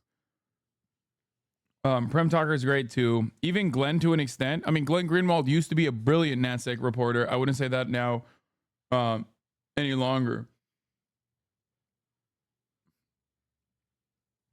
What's the dude who eulogized Henry Kissinger for the Rolling Stone? I can't believe I'm forgetting his fucking name. He's awesome. Spencer Ackerman. Thank you. Spencer Ackerman.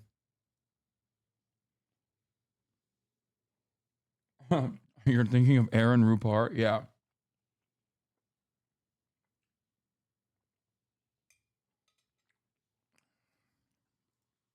Unless you can access factual information about what your government is doing in secrecy with your money in your name, it's not democracy.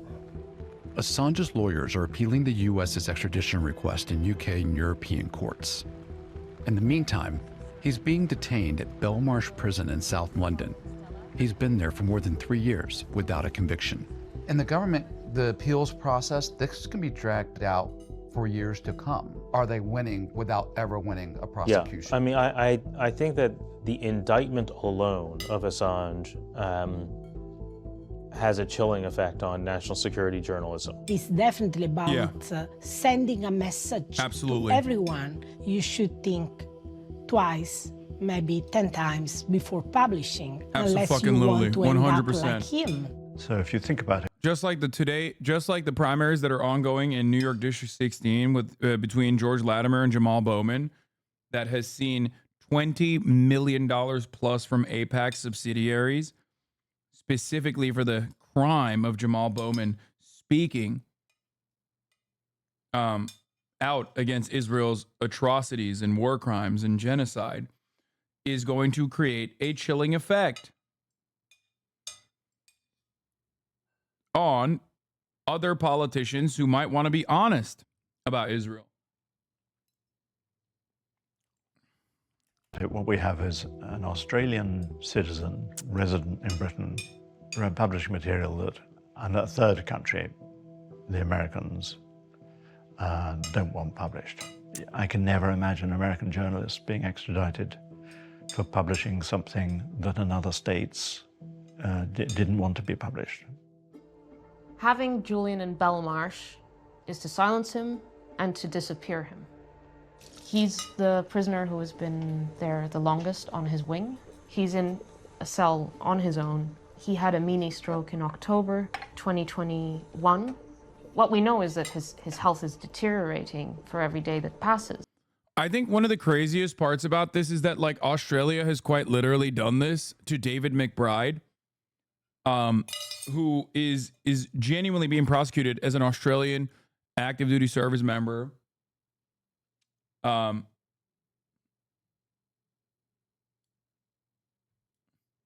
Active duty service member who leaked the Australian war crimes and the American war crimes on top of that as well. And he's literally, like, the Australian government simultaneously argued for the release of Julian Assange while at the same time was actively going through its own fucking court, its own court proceedings to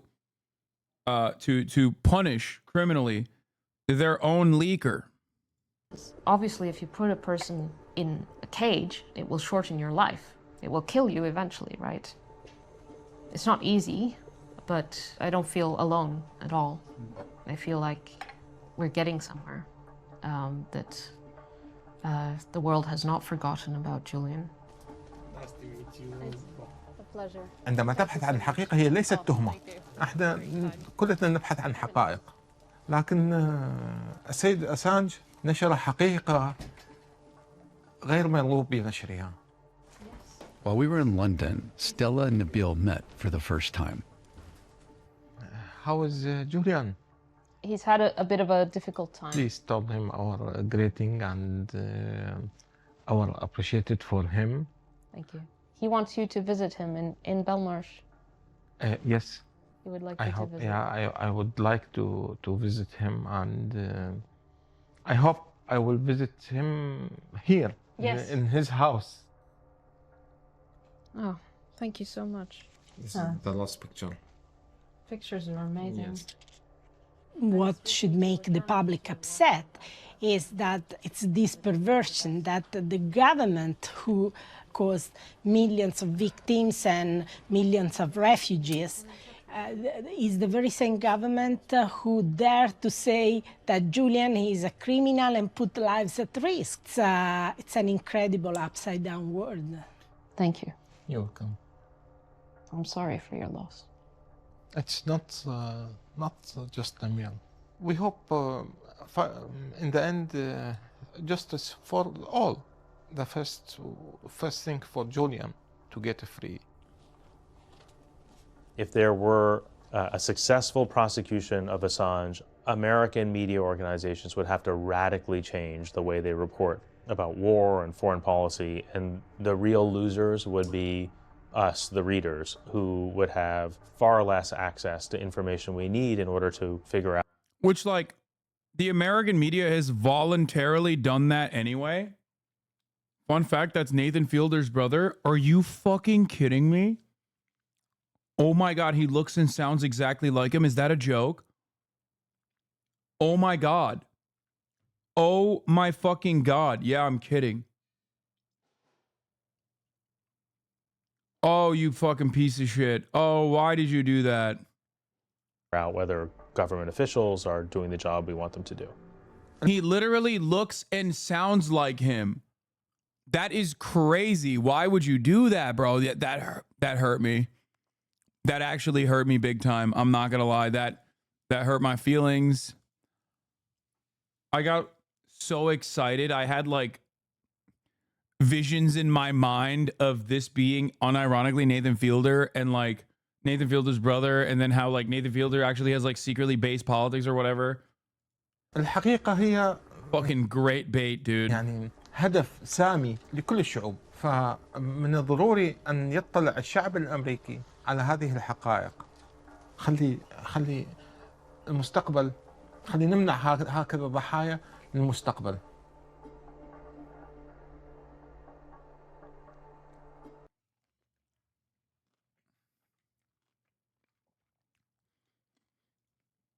Anyway, a little bit of an update on Julian Assange.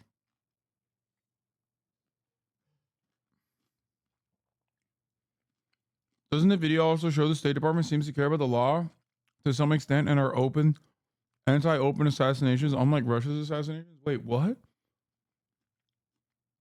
Bro, if they were first of all, do you know not a single thing about the American State Department in terms of like political assassinations? What the fuck? That's number one. Number two, if they were anti-open assassinations, then they would fucking punish the people that were suggesting it.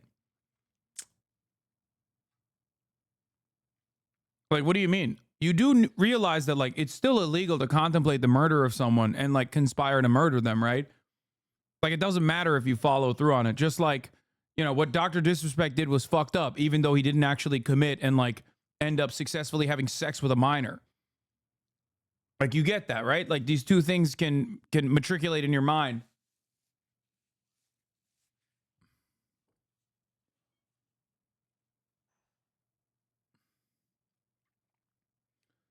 Yeah, David McBride is in jail. The latest on Israel's war with Hamas, the families of the hostages have released new video of the violent kidnappings on October 7th as they pressure Benjamin Netanyahu to do more to bring their loved ones home. Matt Gutman is on the scene in Tel Aviv, Israel. Good morning, Matt. Hey, good morning, Rebecca. That video is hard to watch, especially because of the contrast between the jubilation of those Hamas gunmen and the misery of the 3 hostages in the back of that pickup. But the families of the hostages telling us they wanted that video released to put pressure on their own government to expedite the hostage deal and ceasefire. This morning, that just released video showing Hamas gunmen racing into Gaza with 3 hostages on October 7th, warning that the video is graphic. American Hirsch Goldberg, Pollan, Aaliyah Cohen, or Levy are seen crammed in the back of that pickup truck, badly wounded and soaked in blood, the video from a Hamas terrorist's helmet camera. Hirsch's head pulled back as one of the militants says, "I want to take a selfie with him." And overnight, I met with Goldberg Pollan's parents. So you literally watched it for the first time a few minutes ago. Yeah. How does a mother watch her son go through that? I'm not even sure. Bro. 9 months, dude. I'm sorry. 9 fucking months. 9 months of bedlam, death, destruction. Like rampant sexual assault and abuse on Palestinian hostages under the watchful eyes of the supposed most moral nation on the planet, the best democracy in the Middle East. And these people are still fucking pumping this shit. I'm losing my mind, bro. It's ridiculous to portray this and to reiterate this over and over again.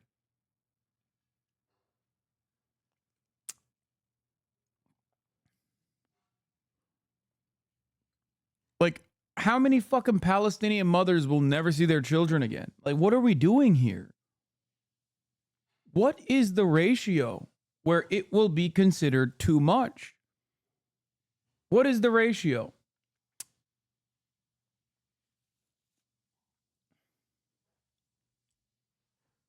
Like, at what point will we go, okay, dude, I think we have to start treating the Palestinians like humans and victims? Ridiculous. By the way, this is being done to launder reasoning and defenses for what Israel's currently doing now.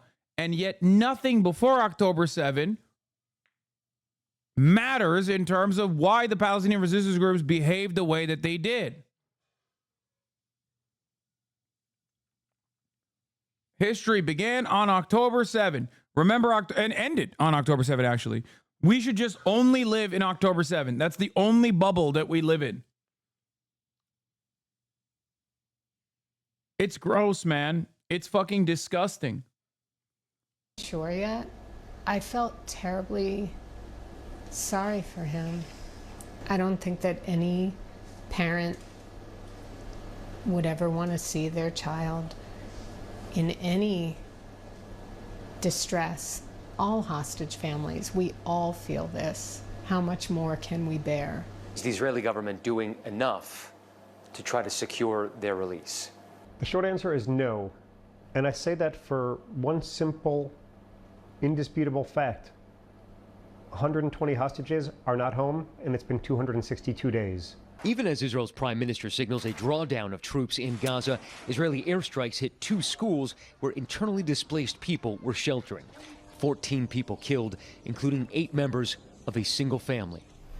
Over the past couple of days, the national security advisor, the chief military spokesman, now talking about Hamas as an idea, something that cannot be destroyed, seemingly walking back months of rhetoric and one of the primary goals of the war, to eradicate Hamas. I want to return to our other breaking news in the last hour. Israel's Supreme Court has ruled that there is no... There you go. Time without an OVO. It's your time to shine. I know you've been waiting for this fucking moment on the broadcast for like months now. You've been talking about this shit coming up. And here it fucking is. Legal basis for excluding ultra-Orthodox men from the military draft, and that those who are eligible for service must be drafted. Well, let's go live to our Middle East correspondent, Yolan Nell, who is in Jerusalem. Yolan, just explain what the court has ruled this morning. Well, this is a decision by the Israeli Supreme Court, basically saying that See? after He's so a legal fucking stoked. arrangement expired that allowed ultra-Orthodox Jewish men to avoid conscription in the military, that really there is no reason for them now not to be conscripted, and this could affect tens of thousands of men, and it also will affect the funding, the public funding that goes to the Jewish seminaries where they've been studying, if they continue to have students who are avoiding military conscription. So this really has wide ramifications in Israeli society, where 12% of the population. I'm not gonna lie, it's pretty funny, and I'm like actually on board with this. I'm so glad that fucking the Israeli Supreme Court did this. Like, there is nothing funnier to me than this shit, because like, look, if they want to be fucking conscientious objectors, go right ahead. I'm perfectly on board with that, and there are plenty of ultra orthodox people in Israel that are, right? But it is really funny that a lot of the ultra-Orthodox who are so unimaginably racist, unimaginably hopped up on Judeo-supremacy, that also then don't fucking serve in the military and get to do religious studies, like they have to now do that. Oh, it's awesome. Especially because these motherfuckers can't even like read half the time. It is going to be ridiculous. You're going to see the most amount of buddy fucking that you have ever seen. Israel will, mark my words, if this goes through and the Haredis start fucking serving, as they already started volunteering on their own, the amount of, and buddy fucking in the military terminology, I don't mean like literally having sex or gay sex. I mean Blue Falcon shit. I mean, you know, friendly fire is not off shit. Accidentally murdering half of a fucking battalion because they thought the battalion was, you know, just a lot of team kills, okay?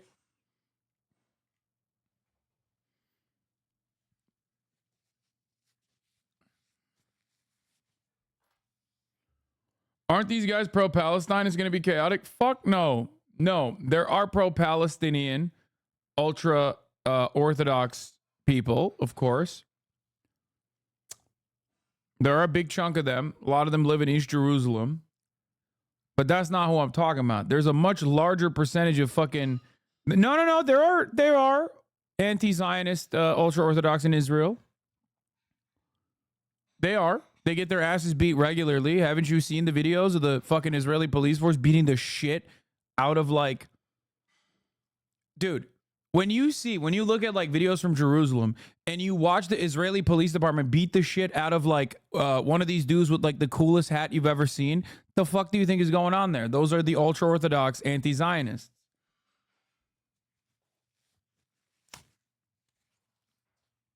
So they exist.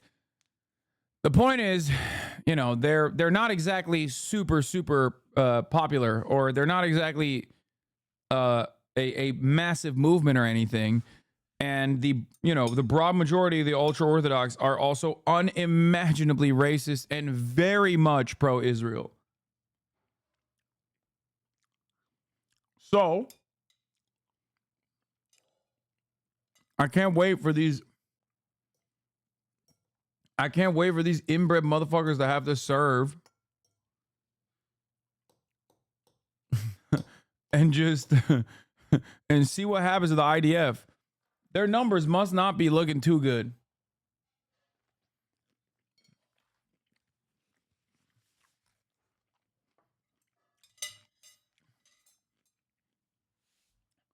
They can't be looking too great. They cannot be looking too good if there's like this level of this kind of push.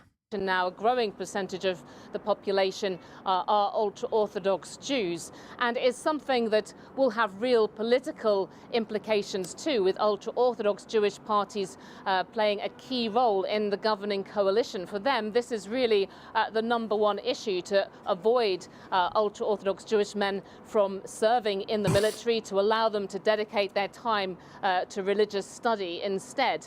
And it's something, it's not totally clear at the moment what the ramifications of all that will be, but certainly it could lead to large numbers of men being called up. And it comes at the ultra-Orthodox pledge to leave Israel. That'd be so funny. Oh my God. There ain't no fucking way.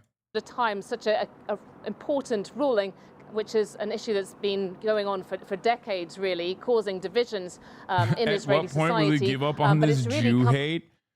Listen, just because I think that your fucking ad break debate is ass cheeks at the top of the hour doesn't mean I hate Jewish people. Okay, I love Jewish people. You know this already. That's why I'm not even banning you, despite the fact that you thought that was a good enough debate. It's not. However, the top of the hour ad break is still here. 10 minutes, by the way. Jesus Christ, dude. Two-parter, literally barely in the 10-minute window. Like, it's just the worst. Okay, religious studies will not save you from seeing the 3-minute ad break at the top of the hour. The only thing that will save you from seeing the top of the hour ad break is subscribing for $5 or for free with a Twitch Prime. Here's the 3-minute ad break now. Boom. Blammo. Fucking got him. Come to a head at the time of the war in Gaza, where we've got Israeli military leaders saying that there is this huge strain on the military and they have a shortage of manpower, a shortage of combat soldiers. Yes, you mentioned the ramifications, particularly for Benjamin Netanyahu in the government at the moment while the war in Gaza is continuing. Indeed, and there had been sort of attempts in the past by the Supreme Court to put this issue back to Parliament, to allow Parliament to rule on exactly what should happen for ultra-Orthodox men, whether they should continue to be allowed to be exempt from the military. But there has been a failure for that to happen. Bro, literally both options are hilarious. The ultra-Orthodox Jews leaving Israel, fucking hilarious. Okay? If they serve in the military and then they get their fucking untrained, inbred asses shipped into southern Lebanon, again, very funny. I don't know if it'll happen, but I'm totally on board with this. I think it's hilarious. Let them serve. Let them fight, dude. If they want the smoke, if they don't want to be conscientious objectors, which some are, and you know, that's valid, and I'm with them all the way. Okay. But get in there. Get in there, dude.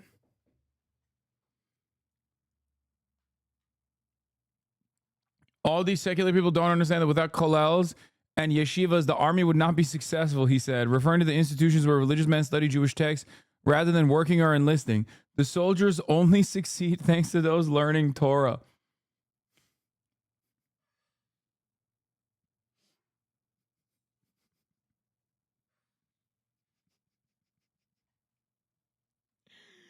Bro, yeah, support class. He said, bro, what do you think? We're literally buffing the IDF, dude. What are you talking about?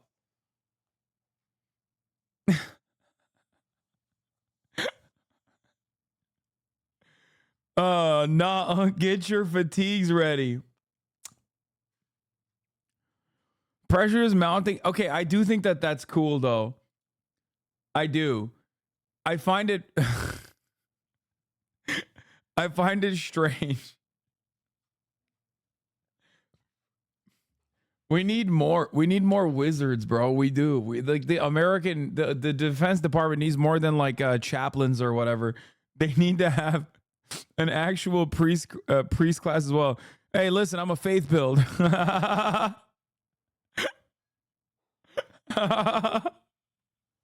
Yo, chill. Chill, dog. I can't I can't serve.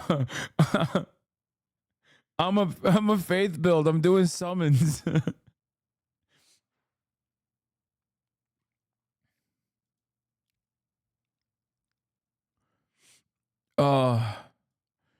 Yeah, the HAREDI exemption.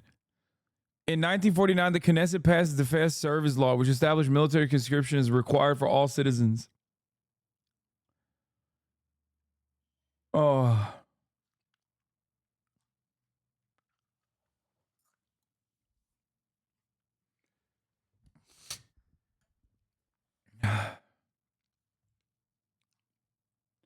All right, let's continue. Even with this current government, you can see within the coalition that there are real splits on exactly what should be allowed in terms of exemptions. And that has led really at a committee stage to Parliament just kind of holding off on new legislation, even at a time when, as I say, these legal arrangements had expired. So there was now no framework, the Supreme Court said, to allow ultra-Orthodox men to continue to be exempted.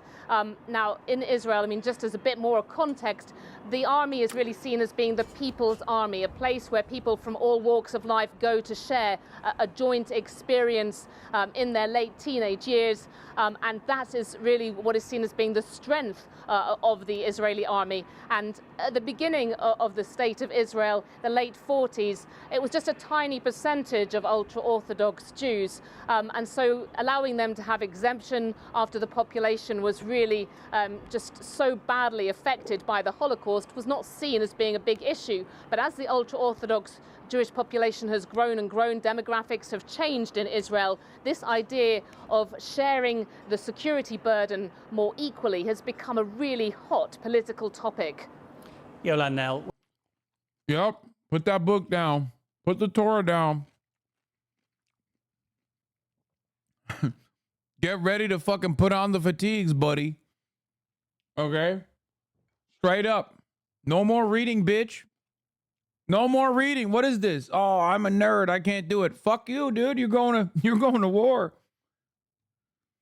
Some background. There's been around 12 years of judicial drama around the status of the HAREDI conscription, and in July 2023, the last legal framework for HAREDI exemption expired, leaving them with no mechanism to continue now serving. Some orgs sued, and in April, the judicial advisor decided to pause funding as an interim measure. The hearing was held on June 2nd, and this morning, the court ruled 9-0 to immediately conscript.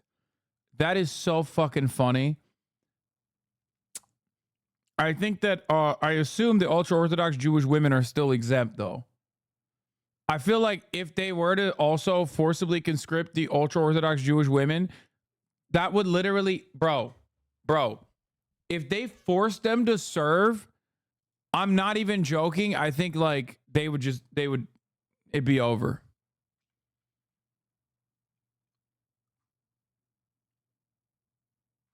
There's no fucking way.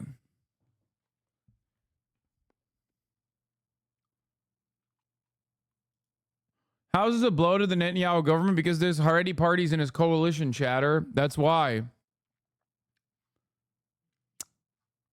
His coalition is held together by like right and far right elements, and there are HAREDI parties that are understandably very upset about this prospect that will then, you know, threaten to disband the government.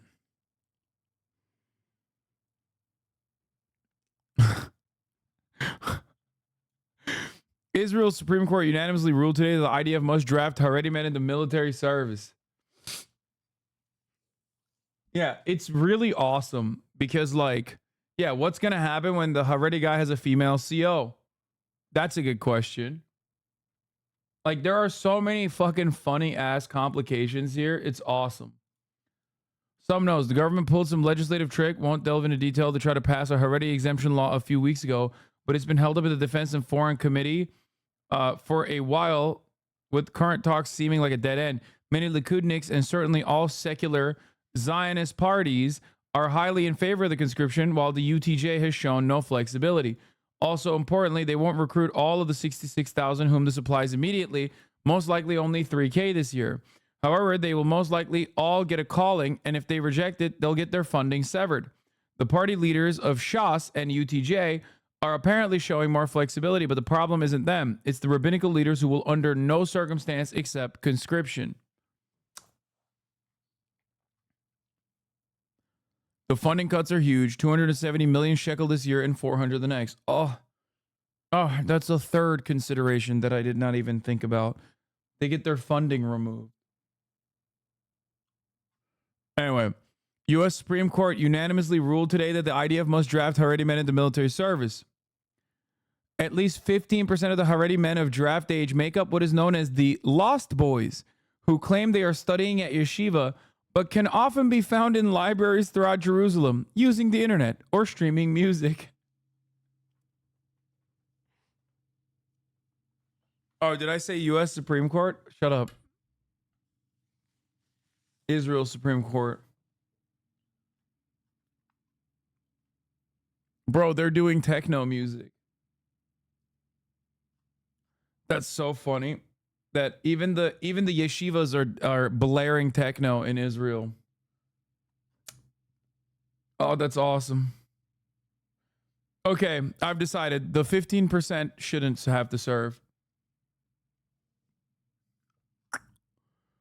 Make everybody else serve, not those guys.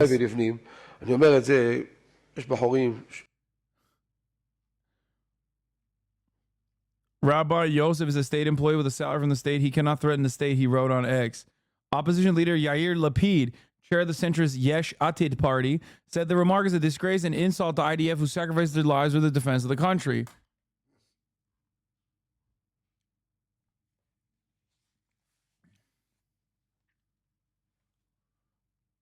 Yeah, Al-Qassam would do fucking trick shots on the Haredi, bro. Come on. Be for real. Be for fucking real. Be absolutely serious for a moment. Okay? These dudes are so cooked. Okay? They would be doing 360 no-scope sniper compilations if they were sending these motherfuckers out to the front lines. Okay? Yeah, I wouldn't want to fucking go do this shit either. For obvious reasons, for moral reasons.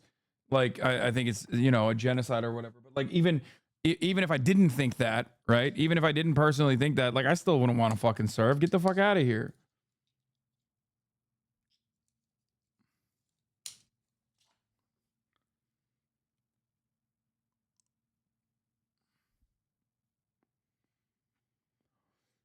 That chief rabbi calls black people monkeys for your information. Rabbi Yosef is racist as fuck. He's an Arab Jew.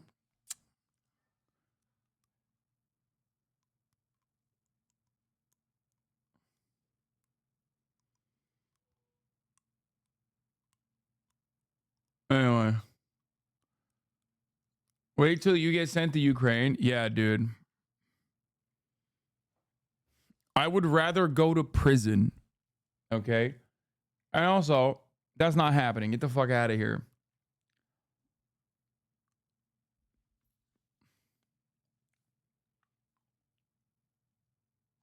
Anyway. Some fun stuff overall. Wow, they're finally covering the Israeli observation unit. October 7th. The Democratic Party divisions over the war in Gaza will be on full display today when voters decide a record-breaking primary campaign right here in New York. Two Democrats, Jamal Bowman and George Latimer, are back. I'm literally 32 years old. I'm already probably on some terrorist watch list in the American State Department. And then beyond that, you know, I'm flying my ass out of here if that ever happens. Battling for one congressional seat. Scott Mc. What is this? Read the other one. Read previous. The Latvian Haredi leaders like the 97-year-old Dov Landau have been on tour in America to gather funds for the Haredim abroad and reportedly got $107 million. However, it's only been the Latvians, and distribution mechanisms for this are uncertain at the moment. They've all been protesting and blocking roads with signs that say, "We will die on won't conscript." And the religious leaders, pretty much all sects, the Latvians, the Jerusalemites, and the Hasidim and the Sephardim, have all taken the same line. That's awesome. Look, any kind of chaos Any kind of chaos is good. Okay. So in short, this chasm between the religious and party leadership could cause a crisis for the Haredi community, already unpopular, may cause them to leave the coalition. Yeah, that's the reason why the government might implode. It's great. McFarland is in New Rochelle, New York, where the polls are already open. And Scott, good morning. The weather will not be an excuse not to vote today. Great weather here in New York. Okay, Hey, that's, Gail, good I'm morning. sorry. This is really just a That's literally Kyle Kalinske. That dude straight up, I know it's blurry, but he just looks like Kyle Kalinske, okay?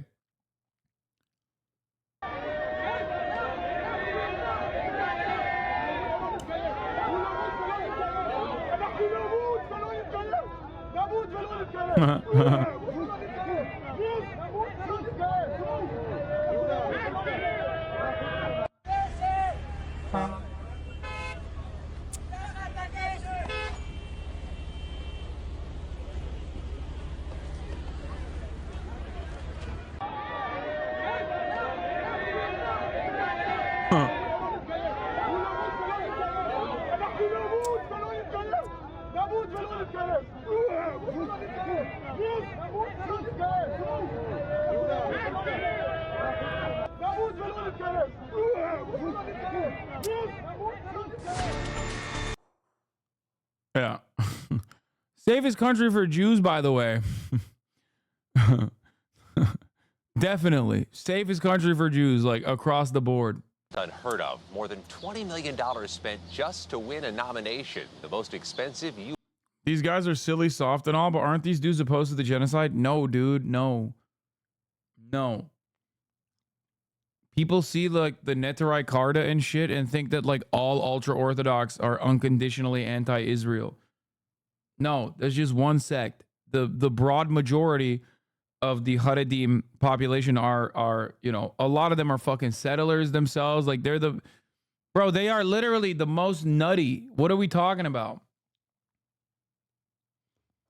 U.S. House primary in American history. But something bigger is at play. This has become a bit of a political proxy battle over how Israel is carrying out the war against Hamas.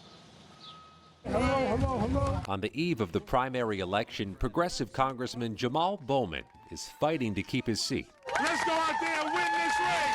Thank you. Bowman is a former school principal in his second term who has blasted Israel's handling of the war and called for an immediate ceasefire. We are not going to stand silent while U.S. tax dollars kills babies and women and children. Bro, they literally took this soundbite and were like, the amount of criticism I've seen of this soundbite, which is valid and perfectly correct and morally courageous to say, by the way. But like the amount of motherfucking the amount of motherfucking criticism I heard about the soundbite being like, this is the most like unimaginably anti-Semitic thing. Like this is so anti-Semitic. I hate this country. One final note, the phrasing of the court decision was very conservative and vague in nature. A lot of what comes next will depend on how these orders look in practice and how much the coalition can drag its feet. They're also trying to legislate a law, a valid legal framework that would make this order invalid. And if it fails, this may be the last straw for the coalition. Oh, that'd be so sick.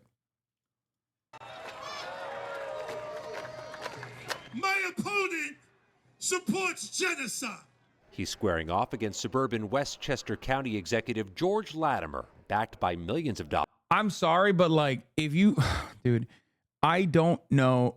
I don't understand how you could vote for this fucking freak, dude. Like, I don't get it.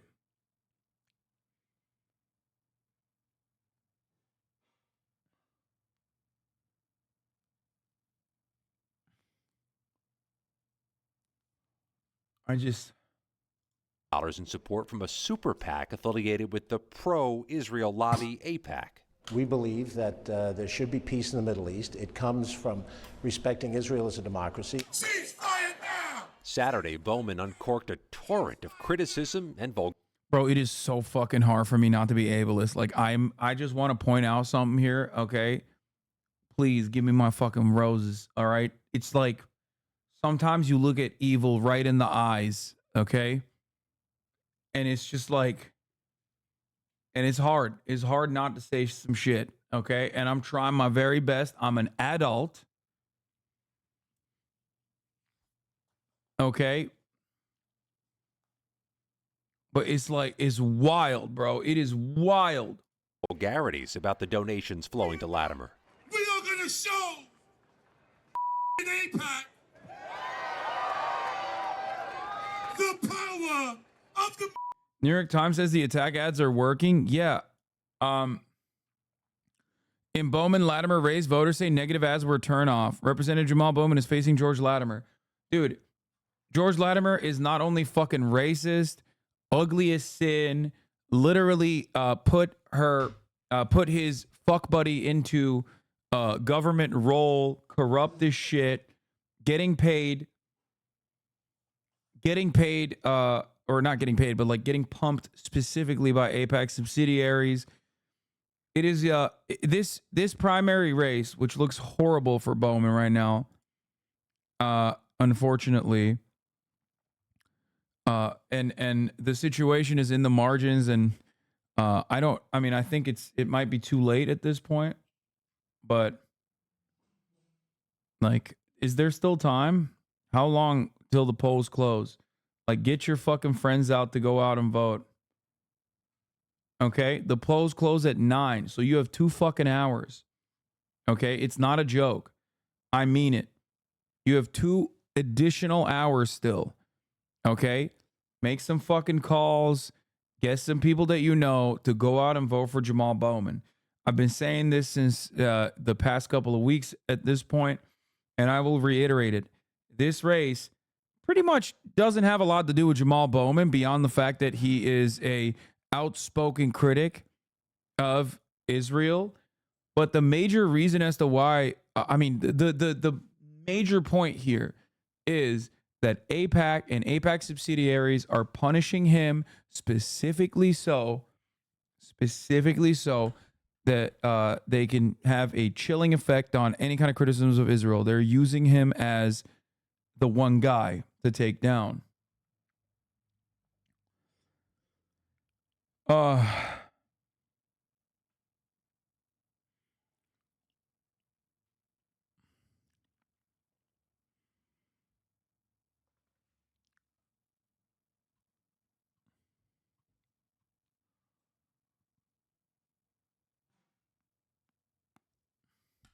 Anyway.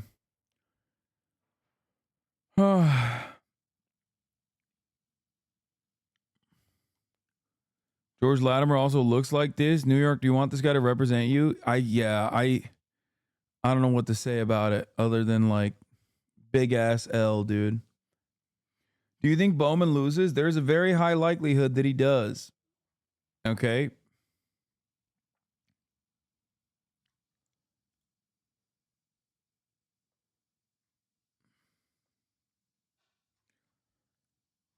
Oh.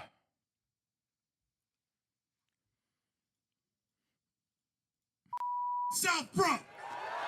Bowman is backed by progressive leaders, including Vermont Senator Bernie Sanders and New York Congresswoman Alexandria Ocasio-Cortez. You can't fight for our families and immigrant families abroad either if we're taking money from corporate lobbies and from AIPAC. It's not possible. But Bowman is dogged by controversy, pleading guilty to a misdemeanor for pulling a Capitol Hill fire alarm during a key vote last fall. And he's taking heat from those backing Latimer for splitting with President Biden. Jamal Bowman has his own agenda. After months of ads and fierce political attacks, voters say they have been bombarded in this Democratic Party feud. I have people literally knocking my door, dropping off flyers for so-and-so. The winner of this nomination is going to... Like, he got redistricted too, so that also plays a big role here. Did they just say controversy and mention the fire alarm? Yeah, the coverage is insane. If you like, the coverage is so one-sided, it is insane. Latimer has said unhinged ass shit over and over again. He literally said Jamal Bowman has an ethnic advantage. And the fucking negative ads, the attack ads are nonstop in New York.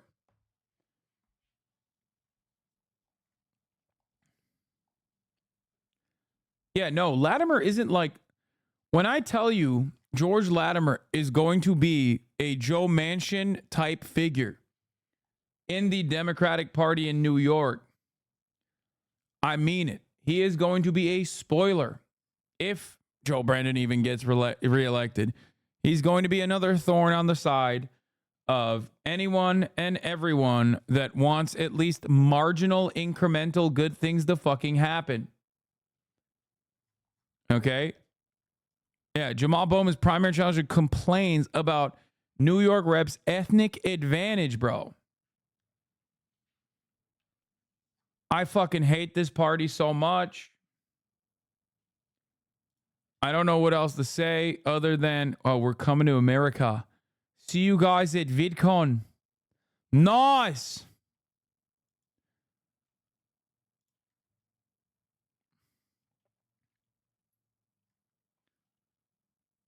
Latimer is on record saying he'll be a thorn on Biden's side on left-wing policy.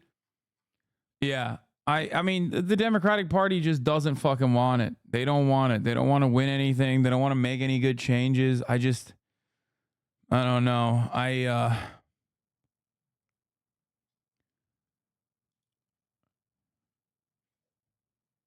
Ugh.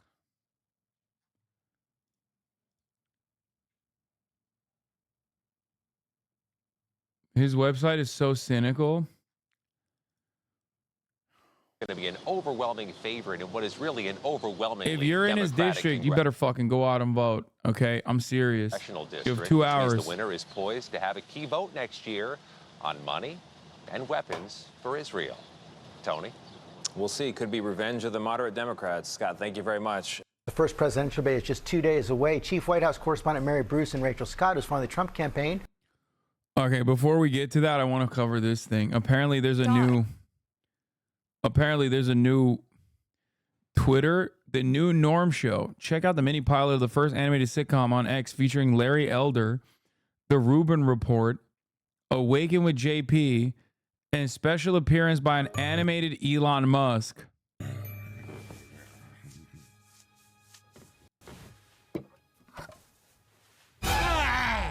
What's that? Progress. It's the new norm. The new norm ain't the same as the old norm. I'm the old norm. I want normal beer. Warning, warning, perimeter reached. Ugh. It's your fault I got house arrest. Why? Let me guess. He's a pedophile.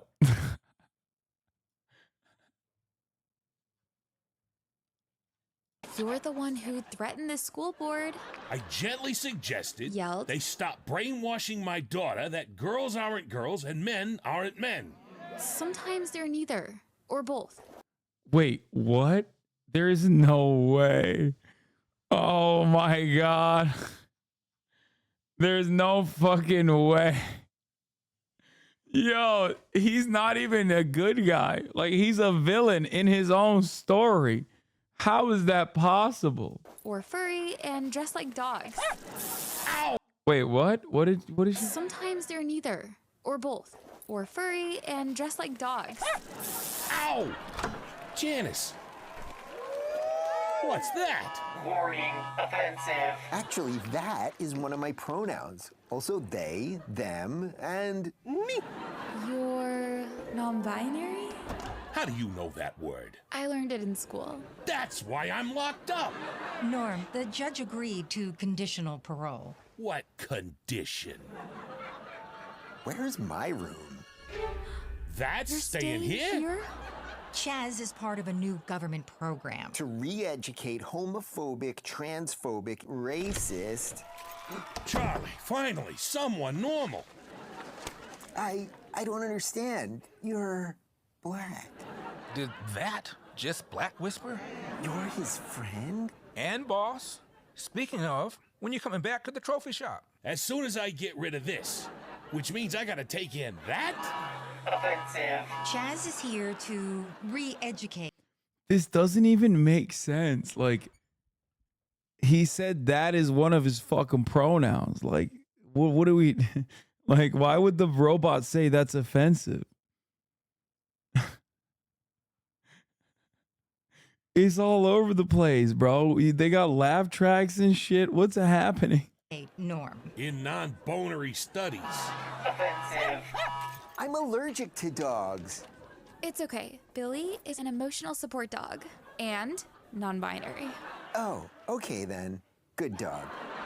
I come here to get away from woke. Trouble at home? Oh, my boy, or whatever it calls themselves now, is thinking about transitioning. Red? What is going on? This show, I can't wait to watch this shit, bro. This is so good. Bro, this is literally worse than Mr. Burcham. How'd they do that? This is so good.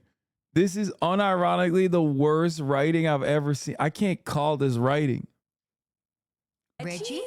Try Regina. Transitioning to what? Another fumble. Hopefully not a Jets fan. Hey, pronoun. This bud's for you. Offensive. I can't drink. I'm not 21. Y'all Pussy. Fucking pussy. influenced my boy to cut off his junk, but draw the line at beer? Wait. That's a real abdication of your parental responsibilities, brother. What are we talking about? Like, what? Like, cut off? You're letting your boy chop his pee-pee? What's happening?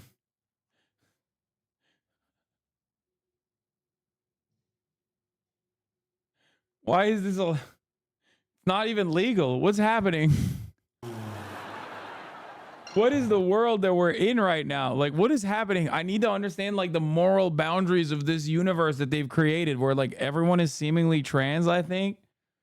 And also, you can do gender confirmation surgeries that are, like, non-reversible before the age of 18. Like, what? I want to have fun, and I think this is awesome. But, like, what do they think is happening in this world? Can't do this. Yes, we can. Find a way to break him. Maybe we can fix the country. I just want normals. Dude, the person who wrote this is schizophrenic.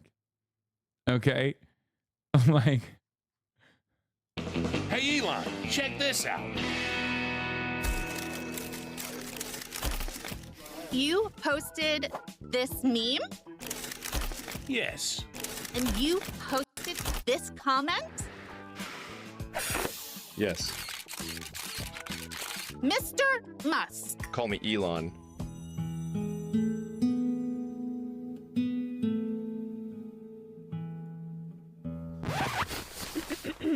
When you wrote true, were you referring to this or this?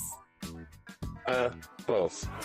It's because of him that millions saw my post, including the mother of my child. Mothers of my children saw it too. Don't you have enough kids? I have a hands-on approach to the world's population crisis. You'll never get your hands on me. I'm boycotting you. Then go yourself. The new norm, the first animated sitcom on X.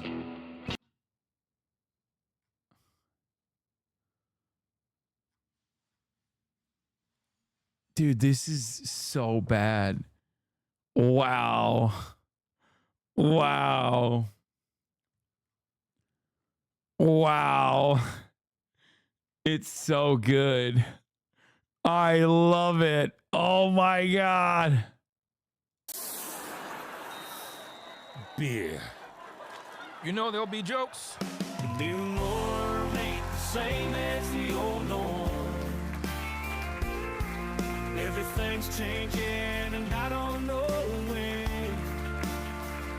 This whole nightmare will end. Thank God for Elon Musk and his shitpost memes. X is the home for free speech. I almost forgot. We're going to at Disney World. Make America funny again. Dude, even the fucking the soundtrack is AI. Like the music is AI.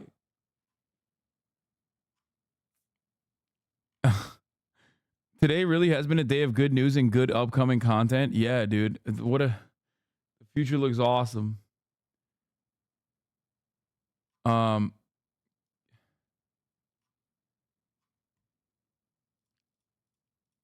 Anyway, let's get back to the real world.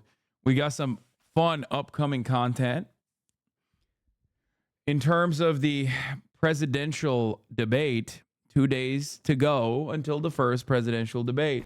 We're tracking the latest on all that. And Mary, let me start with you. Biden campaign focused on abortion. Yeah, George, we are now getting a bit of a preview of what is to come on the debate stage on Thursday night. The president is hoping that he can hold Donald Trump accountable for his actions in office, and he is trying to put abortion rights front and center, marking the 2-year anniversary of the Supreme Court's decision to overturn Roe versus Wade. The Biden team is saying that Donald Trump is to blame. Out on the campaign trail, the vice president saying Trump is, quote, guilty of stealing reproductive freedom from the women of America. 21 states have now banned or severely restricted abortion, and Trump has bragged about appointing 3 of the justices who overturned Roe. He says abortion laws should be up to the states. But Biden has said that he will go even further if he is reelected. And of course, abortion has been a winning issue for Democrats in recent years. The Biden team is hoping it will continue to drive voters to the polls in November, George. And Rachel, thank you, Mary. And Rachel, the Trump campaign, Donald Trump following a familiar playbook, making a wild and unsubstantiated allegation about President Biden. Yeah, this is a page straight out of Donald Trump's playbook, George. Donald Trump has done everything from question President Biden's mental fitness to mock his debate preparations. Now he's calling on the president to get a drug test before he gets on the debate stage, and he's funding. I know you said Democrats are throwing, but Republicans are also throwing. I also say Republicans are throwing all the time.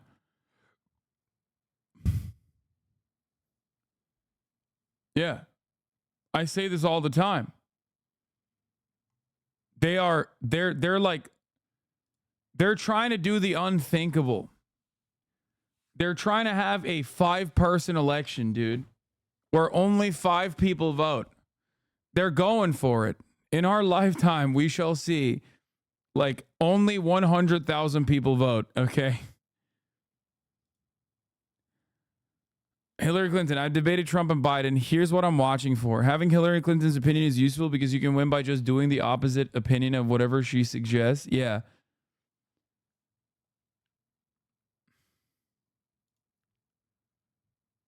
It's awesome. It's a game of throws, dude. Raising off of that point, over the weekend, the former president suggested that President Biden was using supplements to get, quote, jacked up before his public appearances. To be absolutely clear here, there is no evidence of that. These are baseless and unfounded claims. And it's not the first time that we have heard Donald Trump use these claims. He once called on Hillary Clinton to get a drug test before they faced off during the 2016 debate. This morning, the Biden campaign insists that Donald Trump is resorting to baseless and obviously false lies. But George, this is a sign of just how nasty things could get on the debate stage in 48 hours. Okay, Rachel, Mary, thanks very much. And you can watch the CNN presidential debate this Thursday night on ABC. It all starts at 8 Eastern with the... Let's go. I'll be watching. I'll be sitting down, dude. I'll be sitting down and watching, sitting my ass down and listening. And you will be too. Oh, the graphic goes hard. I agree. You gonna stream it? Yeah, of course, dude. What the fuck?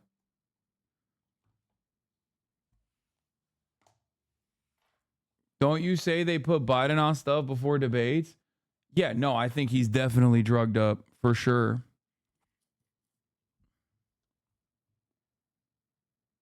I'm gonna watch the debate with my grandma for her 85th birthday. Oh God.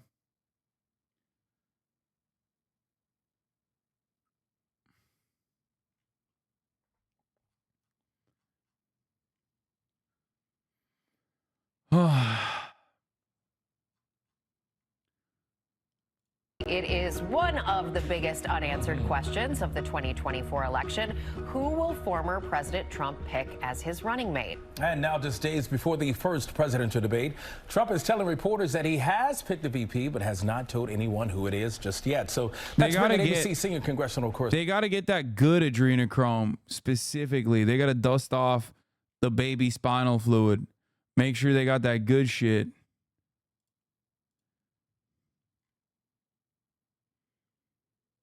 Correspondent Rachel Scott from Washington for the latest. Always good to see you, my friend. Good to see you guys. All right, so let's talk about it. Before the week is over, we could learn who the former president will choose as his VP. Who are the front runners? Yeah, and Donald Trump says he already knows who his running mate is going to be, and I'm sure the people that are on this short list would like to know as well, especially because so many of them are going to be traveling to Atlanta for that debate in just 48 hours. And so sources do tell us that they're well into the vetting process for a possible running mate for the former president. And on this short list, you have a number of Republican contenders, from Senator J.D. Vance, Marco Rubio, as well as North Dakota Governor Doug Burgum. We're also told that Senator Tim Scott, Congresswoman Elise Stefanik, who is in Republican House leadership there on Capitol Hill, are also seen as contenders, and they've also had some information requested from them as part of this process, guys. In 2016, the pick was then Indiana Governor Mike Pence. What do you think the former president is looking for in his VP this go round? Yeah, and what a break from tradition, right? You have the former president running again, but not on the same ticket as the vice president that served in his administration. And so much goes into this, right? A lot of this is the loyalty test. We know for Donald Trump, one thing that he always keeps top of mind and who is going to be the most loyal to him. But not only that, but it's also going to be messaging, who can raise the most money. And because the former president has already served one term, a lot of the focus, too, will certainly be on who could probably be on the ticket in 2028. That's something that a lot of Republican allies are keeping in mind. So you have some Republicans that do like the idea of North Dakota Governor Doug Burgum. This is someone who many people believe won't really overshadow the former president if he was going to be on the running mate. He's also a wealthy businessman. He could probably help with fundraising. He poured a lot of his own money into his own campaign. Remember, he was a rival against former President Donald Trump in the Republican primary. But then you have Burgomaniacs.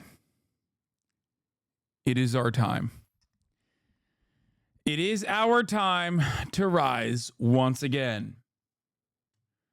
This is a real burger head moment, okay? As you guys know, I've been a loyal supporter of Doug Burgum, okay? You know this. I was very sad when he got a whopping 8 vote. Like 8-0, I mean 0-8. Like, I mean, just straight up only 8 people voted for him in the primaries because America was not ready for him. But Donald Trump saw what I also saw, which is a shit ton of money. Okay, that's what he saw. And decided to put him potentially on the ticket. Okay, he saw small town values and he saw an unimaginable amount of money. You have some other Republicans who are saying that Senators J.D. Vance, Senator Marco Rubio, that presents the party an opportunity to really have a fresh face heading into 2028, guys. So how are the potential candidates handling the former president's conviction there? Rallying right behind him. And this has been quite unusual and something very different that we have seen because it's become such a public auditioning process to be the former president's running mate. We saw them line up one by one at the former president's trial when he was convicted on 34 counts of falsifying business records in that hush money trial there in New York City. We're also seeing a lot of these people that are on this short list rallying behind the former president when it comes to fundraising. They're out on television. They're defending his record and also pushing it back against the many, many legal investigations into the former president. Well, speaking of that conviction, he also really needs to win for his own sake. So in terms of that VP candidate who makes him the most winnable candidate, who is it? Yeah, it's a really good question here, and this is why you have some people who are saying choose someone that's going to be really a firebrand, that's going to defend the former president. We have certainly seen every single one of these VP candidates do that exactly. Even Senator J.D. Vance, who was once very critical of the former president, called him a moral disaster. At one point, he said he just didn't even like Donald Trump. Well, he's come back around. He's one of his fiercest defenders right now, and he even showed up outside of that Manhattan courthouse as well. So there's one thing that Donald Trump is going to be keeping in mind: who is going to defend him, who's going to be loyal to him. But also, because the former president and his campaign, the RNC, they've spent a lot of money sort of defending Donald Trump against these legal challenges, they also want to have someone that's going to be able to help raise some money for them too going forward. And what could this pick mean for the presidential race? You didn't mention how J.D. Vance called Trump America's Hitler? Excuse me. That was before he became a right-wing populist and a senator from Ohio. Okay? Very different times. Just like Donald Trump didn't consider J.D. Vance to be good until he was like, oh shit, I kind of want that Peter Thiel dollar. Overall, and the GOP party moving forward. Yeah, a lot of eyes on this one, guys, because look, if you choose someone like North Dakota Governor Doug Burgum, maybe he won't run for president in 2028 if Donald Trump ends up winning this election. And so that sort of creates this open field. It will be a complete and total frenzy maybe on the Republican side, and you have Donald Trump who could play kingmaker in that scenario. But if you do choose someone for the former president like Senator J.D. Vance or Senator Marco Rubio, right, there's a lot of Republicans who might rally behind them ahead of 2028 if Donald Trump were to win the election in November. So it could totally set the tone, not only for this election, possibly the next administration, but also the future of the Republican Party, guys. The woman who knows everything about politics, ABC senior congressional correspondent Rachel Scott. Rachel, thank you, and good to see you, my friend. Thanks, guys. Good to see you. Of course. You know, the first president.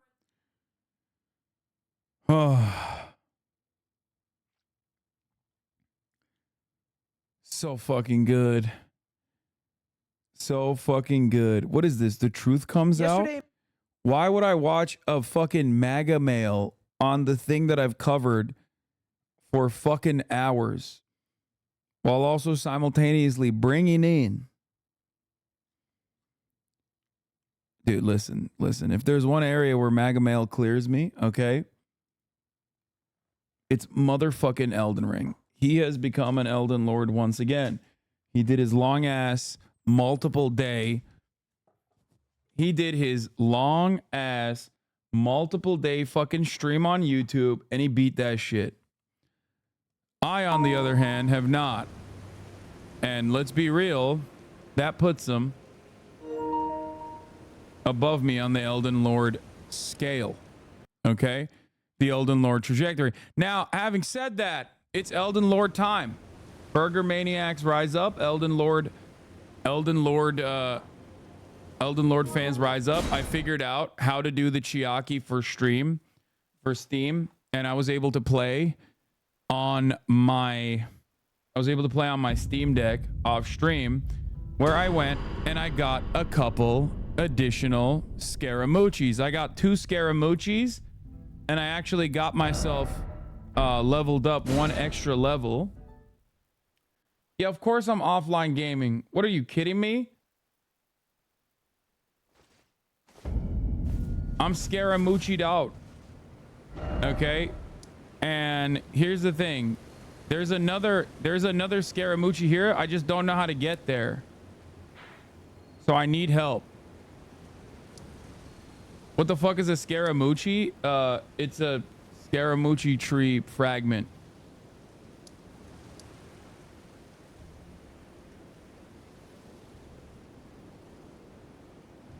Bro, this DLC's been rough. Kai's been fighting.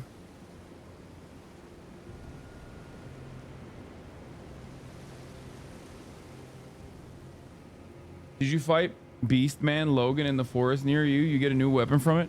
What? So?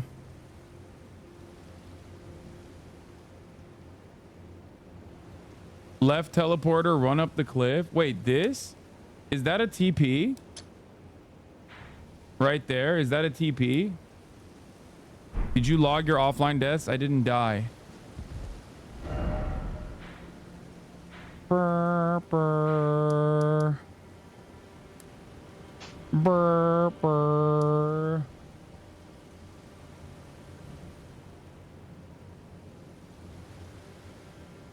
Beastman Logan is slightly right to the grace in the woods if you want to come back later for it. Did you know Casio cleared the DLC and is a bona fide FromSoft gamer? Wait, really? Go to the castle, follow west to the cliff. Oh, like from here?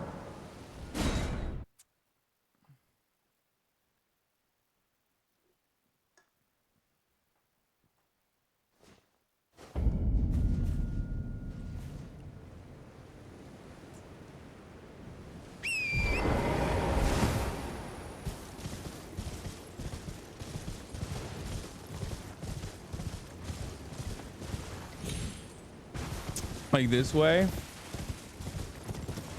And by the way, the input lag is kind of annoying on the Steam Deck. For those of you who are wondering, I've been using my Steam Deck as a way to remote control my my PlayStation, and yes, the input lag does get annoying. Wait, did I go the wrong way? How do I go up this? Oh, up here? Is that how you do it?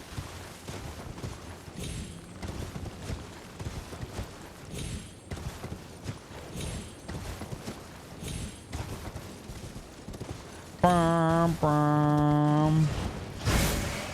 Bum, bum. Bum, bum. Wait, oh, there's a grace right there. Let's go. Let's freaking go, fam.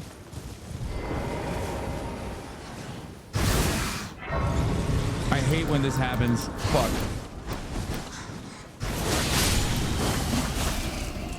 Bitch.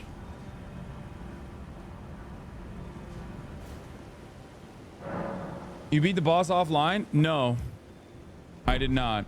I didn't do that. I would not do that. Come on, dude. Are you kidding me? Like, I will do side shit.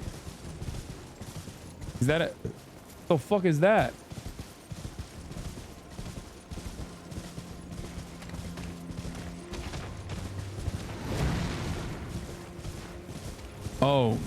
Oh my, these are some big boys. These some big old boys up in here. Oh, lock in, lock in, lock in.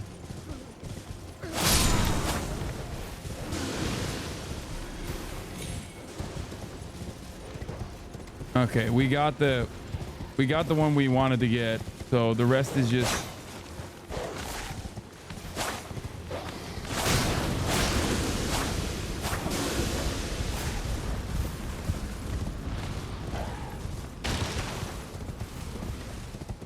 Where the fuck did he go? Where'd the dog go? Oh. Oh shit. What? Hit him.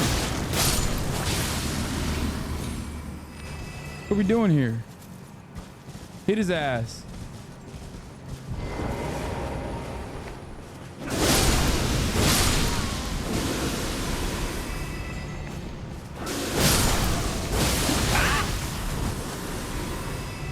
I'm eating it.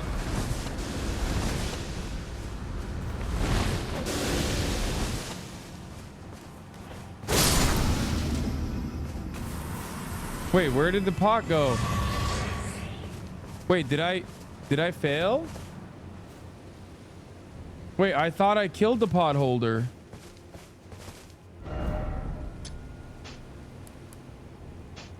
I thought I did kill him.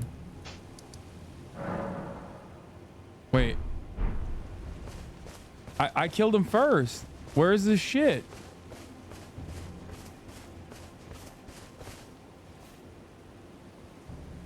Pick it up, you did. Where is the stuff then? Oh. Spirit gravestone. That's not it.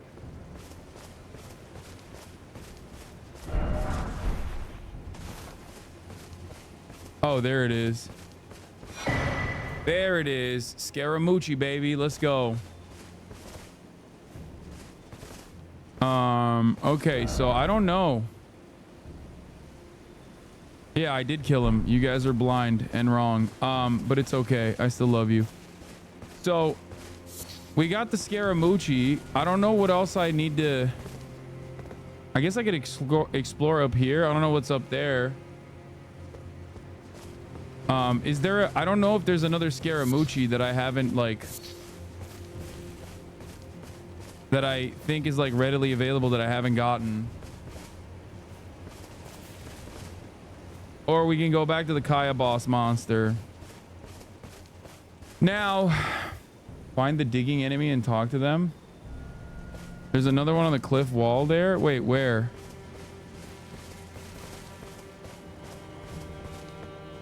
This way? Behold, Erdtree.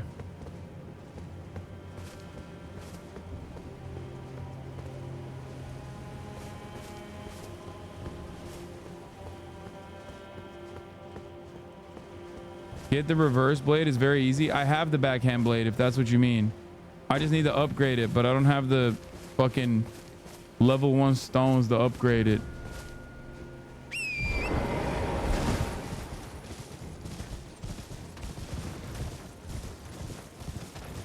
Whoa, what the fuck is... What the fuck? What's...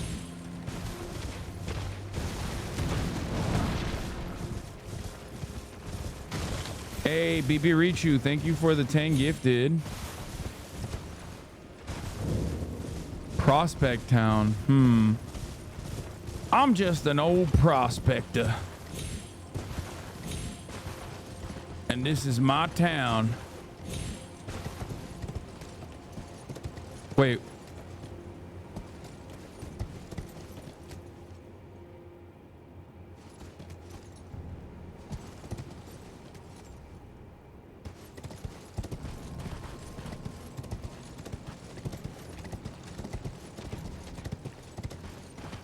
Uh-oh. First off, you don't have to fight. Or you don't have the right.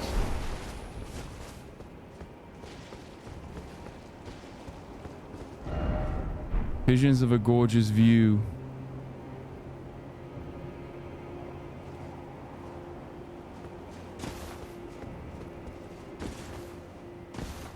Oh, fuck. Oh my God, that was scary. This is a real fear of mine.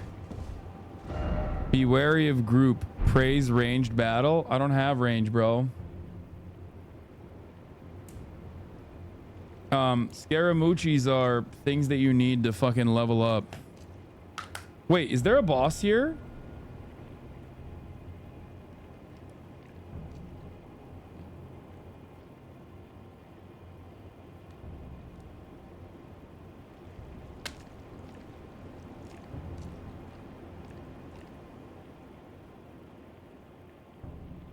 Oh shit.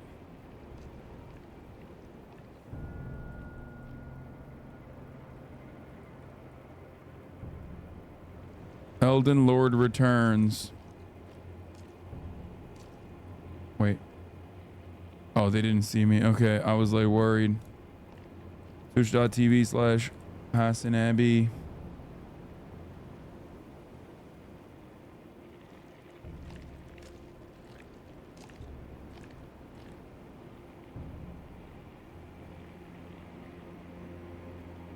No boss, just a big group. Oh, heart monitor, you're right. Let me turn that shit on too. I've totally forgot about that. Boom. Oh.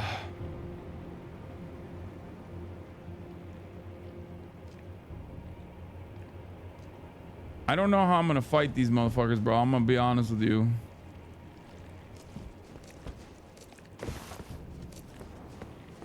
What is this thing?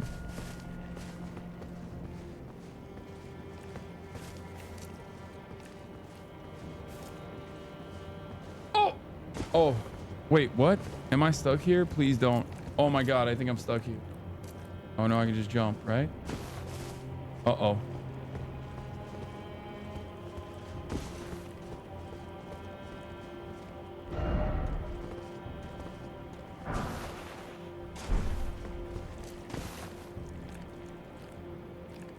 How come you aren't using the mimic tear anymore? First of all, I've only done one boss so far.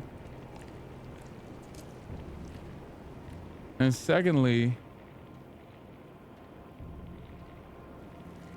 are your weapons fully upgraded? One of them is 10, the other one's plus 9.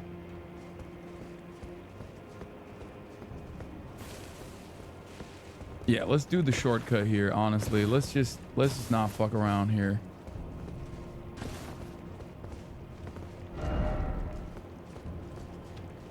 Let's see what's up here. Uh-oh, it's dark as fucking here. I don't like that. Outer God Heirloom. What the hell is that?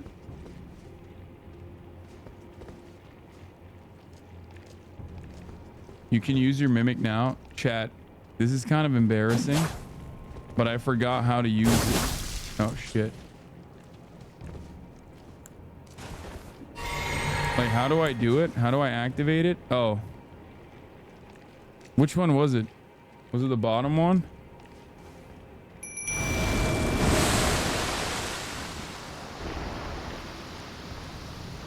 Let's see what he does. Get down there, big dog.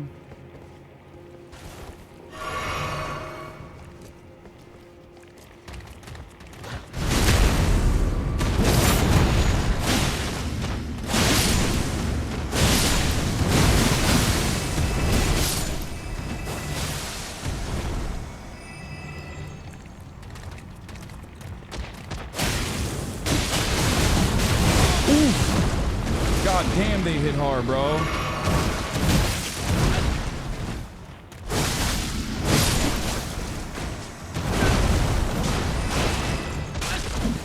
Wait, what?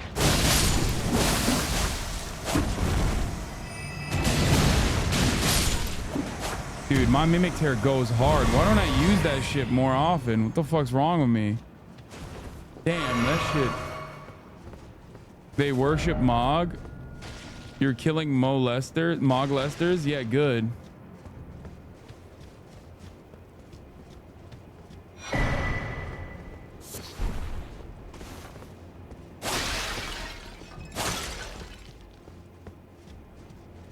Alright, let's see if I can bring my mimic down. I have not gotten the Great Katana yet, no. We go back down with the mimic. That's the best DLC weapon currently. Wait, for real? Where's his heart rate? It's literally next to my head, chatter. That's so funny. He said, where's his heart rate? Come on, mimic. Let's go murk a couple more of these fools, huh? Like this one. Yeah, you got him. I'll let you get that one.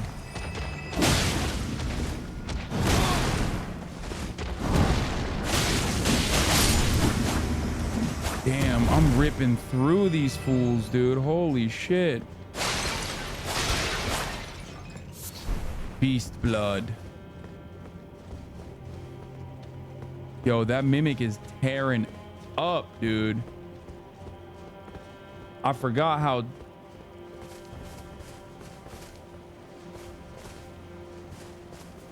I forgot how hard that shit went. Oh, am I losing him if I leave this area?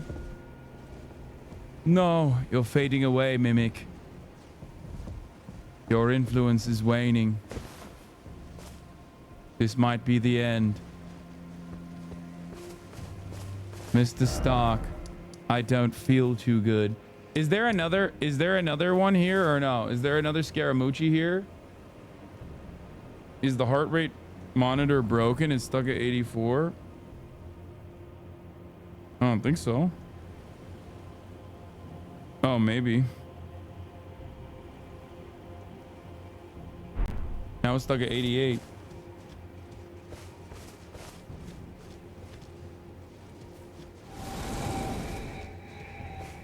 I forgot to mention, but Kai is absolutely owning your ass with the next level streams. Yeah, bro, I'm 33 years old, okay? I can't fucking dress up and like throw away the rest of my responsibilities so I can make fucking banger uninterrupted content. Okay.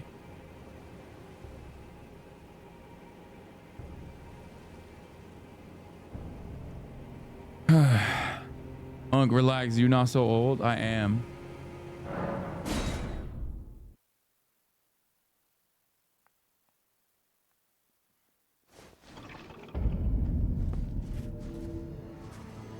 You could turn on PvP. That would help more. You get more viewers. I'm good.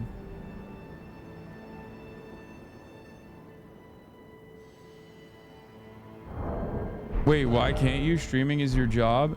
Yeah, streaming is my job, except it's also literally my job in the sense that I cover the news. So, all right, 36,000. I can burn that. That's fine. I have a life. I have a daughter. My job is to serve 3-minute ad breaks at the top of the hour. Let's be real. That's my job and nothing else. Here's a 3-minute ad break now, by the way.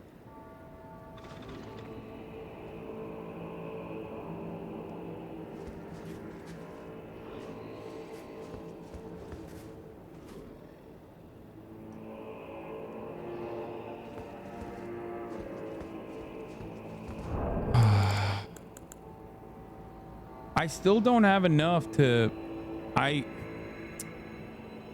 still don't have enough to fucking upgrade my gun, which kind of sucks. Like, I want to try out the different gun, but I don't think it's that good anyway. What is this? Raises arcane. Oh, sick. Tear and summon is easy. I'm not gonna do that.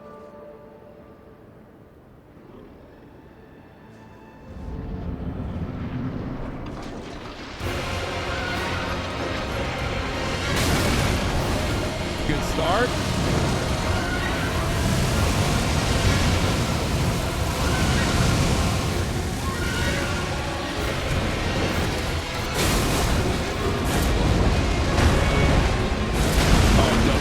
Double dodge.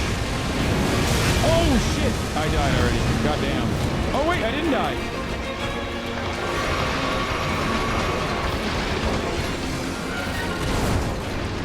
Oh! Wait, what?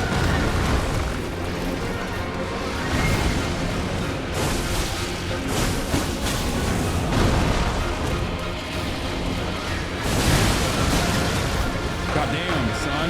Goddamn, son. Oh, it's burger time. Oh, I'm a burger maniac. He burgered me. Oh, I'm a burger head. Gun chatters just revealed they're fake gaming watchers. Yeah. I don't have the miner's bell bearing. I don't know why my heart rate monitor is like acting up. I don't get it. It is literally at 85, by the way. I don't know why. I don't know why it gets like stuck.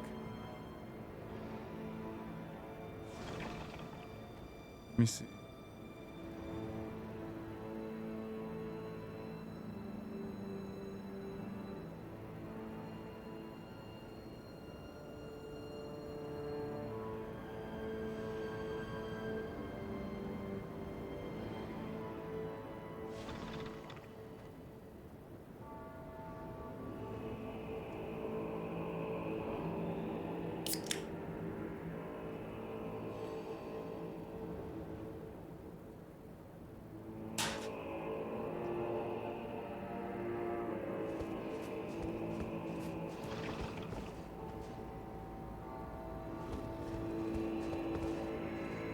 I have a smartwatch, yes.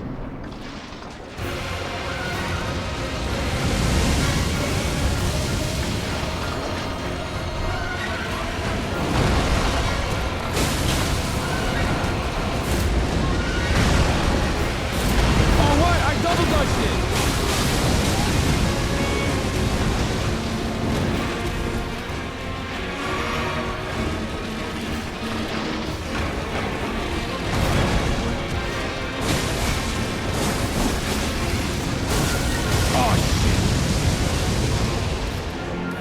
Taking less damage and doing more damage. Those stats good. Oh fuck! That was faster than anticipated. Okay, he's cooking my ass. No! No! I'm eating everything.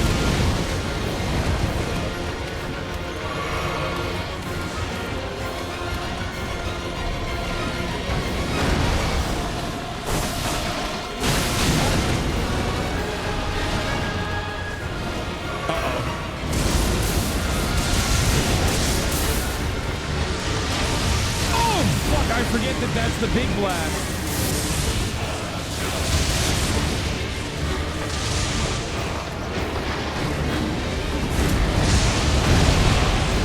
Oh,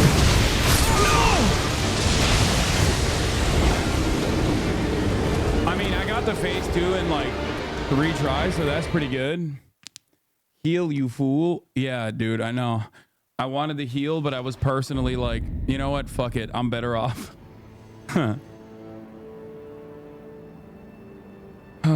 Why can't you make peace with it?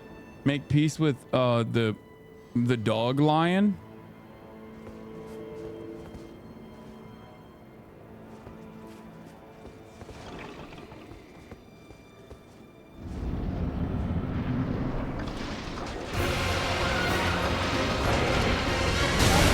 Wait, I see. Wait.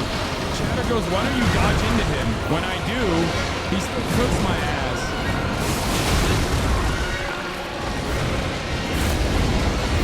Dude, what the fuck? Oh, yeah. Discuss Lenin with it and it will see your point. I don't think so. I'm gonna be honest. It's not a dog line. It's 2 dudes in a costume. Yeah, whatever.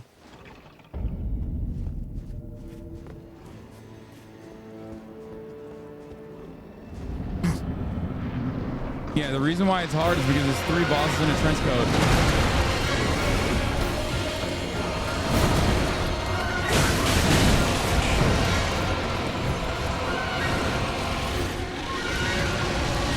Oh, god damn!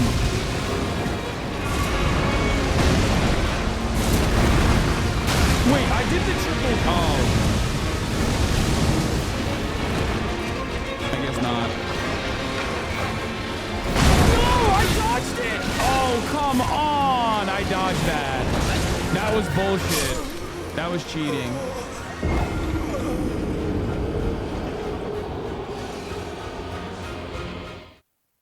I guess I dodged it too early. You need to propose a ceasefire, brother.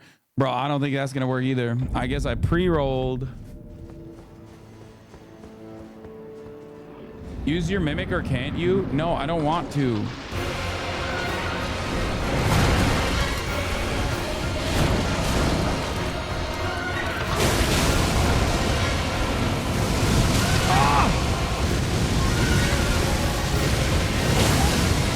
What the fuck?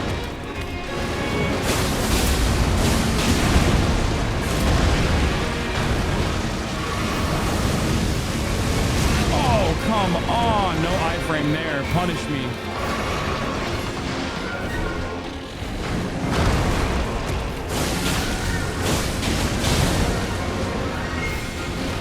No, don't do that. Not yet, dude. Come on.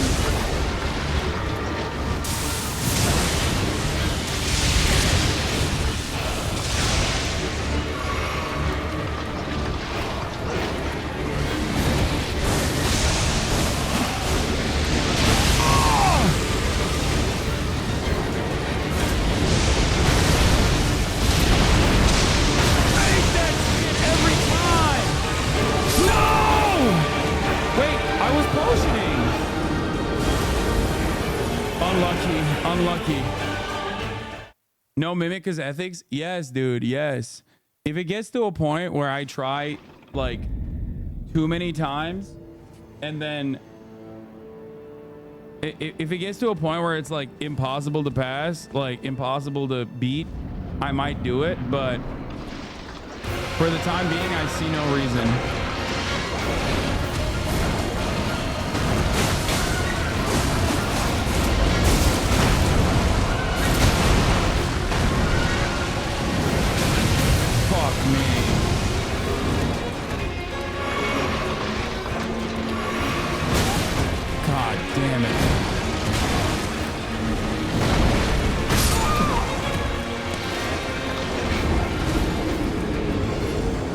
honestly one of those bosses that is easier if you use a big shield. I'm a Dex build, brother. I don't use shields.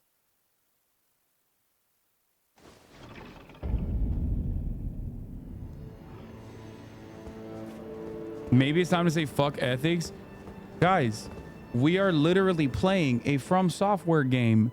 57 or 58 deaths does not mean that I'm gonna fucking start putting it into easy mode. What the fuck? It's like my fifth attempt today. Why would I? Oh my god, camera boss! Oh dude, he's fucking cooking. Okay, he's way more aggressive now.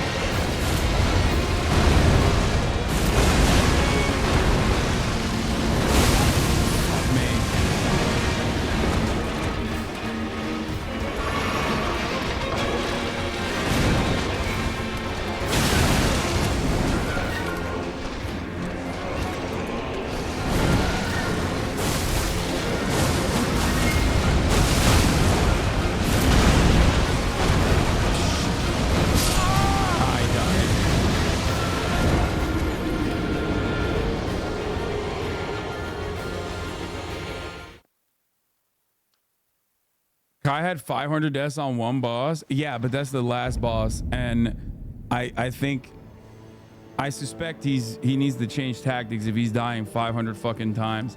No, I'm not going to use the gold summon sign. There is literally no reason. It actually unironically hurts you because the boss's health bar is so much more fucking OP.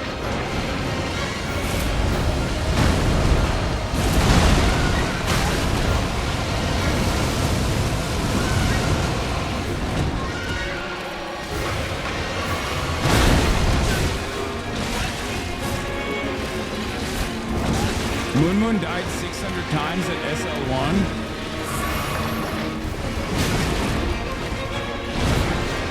I'm gonna die again. There's not. He's cooking my ass.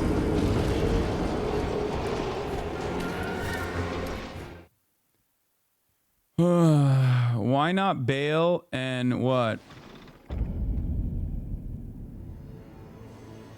Why not bail and go out and explore for a bit, find some scatteroos, gain some levels, get to know the starting area a bit. There's lots to see.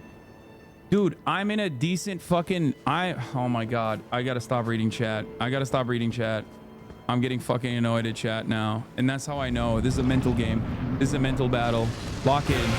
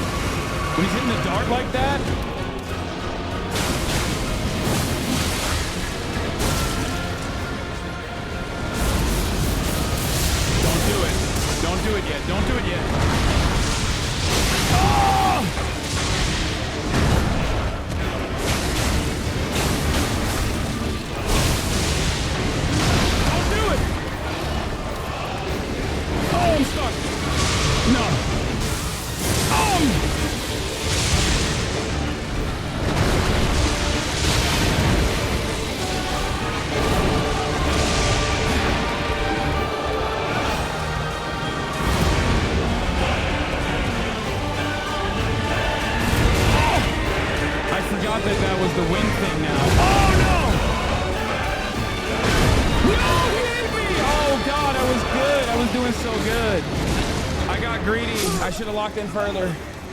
I locked in too hard. I got greedy. When he blows smoke on the ground, just get away from him. Dude, that was so close. Chatters are bugging. You got this. Yeah, I think so too. Also, I literally turned down the game. I don't know why it's so fucking loud still.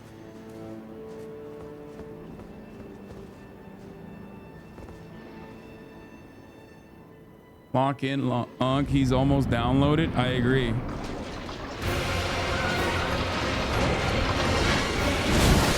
Fuck. Oh, God, that's not a good way to start this one.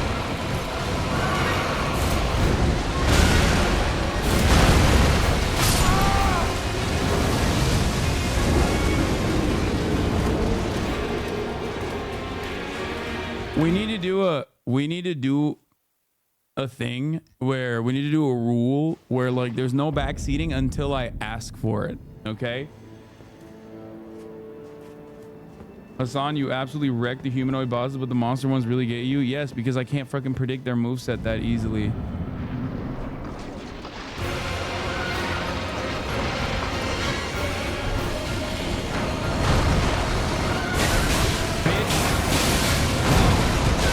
Wait, what is he doing? Wait, what? That's crazy. How did he do that?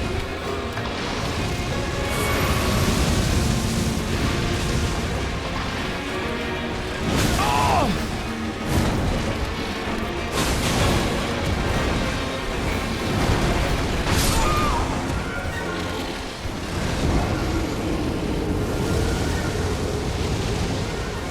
This is the second most evil DLC boss. Have fun? No, I doubt it. The people you say.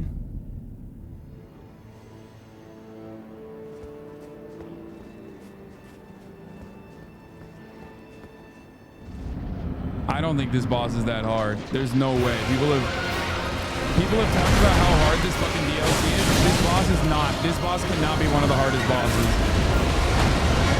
I mean, the camera boss is the hardest boss, but that's yeah, see, like that was insane. That right there is like typical fucking camera boss shit. But having said that, no, I already ran the top of the hour. Stop hustling and sending me top of the hour ad break request.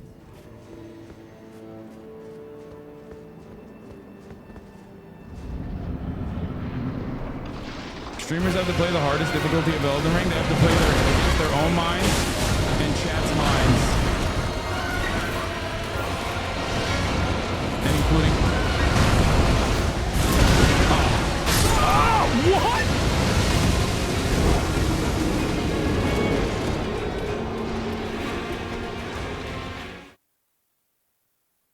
Oh my god. If you get his rotating smoke attack, you can just jump it. This boss is not hard at all. He just hits really hard, but it's true for every boss. You get killed too quick. You probably need more buds.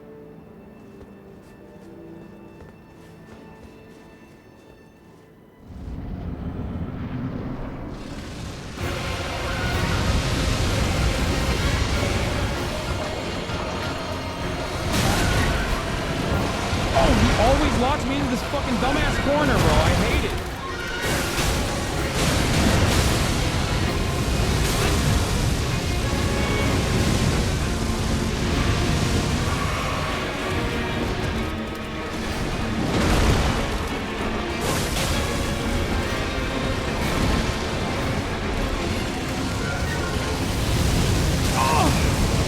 Double dodge out of there.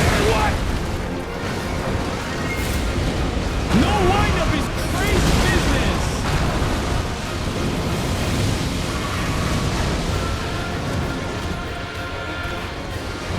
Fuck.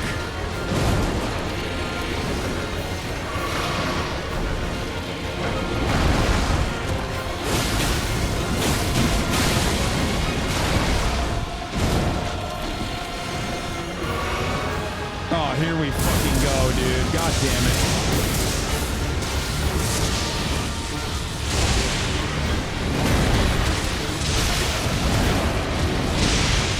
No! Wiggle, wiggle, wiggle, wiggle, wiggle. No! Where is my potion, bro? Where is my potion? I'm hitting the fucking pod. Oh.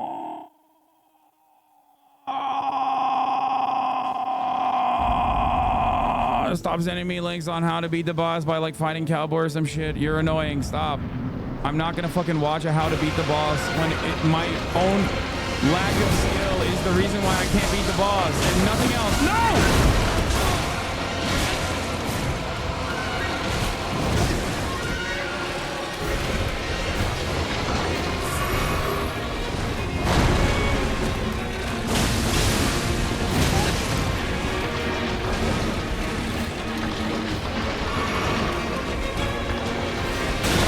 What is he doing?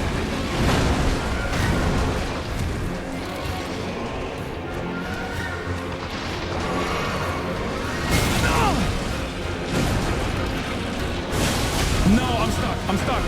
Get up. Get away. Get away. Get away. Get away. Get away.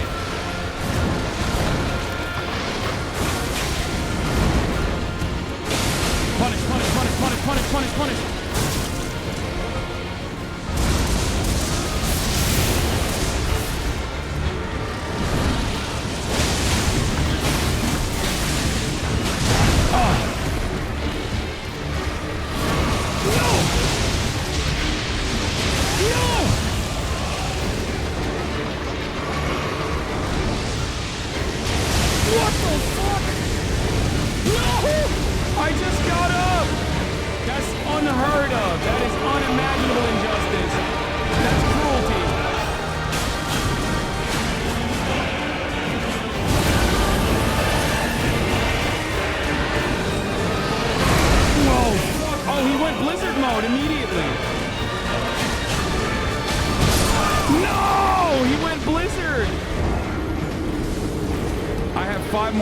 That's my bad. I should have not gone back in. I don't know why I did that.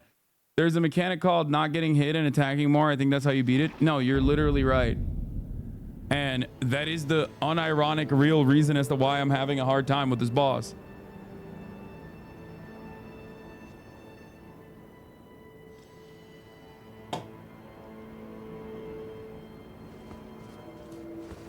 I'm trying to double flask. I just can't do it.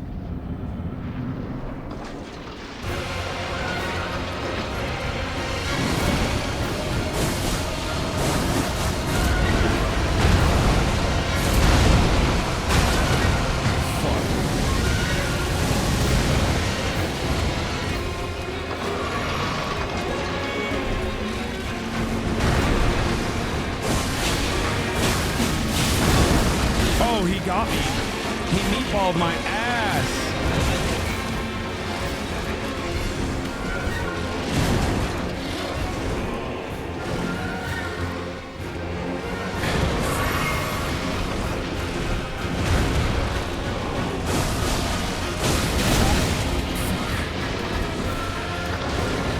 I hit hard too, motherfucker.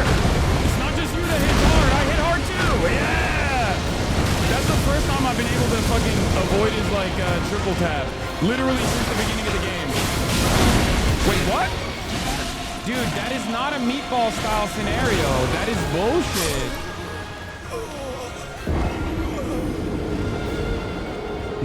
That was my first time dodging. That was my first time being able to successfully dodge his triple tap, which is crazy.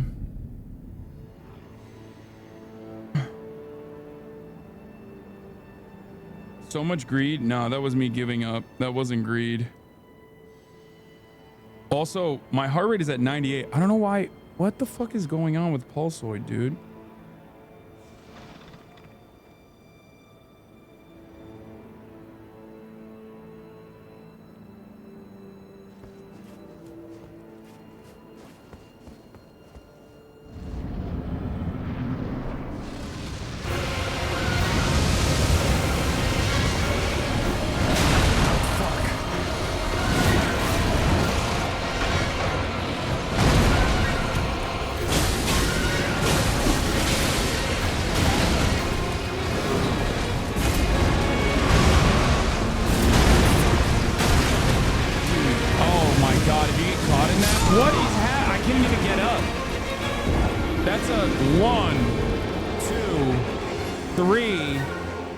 Swirly, and then possibly another swirly with a delayed. That is a 6 string. That is a 6 consecutive 6 hit back to back to back, all of which are delayed. Every single one. Try doing damage without getting hit. Thanks, little bro. That's a good idea. No.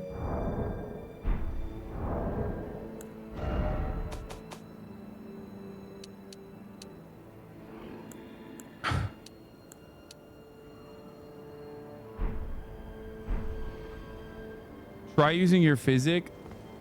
What is the buff that it gives me? My wondrous physic doesn't do shit.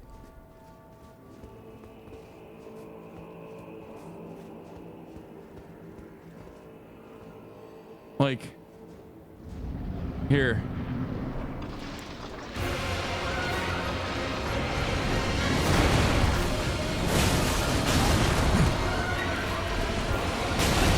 I mean, come on, dude. Let me fucking breathe. Holy shit. Holy fucking shit. I can't even get up.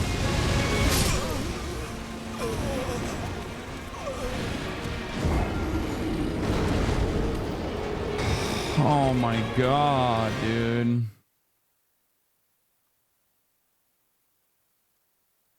You can put tears in the bottle at I know, but it's you can record your fights through PS5 and look back at where you fucked up. I know where I'm fucking up.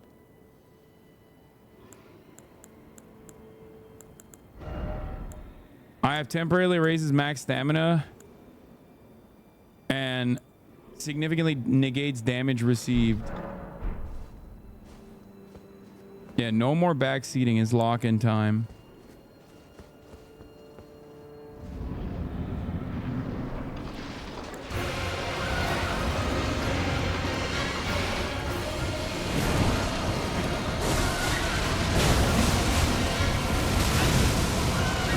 Holy shit, that damage negation is crazy.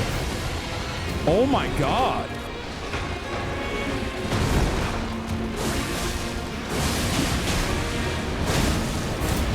Okay, maybe I should have done the physics a while ago.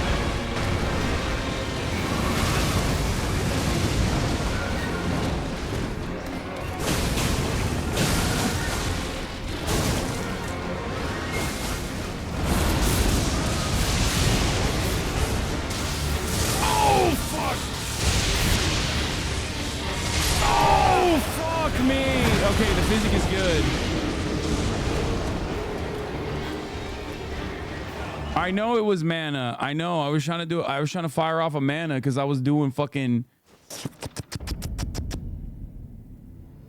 That was good. Okay, physic is good.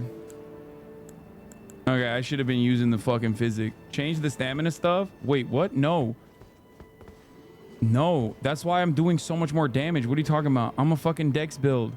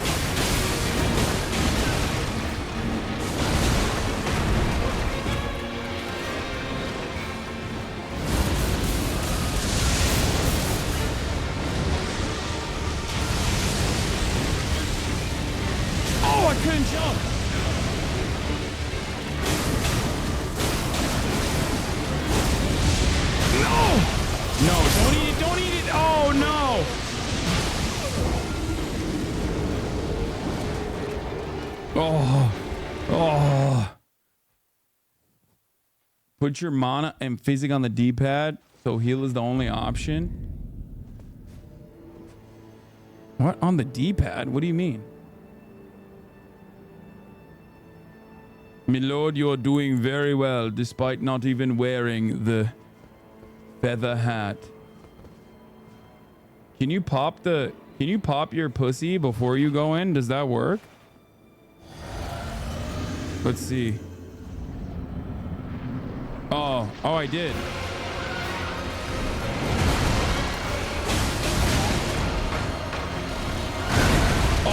Oh, come on. Okay. He knew what I was up to. He's like, oh yeah, you want to come in here with that wondrous physique, dude? Guess what? You're fucking dead. He said, you're fucking dead, son.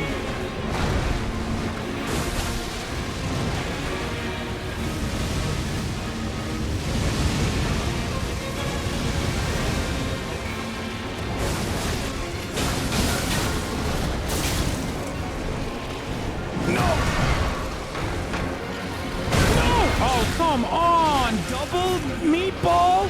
That's crazy.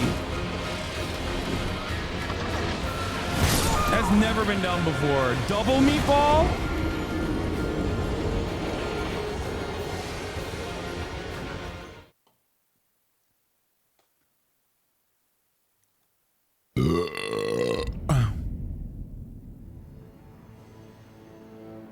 Pause. Wait, what do you mean? Like, you want me to put it here?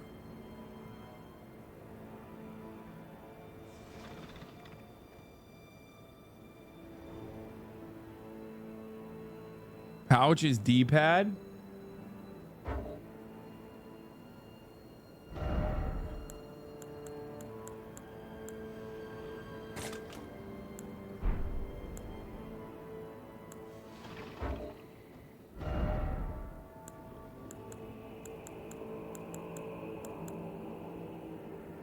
I guess I don't really have to change the other one. And then do this. Okay, got it. Oh, wait.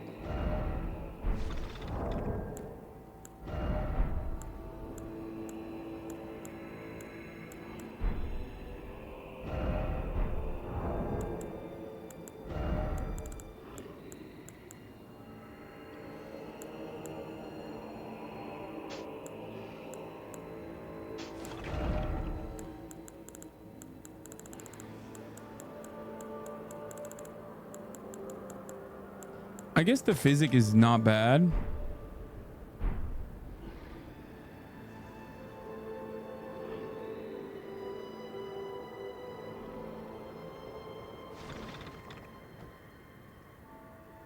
Use grease on your sword. That's true. I could be doing that too. Do I have any kind of grease that could help?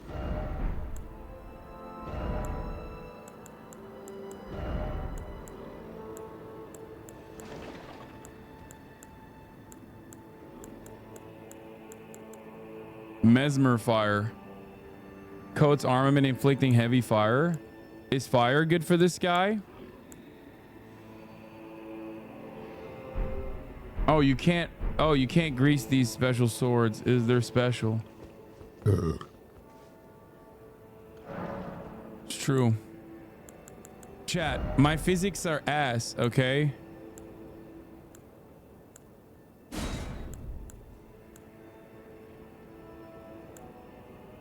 Enhances charged attacks, temporarily boosts strength, temporarily boosts stamina. I already have that on. Steadily restores HP for a time in a mixed physic. Restores half a total HP in mixed physic. Restores half a total HP mixed physic. Yeah, this is the best possible thing to use. The damage negation is OP. The damage negation is one hit, I'm pretty sure.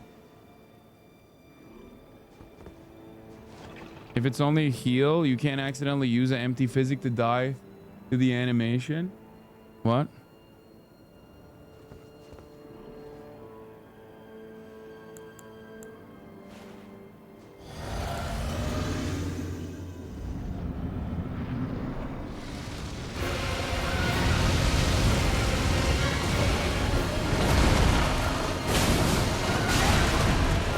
Oh, fuck, I hate this area. I hate this area. I hate this area. He locks me in here every time.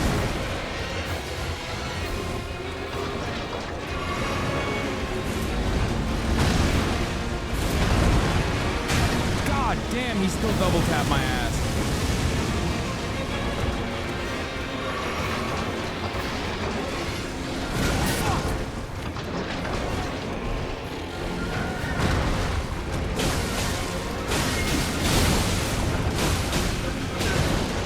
I'm done. I'm done. I'm done. I didn't even look at my health.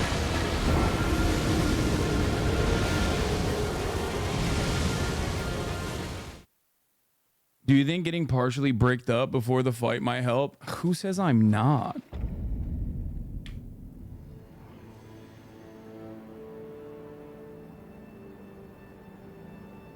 Maybe take some equipment off to reduce equip load. Bro, I'm fucking currently a medium build already. There is not any equipment that I can take off my body that will Like that will reduce my load. Okay, look at this build. I'm light as hell.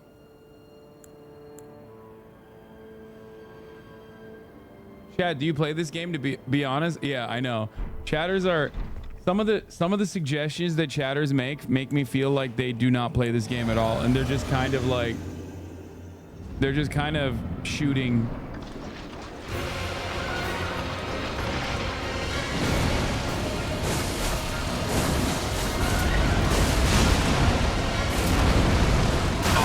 Oh, the third one got me.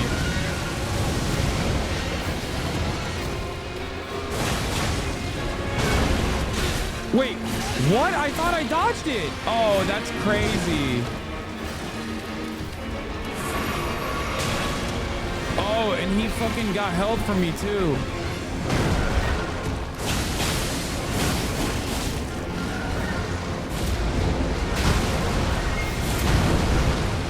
Oh, did he kill me?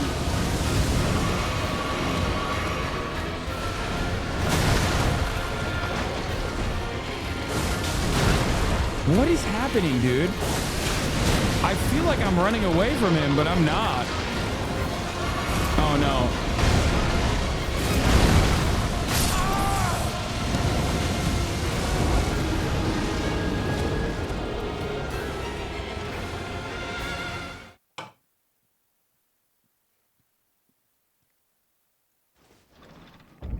First Skidoo nearby? No, I already got that one.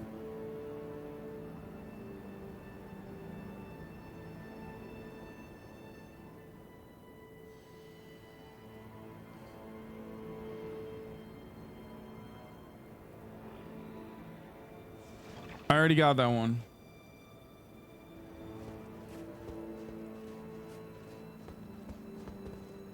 Change your talisman? Shut up, shut up, shut up, shut up, shut up. I've already gotten close enough. Oh, fuck, I forgot to do my physics.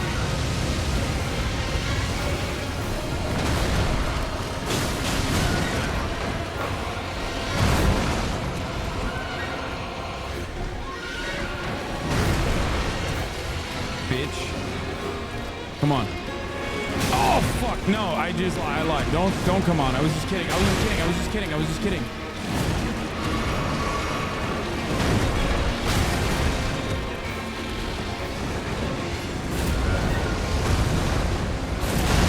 Fuck. Oh my god, I hate that. Dude, I can't stand this fucking triple swirl, dude. It is so on net. You scared me so much. Oh my god.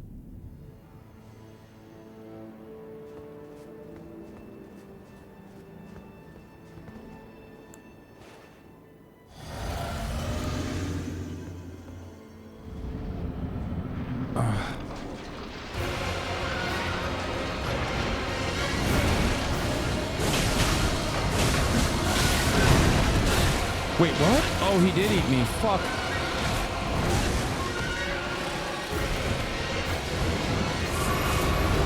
Oh shit, I forgot I'm not supposed to do the health bar because after he eats me, he eats my health, right?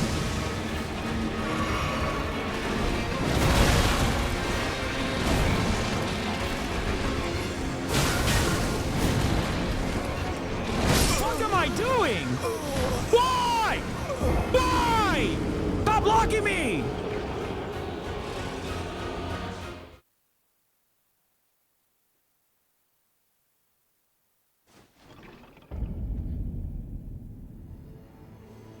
Oh.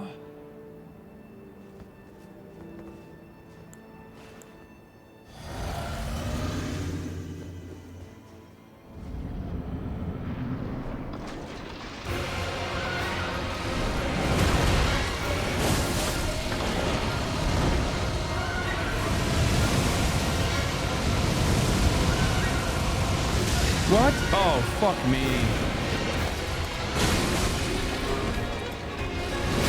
What?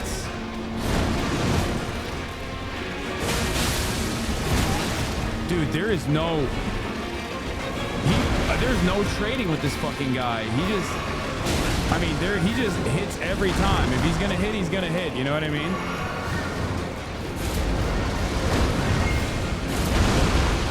Oh, the third one, I almost dodged it.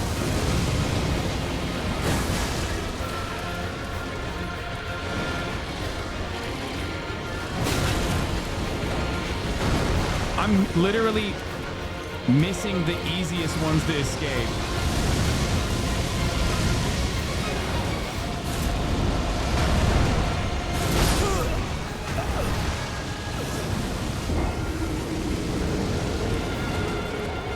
Like I keep eating, like the triple swirl is one thing, but like I should be able to dodge easily his first roll. Just got here. Have you locked in yet? No, I haven't.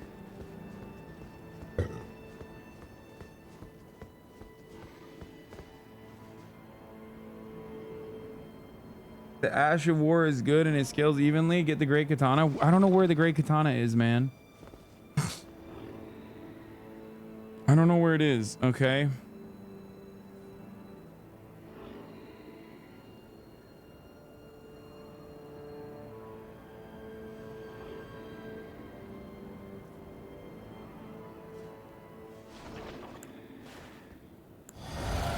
I need to be patient.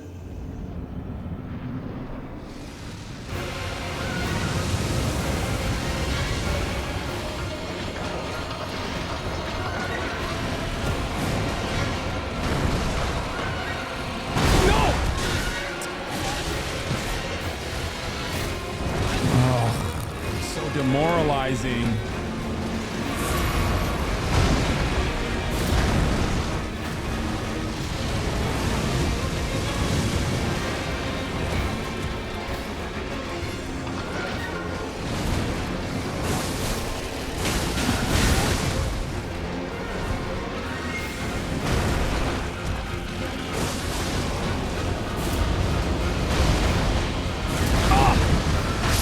Oh my god, dude, I'm two tapped. How am I supposed? Oh my god. Oh my god. Oh my god. Oh my god. Oh my god.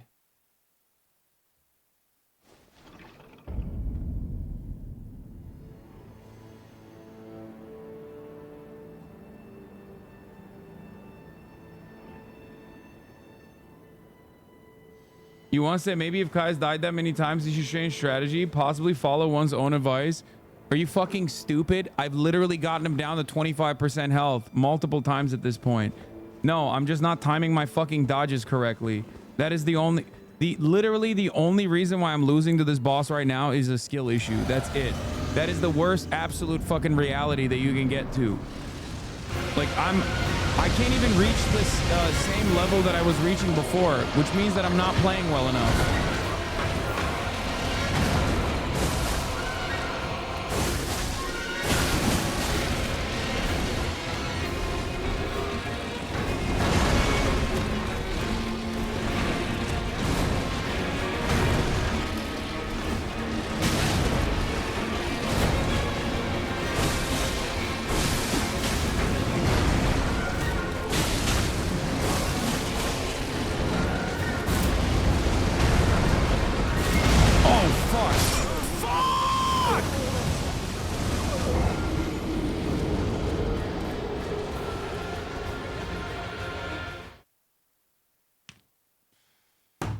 That's it. That's it. That's the only reason why I keep dying. Because he just keeps fucking cooking my ass with a triple spin.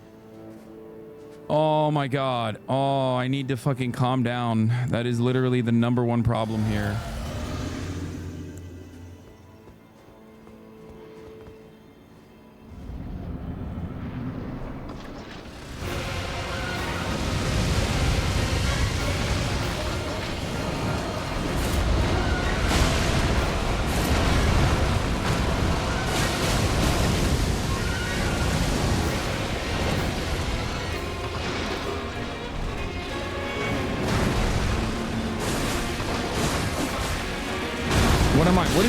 What is bro aiming at?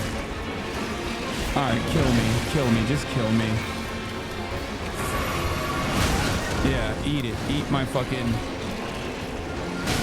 Just kill me, dude. Fuck it. I've given up.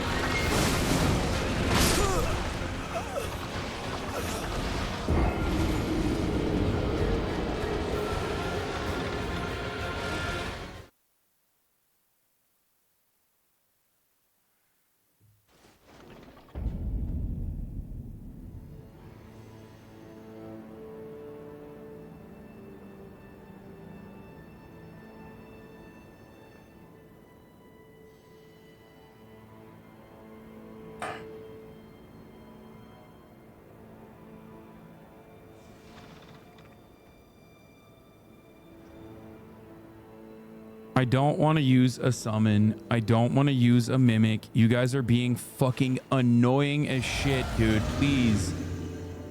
Oh my god. Oh my god. I'm getting so fucking annoyed with the chat. Jesus Christ. I hate playing this game with chat. Holy fuck. It's so much fun playing it with chat, but it's also so gruesome playing with chat at the same fucking time. Like, shut the fuck up. Okay? Shut up. Shut up. Just shut the fuck up. Shut up.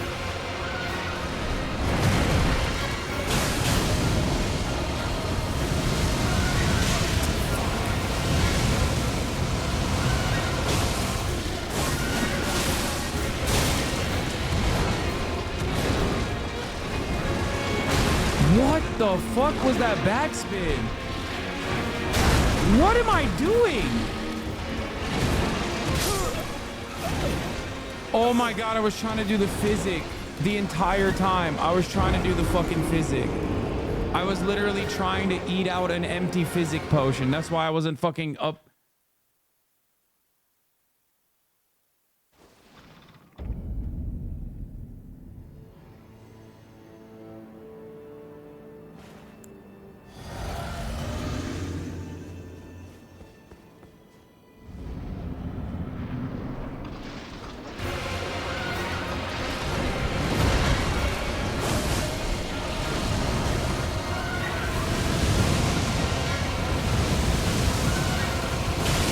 Wait, what? Where did he hit me?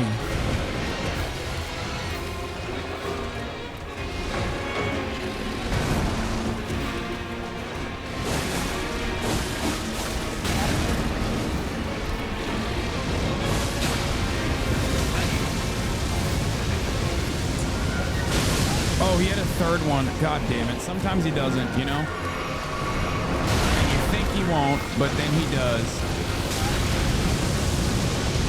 Really mixing up the strategies here.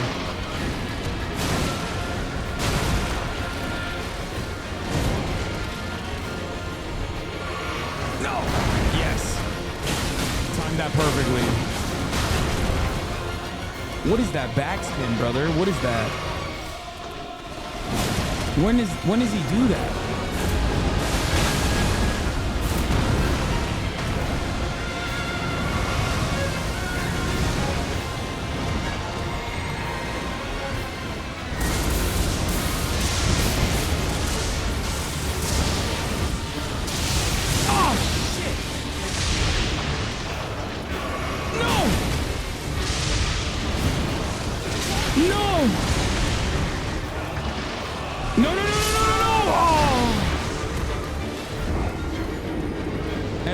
Back to lightning mode.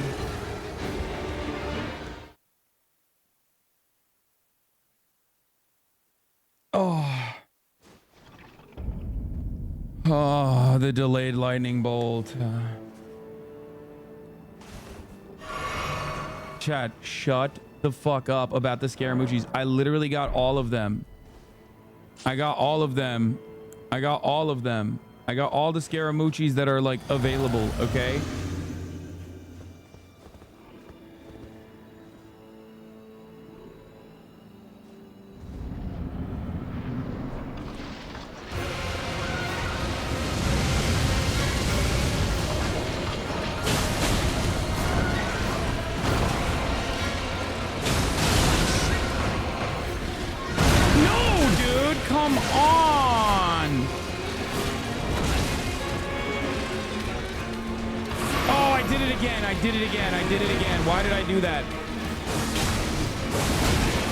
Why did I do that again? I always forget that you can't health potion when he eats you.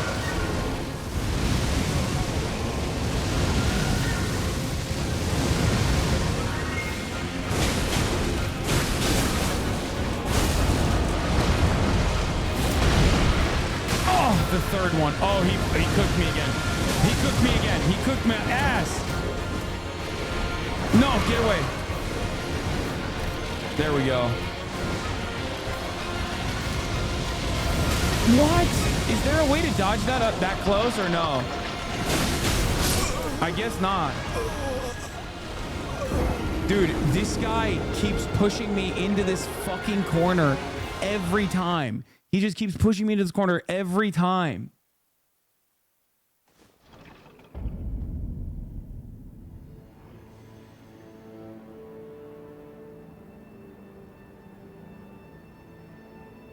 The reason why I get annoyed at chatters who are like, bro, it's just unethical to watch you get cooked this hard. Use your fucking mimic. Is because there is no reason I can fucking beat this boss without using a mimic tear, okay? It hasn't been that long since I started fucking playing. I'm getting seriously annoyed with chatters who are just like, just give up, dude. Come on, just play with the mimic tear. Play with the mimic tear. It's like, shut the fuck up.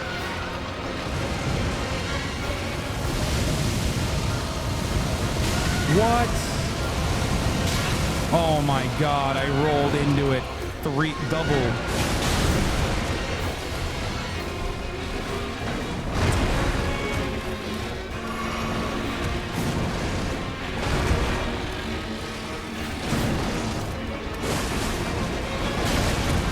That backflip is so stupid.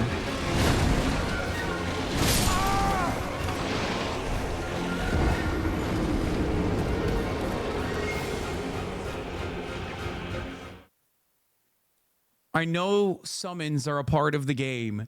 It is not summon time yet. When I hit 3 hours on this boss, we will reconsider. Shut the fuck up. All you're doing is like cooking the 5 next tries that I'm going to have because you keep fucking annoying me by demanding I summon. Oh my god. I don't need to fucking summon.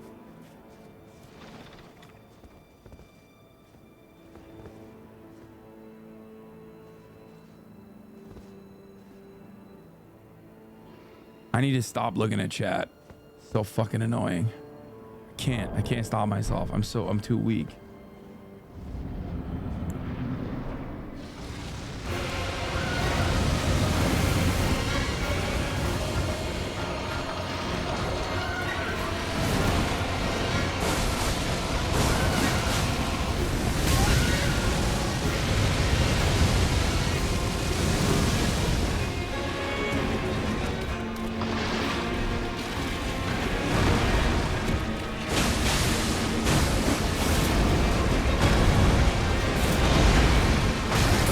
The third one.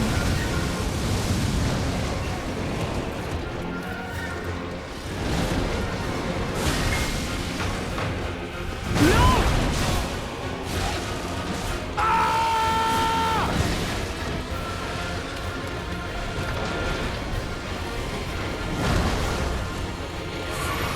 Wait, did he get healed again? No, right? Wait, I jumped through that!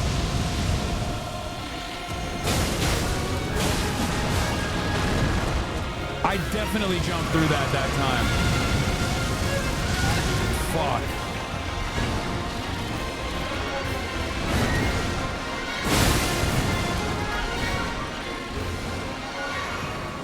Oh, here we go.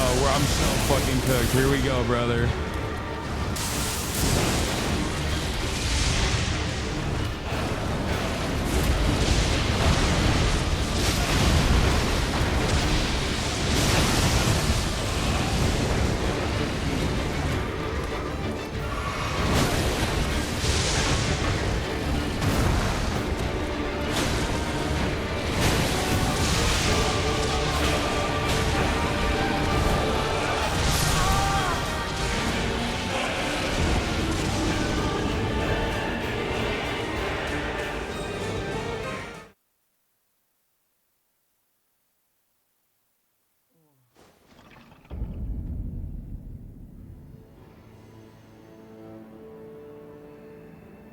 Fuck.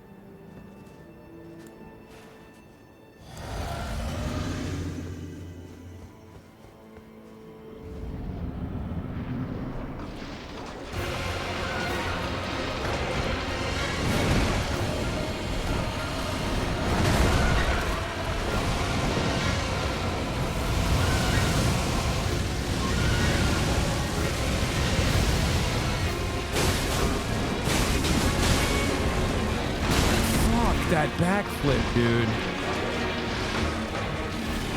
No, he gets me every time, dude.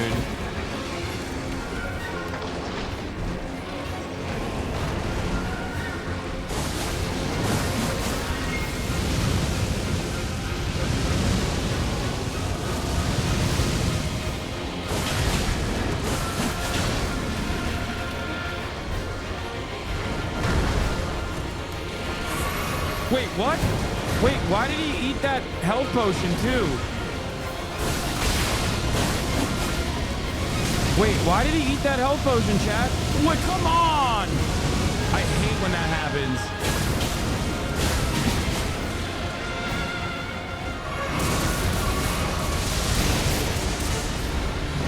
Oh!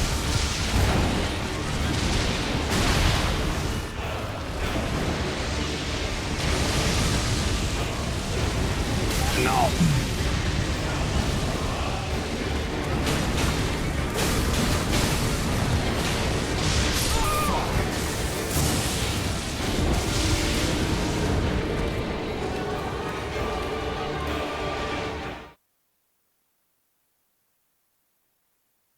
If you heal near him, he eats away your health potion. Like every time, I think.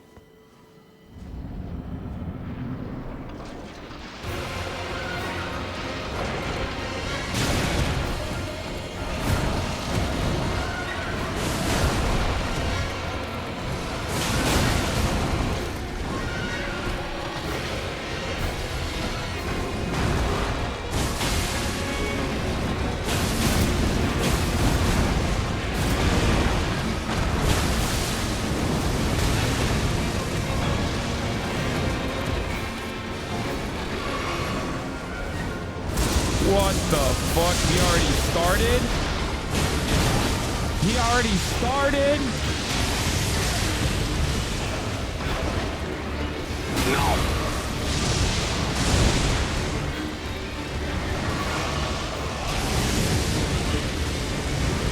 Wait, what? I jumped over it.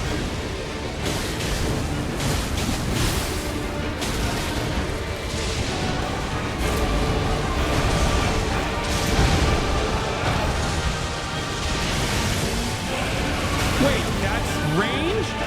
That's crazy range.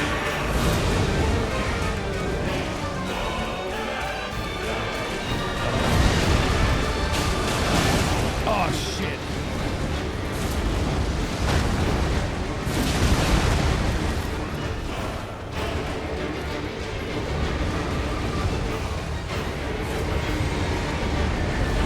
Wait, what?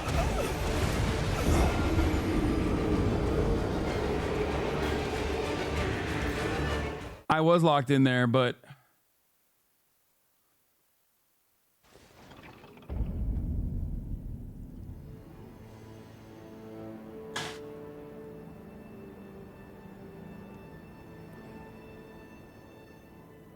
Avatar the last airbender looking ass motherfucker, bro.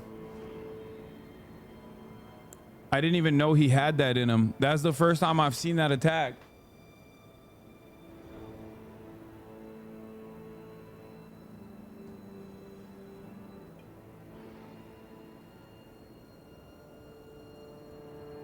I didn't even know he had that dog in him. He's just like doing new shit. Doing new shit.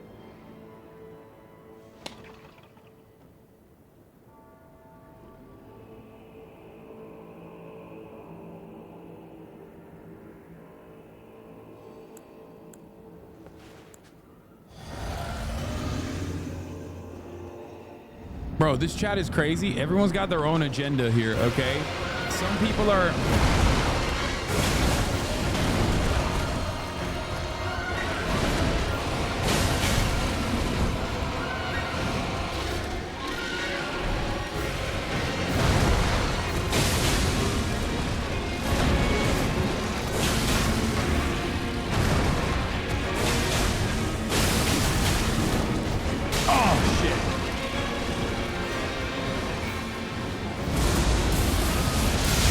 Uh-oh.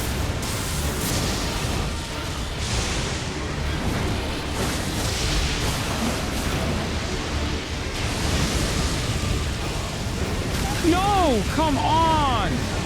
Who makes the rules here?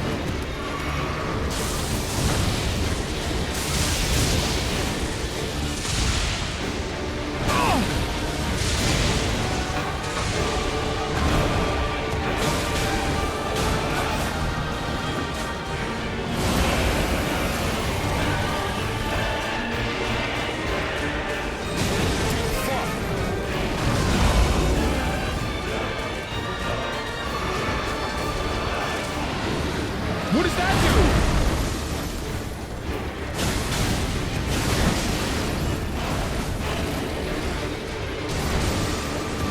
Whoa, what does that do? Oh, I'm lost still. No, I got frostbit. Oh, that was the run. That was the run. That was the fucking run. That was the run. We're getting close. I can feel it. I can feel it. Can you feel it? Can you feel the energy? Can you feel the intensity? The run is coming. The run is coming.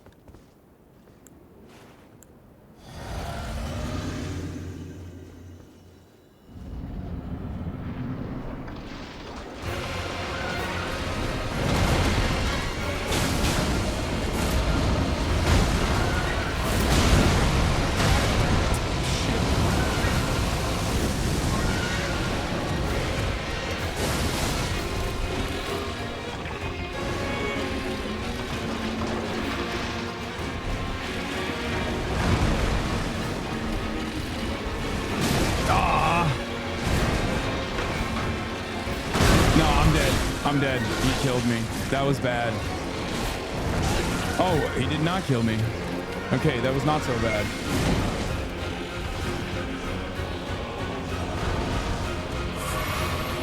Wait, did he?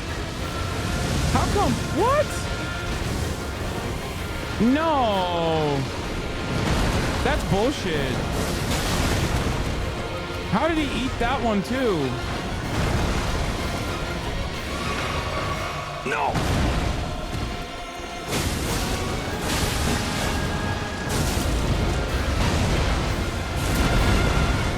No, a third. I got.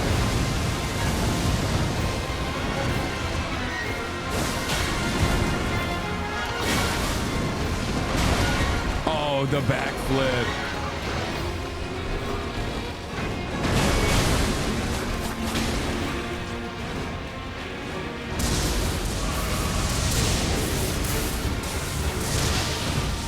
Christ, I hate that so much. I hate that even more.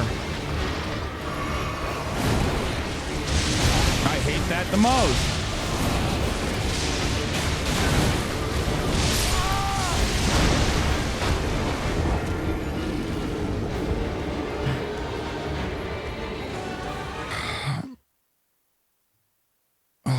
God, this game does make my eyes hurt. I'm not gonna lie. Maybe I'm old. The greed? No, it's not the greed. He just gave me no opening to use my... He gave me no opening to use my shit.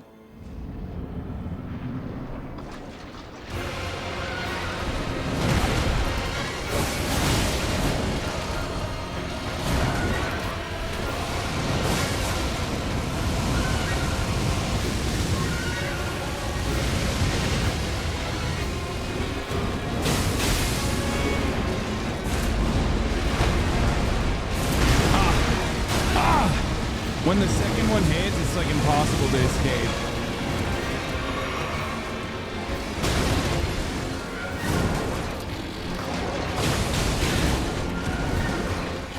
Oh my god. How did I die to that? It wasn't even a specialty attack.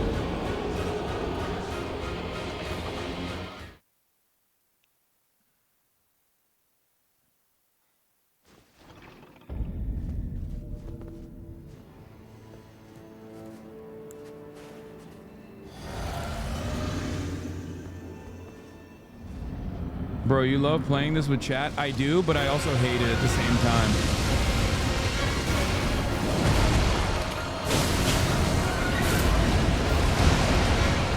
Oh my god.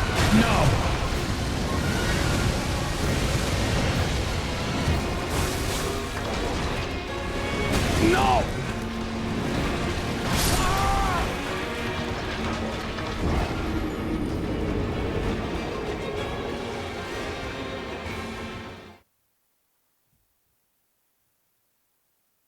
Use that L1 at least if you're not two-handing. I'm using L2 only. I don't know if you know. I don't know if you noticed, but I'm spamming rune art.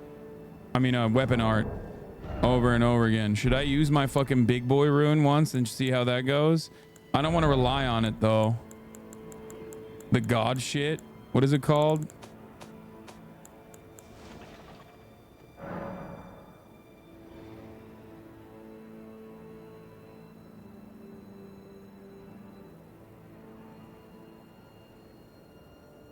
Let's try it once.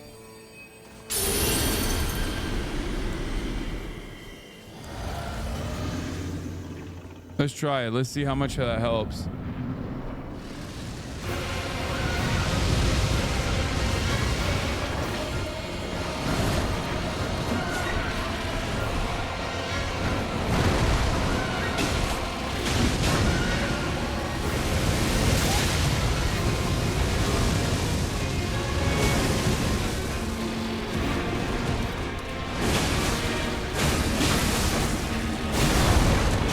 Wait, what? Oh, he ate me again. He ate me up. Left no crumbs, dude.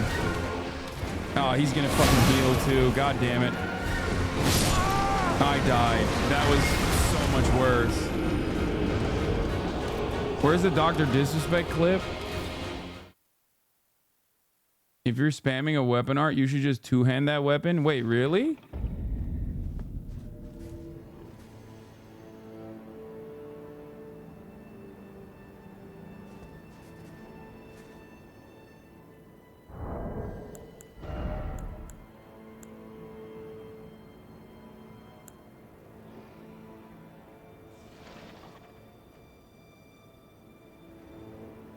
Two-handing it doesn't do much because it's no,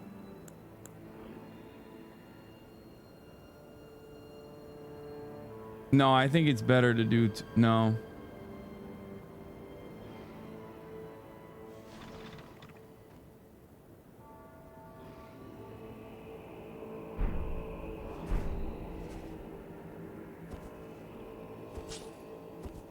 No, well, this is not the weapon to two-hand, though.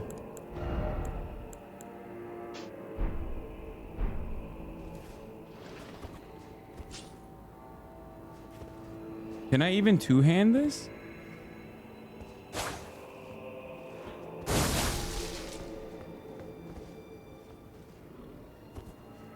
Fun fact, 2 katanas is slower than 1. I am triangle R1. Oh. No, it's not even two-handing it. I'm trying. Oh, there it is. Here, I'll try it this time. You're good because you're running decks. You don't get much from two-handing. Yeah, I don't think so, but I'll try it.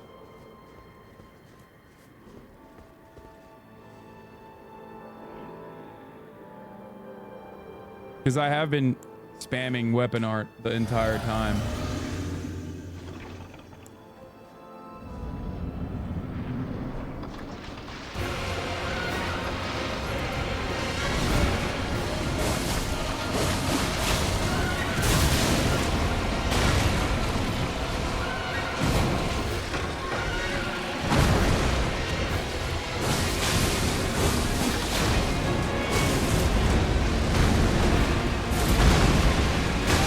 Oh my God.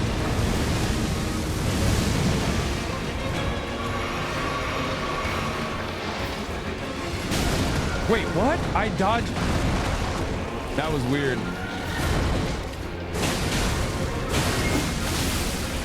Okay, chatters, we're not wrong about that.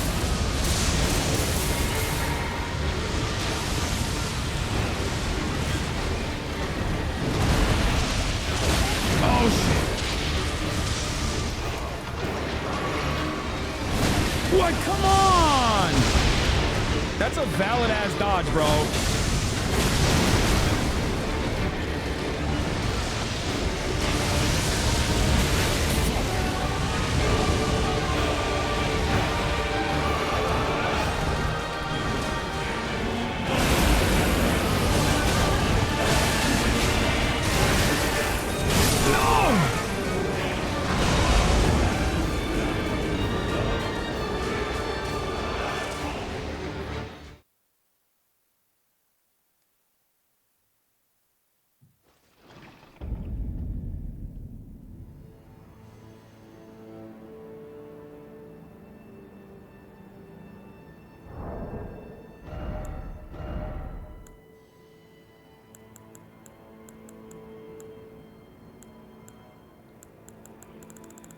What was my second weapon? I don't even remember. What was I using? Hand of Melania, right?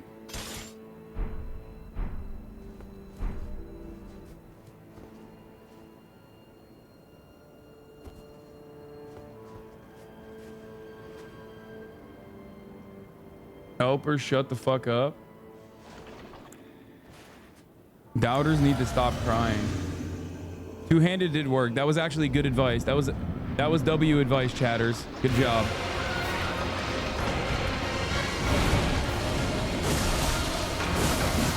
No, I got eaten. Oh, that's not good. Not a good start.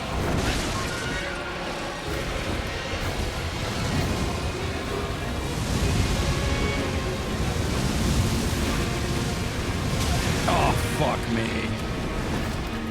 Why is he still sucking me? Why is he still sucking and fucking me?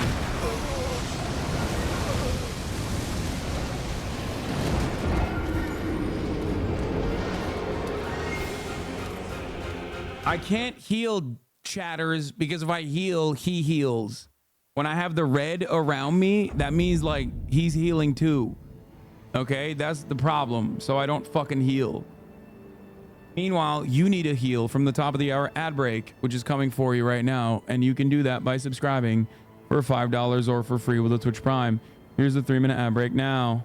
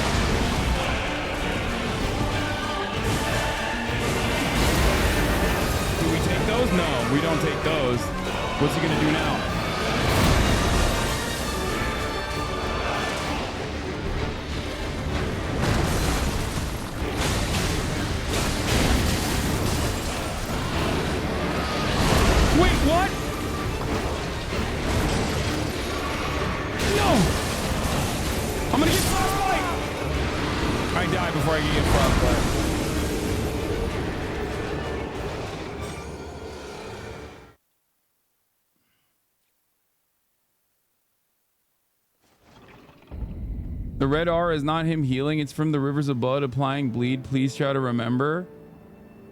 Oh, I thought the red aura around me was when he was healing. But hey, listen, I'm getting more consistent, so that's good. My goal next is to basically not get hit, like have the...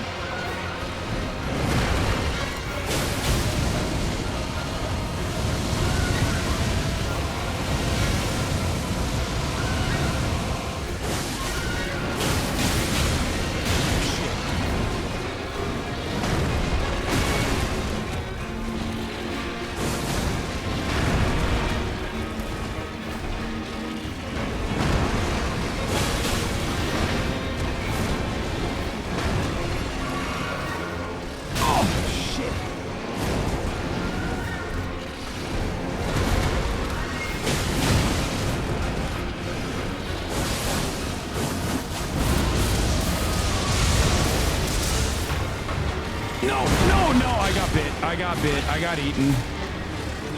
That's not good. That's not good. That's no bueno. I don't care. He has to. I have to eat that. I have to let him have that.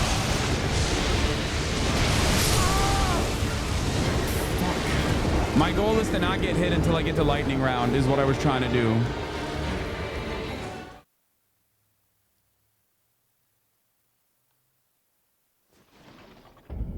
Anything in the floor is a jump, not a roll. You're close, bro. No, if you're that close to when he's like doing the lightning and you jump, it's better to try to hit an iframe on the roll, I think. I might be wrong on this. But when you're that fucking close, he hits you from the mouth. Like so if you jump up in the direction of his mouth, so you still get hit when you're close. That's why I don't jump when I'm near him. I roll.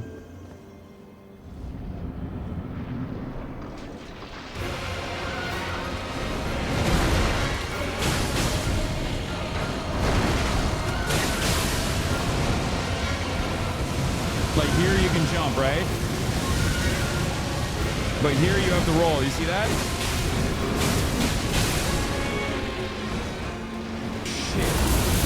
Oh, well, I did it. I got to his lightning round without actually getting hit. Except he's fucking murdering my ass.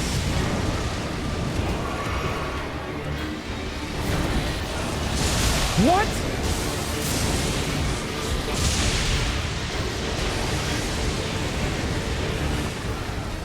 No! Dude, what the fuck? He's getting way harder now. What is he doing?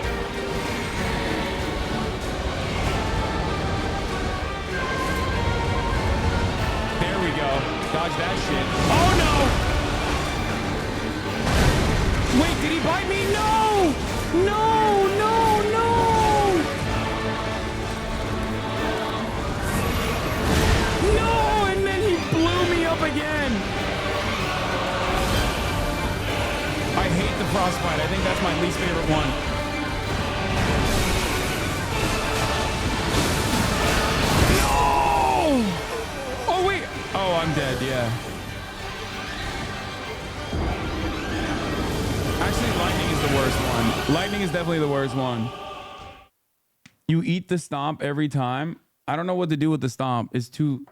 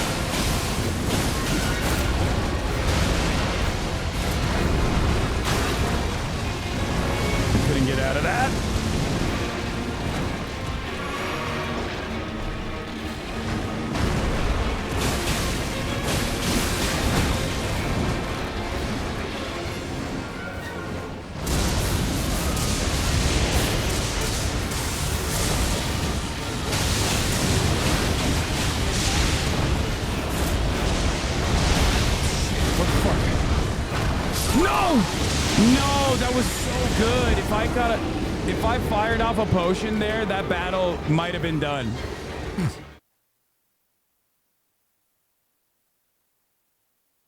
If I fired off a potion there, I probably would have been done with that battle.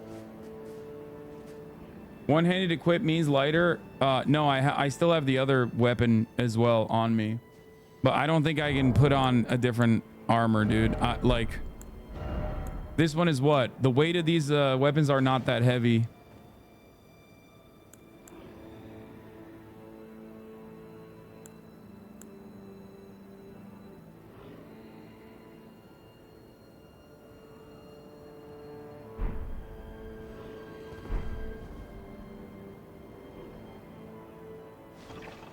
Kai officially beat.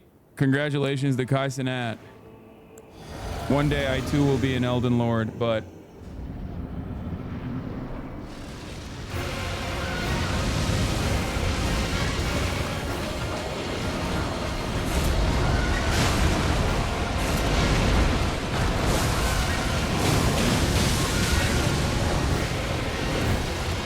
today's not that day.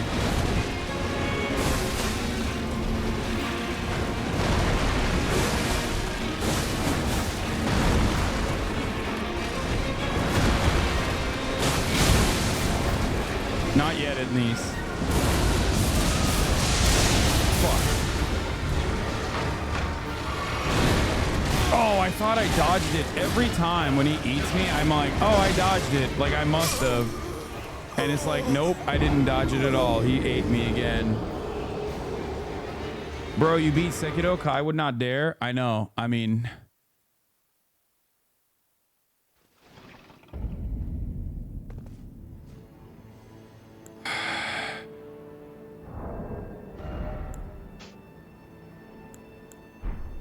Let's see. Do you have the winged sword talisman? I don't think so.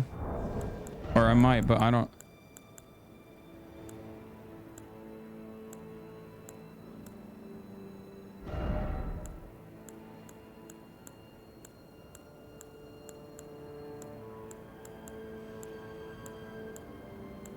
Boost FP restoration from flash is really greatly. Raises greatly boosts fire damage. I might literally put this on, but it's not vastly.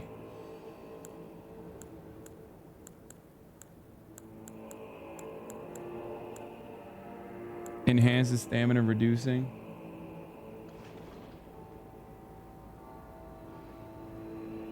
You keep trying to side dodge when you're supposed to.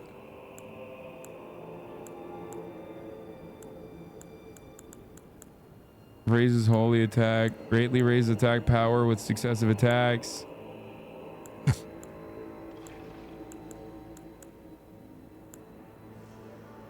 Eliminates all sound made by wearer.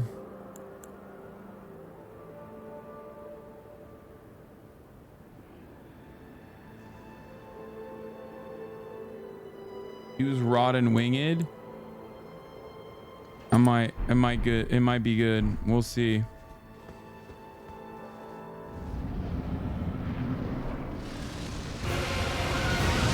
Oh, I forgot to do the flask. Oh well.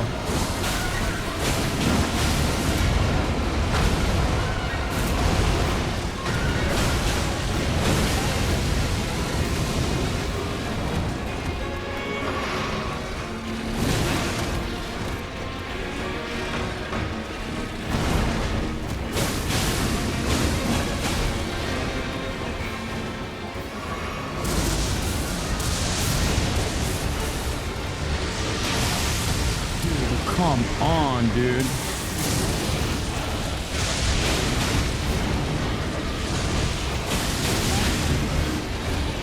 I hate being stuck here. I hate that area so much. Oh, God.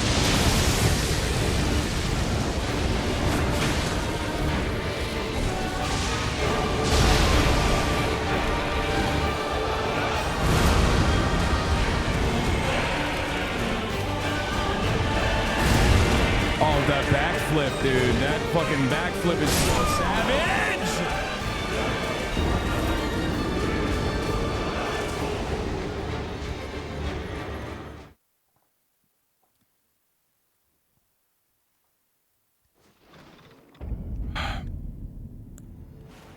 Doubters I am so close to banning you, okay? We need to ban all the doubters. I've decided. No more doubters.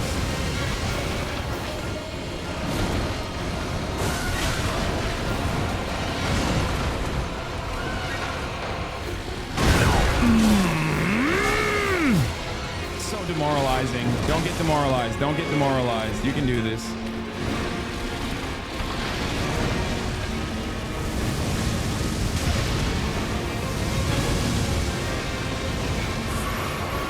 I gave him all the health again. I don't get demoralized.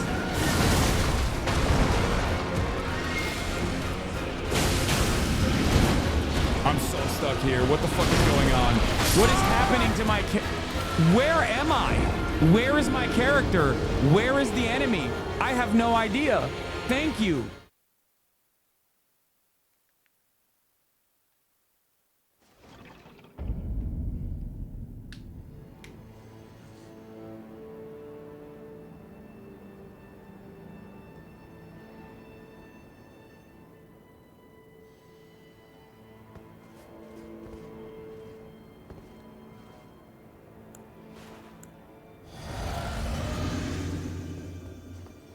Would Luffy let a strong foe demoralize him? Luffy's never met a fucking foe like this one, okay?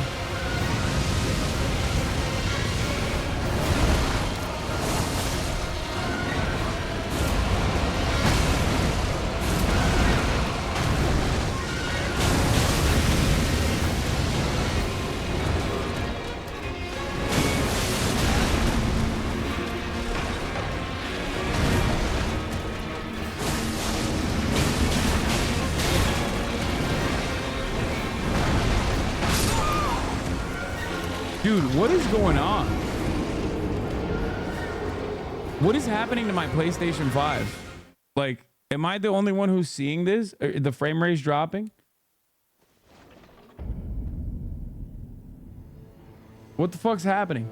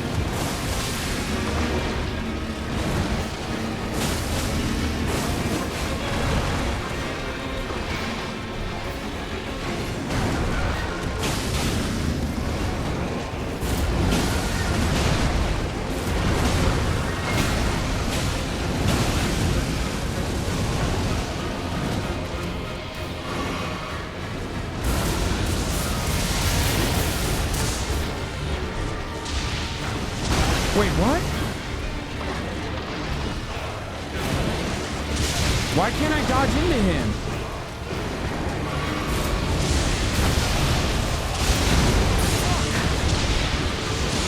Oh, I'm dead. Oh my god, I was doing so well. Play the PS4 version on your PS5. The frame rates are more stable. Yeah, dude, let me just restart the game. I was doing so well too. That sucks. That's a bummer that that happened.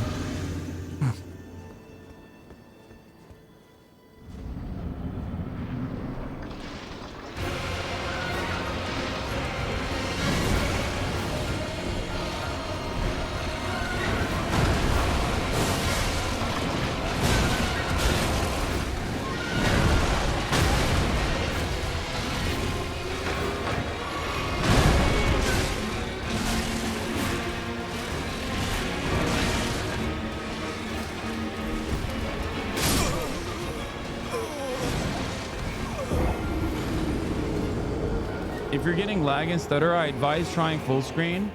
Yeah, I think I should do that. I should full screen on my PlayStation 5. Ay. I have not lost confidence in myself, but I do fucking absolutely hate how punishing this boss is. Like how, I mean, it's just 2 mistakes.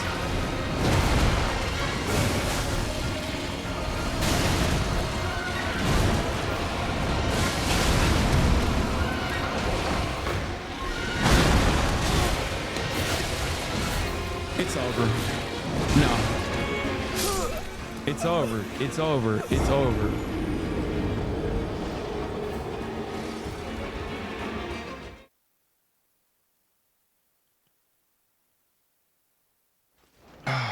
Give me a fucking headache.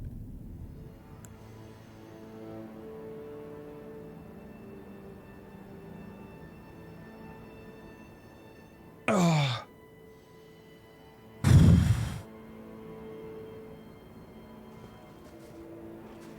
Talk like a loser. You are a loser. What? You all right, chatter? We're playing a fucking video game, man.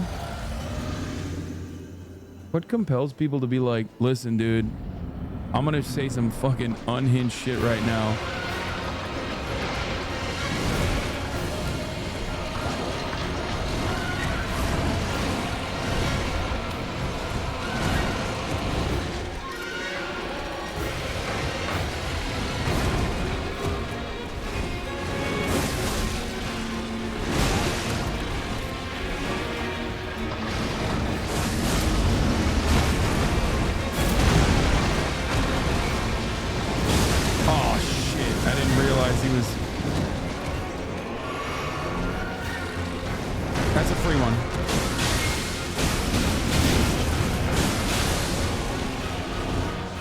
Oh my god, already? Oh!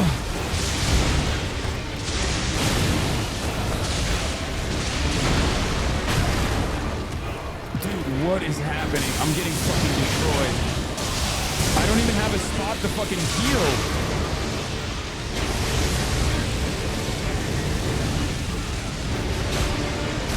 I don't even have a spot to heal.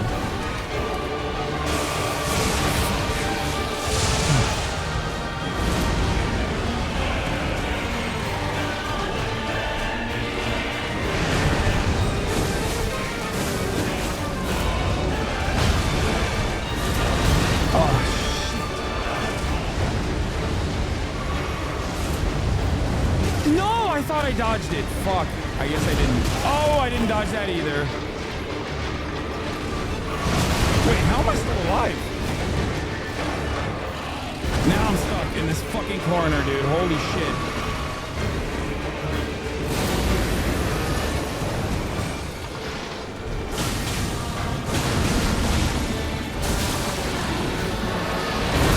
Wait, how do you dodge that? How do you dodge that step?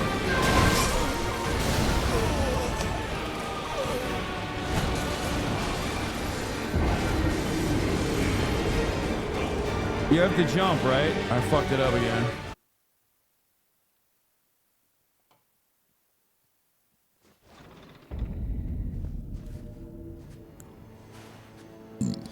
Makes me want to cry.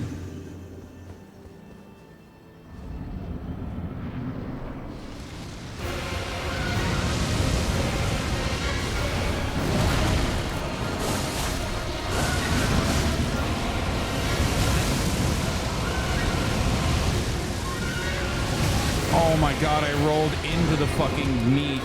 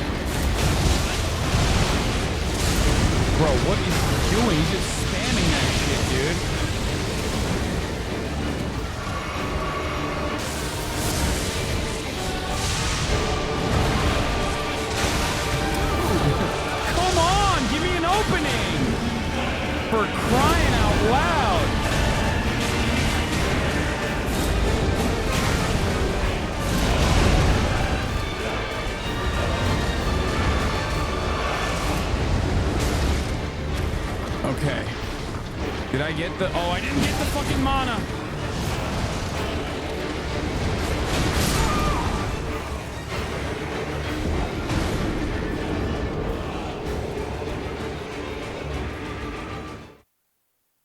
I thought I got the mana, and I didn't. I got the mama.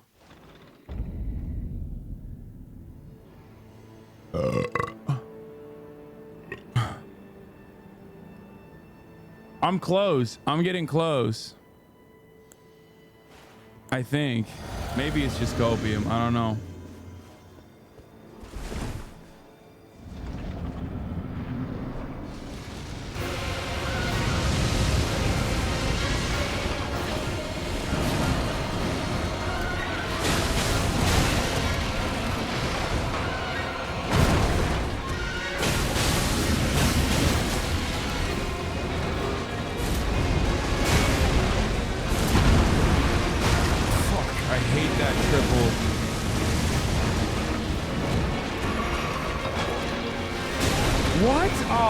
Dodge the fuck out of that, dude. That's crazy.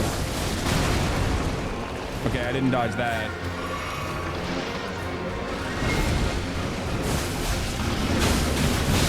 I didn't dodge that either.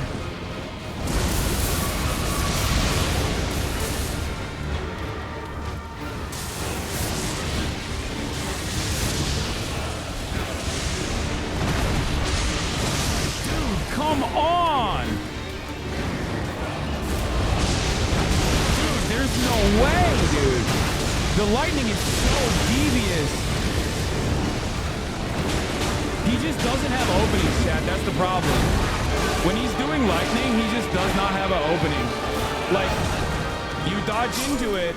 When he's on his lightning round, you dodge into it. And then there's just a lightning that materializes right next to him in the spot that you dodged into. I think you just have to, the lightning sequence, you just have to like run around and wait. Is that what it is? Please put your mana flash back with other ones. No, it's better. It's better this way.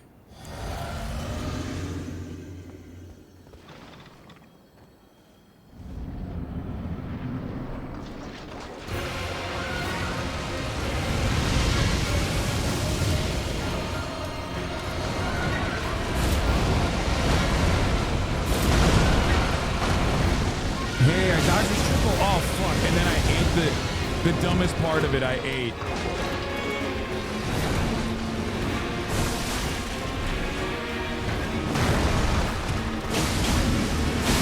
Oh shit, greedy. I got greedy.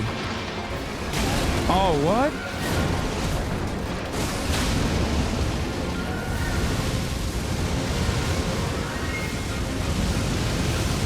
Wait, what?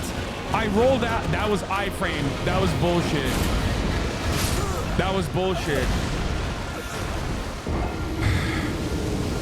I absolutely rolled out of that.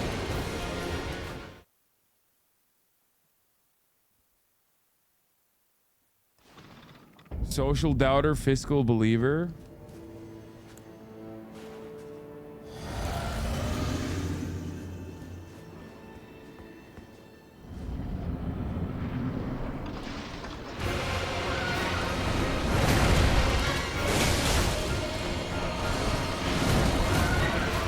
Where is he fucking hitting?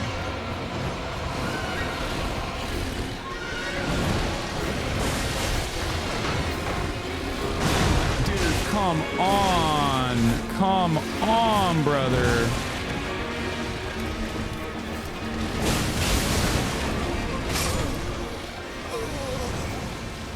Panic rolling? No, I'm not panic rolling. Hasan can't dodge for shit. I'm gonna lose my mind.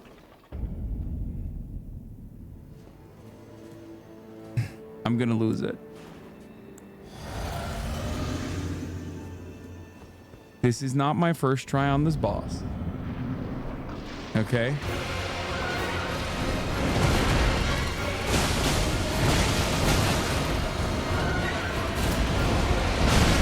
What is happening?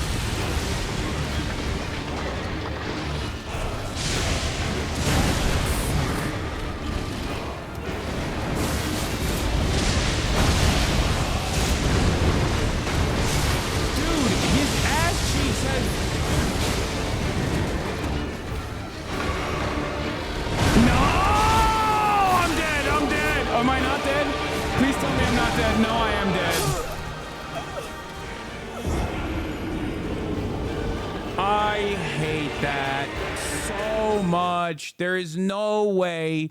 Someone explain to me where I'm supposed to fucking dodge when he does this shit with the fucking lightning. Please. I don't know where the fuck I'm supposed to go. Yeah, I know. Latimer fucking is projected to win. I know, of course, because he was winning by 18 fucking points according to the polling. Okay, you don't have to come in here and fucking hurt my soul, rip my fucking heart out.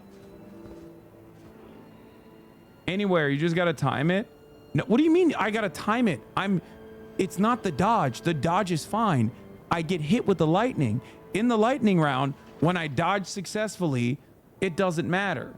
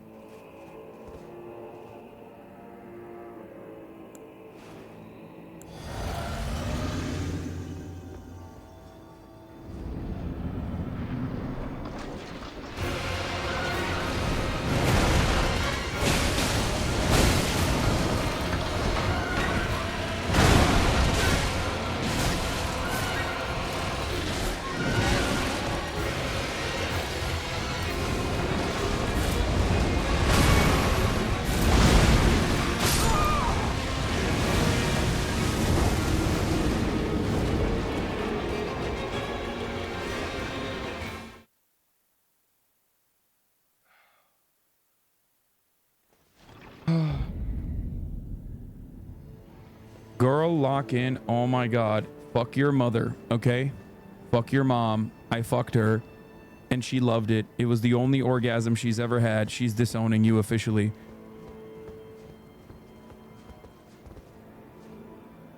I'm literally spiraling and I'm looking at chat to get mad because I'm already mad. I need to not look at chat and I need to just fucking lock in. Jesus Christ.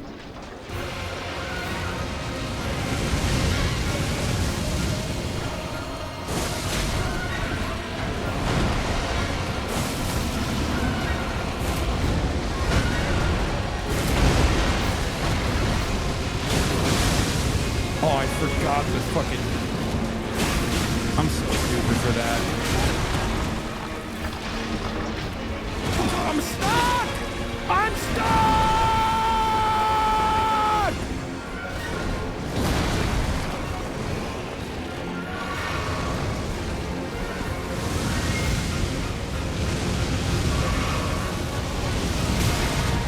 Fuck.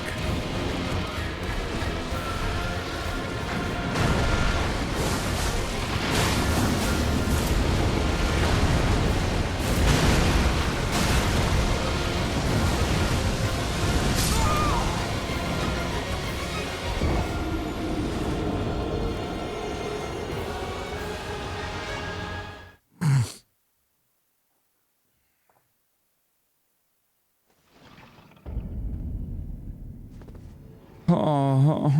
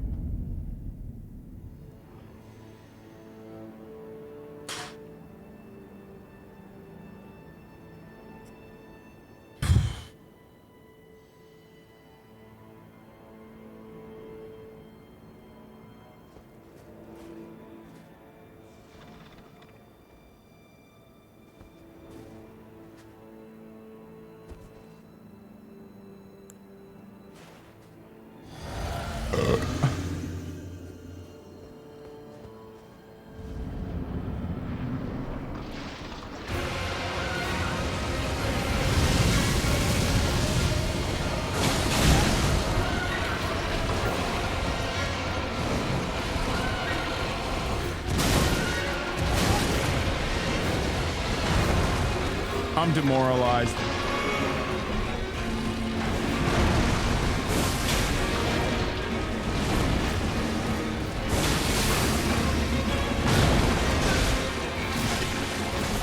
Right on the money, too. Right after I said I'm demoralized, he just fucking cooks my ass.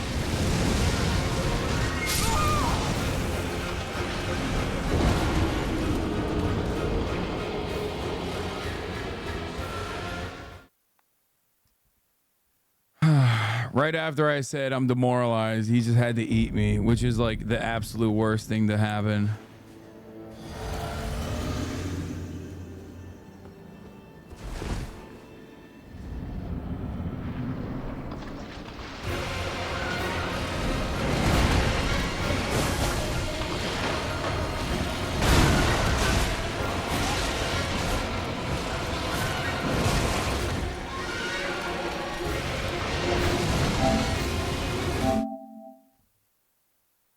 All right, gonna stop that. Okay. All right, gonna get back to that later at a later date. That's crazy. Nope, not today. Okay, not today. Yes, I know Jamal Bowman lost, man. I know. Latimer defeated him. I know. Hey, listen, guys, we did it. Okay, we did it. Jamal Bowman lost. We're happy. We're so happy. APAC won.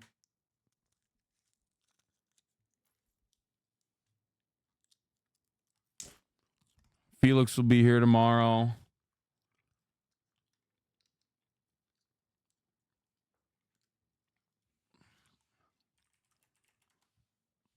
Hi, Kayam. I'm done. I'm done.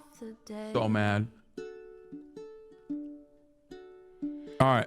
Peace, everybody. Love you all. See you tomorrow. Felix Biederman in the building.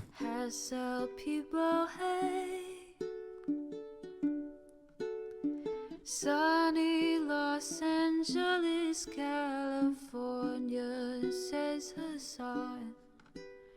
The starlock to the topic just begun. There he is again, Hasan is streaming. Hasan is streaming. There he is again. Hasan is streaming. Hasan is streaming. Reviewing the P.O. box, Uncle Uger's face. Sudden discord agitprop, great names take embrace. Tiny Bernie Sanders, LGBTQ Air Force. The whole left at your fingertips, Ane at your door. H3 crowded debate, the Young Turks online show. 3 full fucking years of this, plenty more to go. 90-day fiance, talks of champagne bourgeoisie. A Trump rally live reaction, a mass riot at DC. There he is again, Hasan is streaming. Hasan is streaming. There he is again, Hasan is streaming. Hasan is streaming.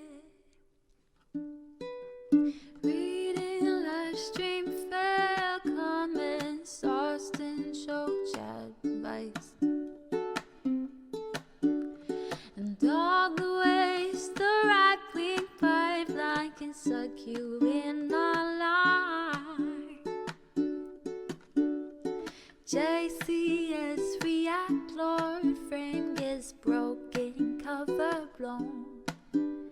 A full-blown mass pandemic, monster streaming at your home. Total radicalization coming out to find. The system you were taught to trust in was broken the whole time. All these daily streams, whether big or whether small, have helped me and so many find the meaning through it all. There he is again, Hasan is streaming, Hasan is streaming. There he is again, Hasan is streaming, Hasan is streaming.